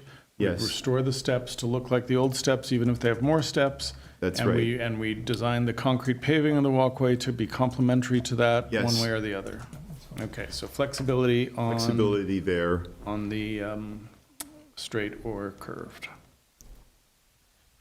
Thank you. I think we're getting close to having full resolution. Commissioner Cusack is okay with the metal gate at the porte cochere that's open rather than solid, is that right? Do we have agreement on that? And then staff can work on the design, not too over the top? I think, what about a possibility, forgive me for not knowing this district so well, but would the possibility of a gate of like vertical board scallop wood, that would be solid and provide privacy, could that work instead of this? The dog-ear gate, but What's with that? dog-ear gate? Yeah, either dog-eared or, just The rounded top? Yeah, but wood plank, because I feel like with a lot of 20s houses, we see there are changes to 20s, there are first generation changes. Like realistically, somebody moves into a 1925 house or a 1928 house, and not everything stays exactly 1928. There's a little bit of give over maybe a 20-year period. I feel like you see more wood plank gates a little bit later in the 40s or 50s, but what you see here looks, again, very contemporary. I can just suggest, people hate paint. Most people who put wood gates want to have unfinished wood, cedar, or just whatever wood. We can think of the example we just saw at 1502 Royal, where they put a new wood gate and they painted it white because it's a colonial revival house, totally great. If you're okay with the wood gate, I think we have to insist on some kind of finish other than natural wood, because the natural wood is a very contemporary look that isn't going to work with this house. I think I have a little, is that gate, the new gate is metal or is that wood? Metal and wood. Metal, both, metal and wood. I think I would encourage at least some sort of shape, like there's a chevron over the doorway. I'm wondering if there could be a chevron-shaped gate here to sort of reiterate that. The shape of this, just as a blank square, again, looks very minimalist and very contemporary. That had kind of a pitched shape. The old gate did. It's a swoopy chevron. Yeah, and I would encourage like some sort of shape at the top of it, because otherwise this just looks hyper abstract. Okay, so whether it's a wood or metal gate, we're going to have a shape taken from the chevron shape. And this, we could use direction because everyone wants to put a segmental arch, and that's not going to look good here. So, a chevron-shaped wood or solid wood with a painted finish to match complement the trim and the colors of the house, or an open wrought iron gate with the same top design and something more than just the vertical pickets, a few little doodads and frills, but nothing ornate or Spanish looking or Versailles looking. Right, and I'm assuming that he wanted a solid gate. I mean, I don't know, but for privacy reasons, if he does want a solid gate, I would say wood, and then, or as you mentioned, the wrought iron gate that you just mentioned. Gate is, there's some Wood. flexibility there. Good, we're moving almost to completion, I think. I think the metal solid would look again like too contemporary. Commissioner. Does everyone buy in, agree with that? Okay. Would the wood gate be the same color as the half timbering? That would make sense, I think. I think it would kind of carry across. The commission may want to weigh in on the possibility, given some aspects of the current design, of whether you would accept a black finish on the half timbering. Oh.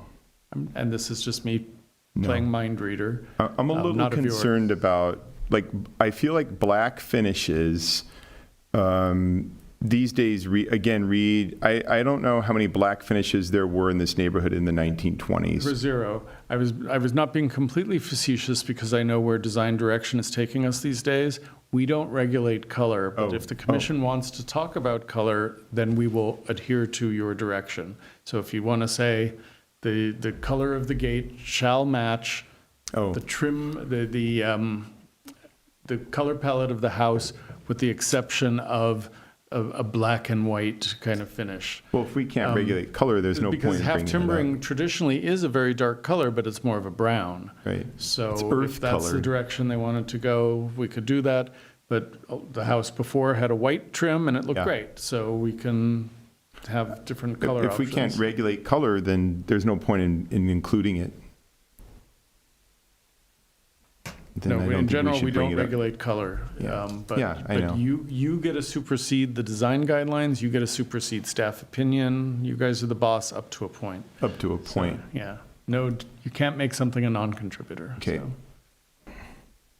Okay, so let me go back to the condition page, just make sure we're catching light fixtures. You're cool with one at the door or two at the door versus, and then one at the porte cochere or not? So let's hear about that. One or two at the door is fine with me, and one at the porte cochere. But they would have to be light fixtures from We get it, the yeah. period of significance. Because of the asymmetrical nature of the facade, I prefer only one fixture as original by the front door, and one by the porte cochere would be fine too. Okay, so could go we're along with looking that. at either 2 or 3 lights, so we hear 2 twos, and I'm fine with him, two. you are, but let's talk to. Yeah, I agree with. Oh, okay. Yes. How do you feel about the lights? Okay, so two light fixtures, one at the porte cochere, one at the door, yeah, one at door, one at port. Okay, cool. The door is proposed to match the previous door. That's very doable by just using a solid slab door and cutting holes in it for the little glazed panels. Driveway gate, we've got, we're gonna have a thicker wood, and we're gonna get you to your wedding in just a minute, I think. It's too late. Okay, I think I have everything. There's consensus? At 10:05. Is it true that the original front door, I can't tell from the picture, has no detail, that it's just flat front with the speakeasies? This to me does not look like a 1925 door. This could be a replacement. It feels more like 40s-ish or something. Okay. That's a total guess, but it is what was there at the time the district was designated. That's often the benchmark that we return something to, unless it's horribly inappropriate. Quick question for you, Jay or Ronnie. Do we know the period of significance for this district? 1925. Huh? 1925. Just 1925. Okay. The only time we deviate from that is if there's a person of significance or people of significance associated with the property, then we may extend it either through their occupancy or through their productive work period or whatever. Usually if it's a criterion 1 designation for significant events in history, it makes it, we don't know what that's going to be. But when it's only eligible for its architecture, and we don't have the same criteria for historic districts that we have for registered properties, it's usually construction date. Okay. Shall we want to read what you have and see if we have... I kind of thought I just did. Okay. Do you tell me, are you comfortable that we will be able to implement the conditions? I'll be happy to read them. Let me go back to the... Yeah. We're going to restore the 3 left-hand window openings to their original size and appearance. We're going to make sure that all new windows at the front of the house and the leading faces of the 2 side facades toward the front of the house have block frames, external grids, They're going to be block frame windows that are recessed in their openings. They're going to have new wood sills. The driveway is going to be returned to its former appearance as a Hollywood driveway of the same tread width, and it will extend from the sidewalk to the porte cochere, as it did before. The walkway is going to be a concrete walkway with either a straight pattern, a straight plan view, or meandering view, whatever. If it's straight, it's going to match the scoring lines of the porch and steps. If it's curved, we'll have a little more flexibility in determining the pattern. Leading to the steps, we're going to bring the steps back to their former appearance and material, but we will allow 5 steps rather than 3 unless we run into any zoning issues because the steps are coming out closer to the setback. The issue there is if they get over 18 inches high in the setback, we have a problem. And we have another code, zoning code that handles that too. Light fixtures, 2 light fixtures, one at the door to the right of the door where the previous one was located, one at the porte cochere on the left side of the facade. Fixtures to be worked with the applicant through staff to find something appropriate to the style and period of the house. The driveway gate is going to be either a wood gate with a decorative detail at the top, following the lines of the chevron above the front door, with wood slats that are painted to appropriately match the color choices of the house without turning into a black and white composition. Or it can be a metal gate that's more transparent, that has the same shape and some more decorative detail than just vertical pickets leading up to a triangular top. That, I believe, is everything. What's that? My computer's dead. Oh. Computer's dead. 4-foot walkway width. The walkway will be 4 feet wide, thank you. And that sounds, anything else? And all the half timbering and lintels will be restored? yes, the half timbering will be restored. We'll ensure that it's of a dimension that's stable in weathering conditions. It's still possibly going to have to be replaced in 20 years, but we'll deal with that then. Someone else will deal with that then. None of us will deal with that then.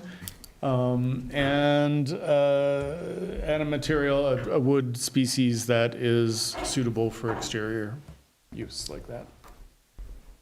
Okay. Do I have a motion?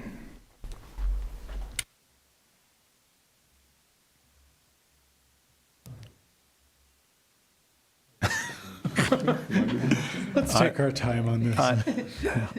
I'll move that this commission approve at 1620 Idlewood Road the request for legalization of unpermitted, unapproved work at the front facade and in front setback, and also on the part of the north and south front sides of the house, and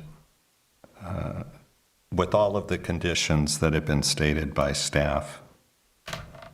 Do we need any more than that? Just a second. Just a quick question on how Commissioner Durham worded that. Are we still talking about, can you explain to me how the word legalization fits in here? Part of this is we're legalizing, because they're proposing to restore aspects in the half timbering, the front door. They're proposing to put the windows set in. They're proposing to do most of the window stuff that I just mentioned, except we're going to work with them to get the sill detail right.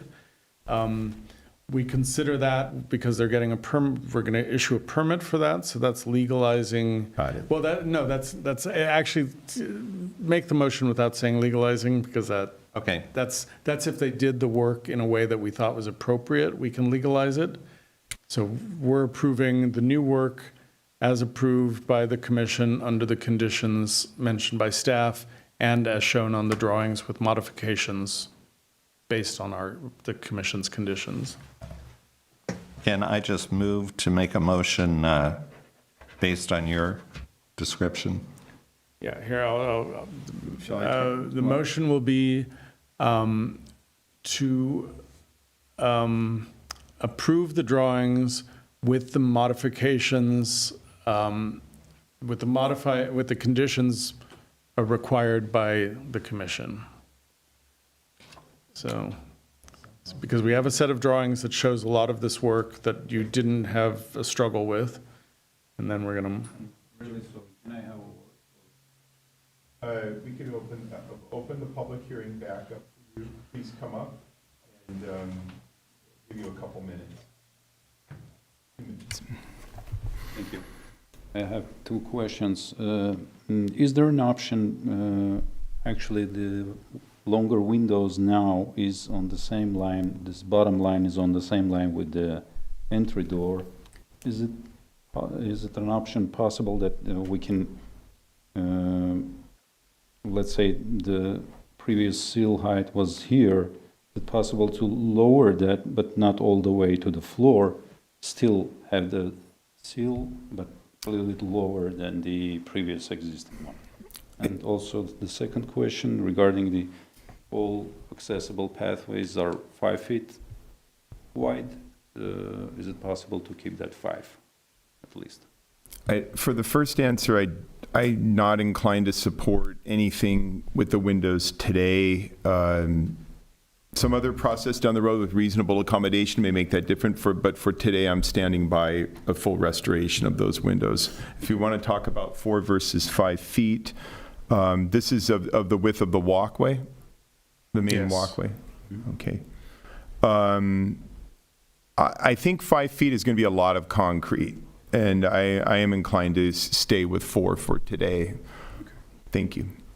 That's a decision that's made by the group, actually. So Yeah, I didn't say, I said I'm inclined. We were kind of on the verge of moving on. Do I have any other thought, are there any other comments on that? I agree. I agree. Okay, thank you. All right. Okay. Okay, we have a motion that's been made to support or to provide a set of conditions that will be applied to staff to the work proposed in the drawings that were submitted for this hearing. Okay. If Mr. Durham wants to paraphrase that real quick, and then we get a second, and then we get a vote, and then we get a go. It's getting late, so. Did you notice? Could you state that again, Jay? Because I wasn't trying to memorize it. Okay. And like I said, I never remember what I say, so I'll paraphrase myself. The condition or the motion will be to apply the conditions as imposed by the commission on the proposed work as shown in the drawings prepared by the architect and submitted for this hearing. Which means most of these things were shown on the drawings, and some of them are going to be okay, but most of them are going to be modified in some way. The thing we don't have on the drawings is the south facade of the house, so we will,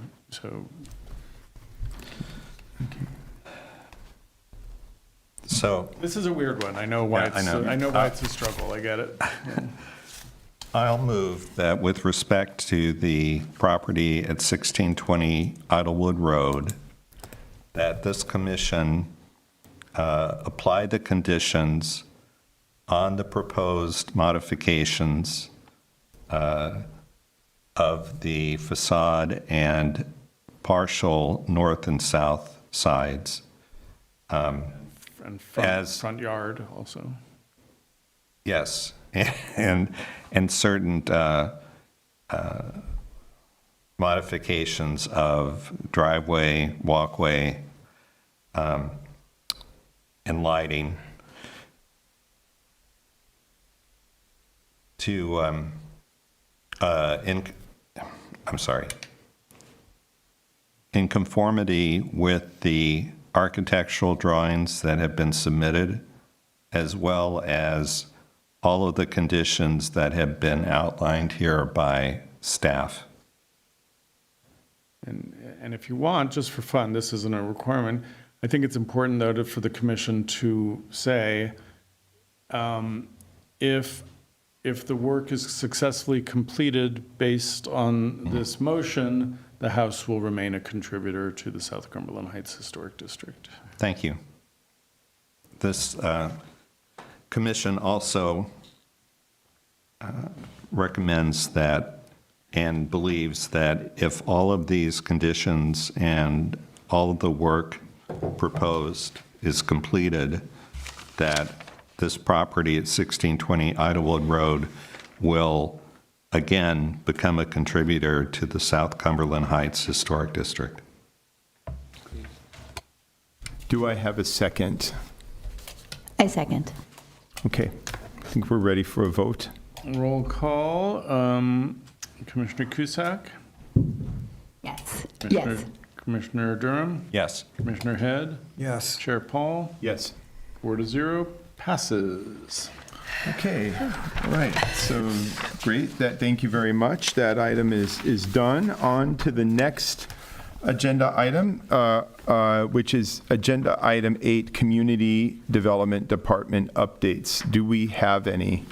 No, the only update we have, which we didn't put on the agenda, the December 18th meeting is going to be canceled. We don't have anything ready to go.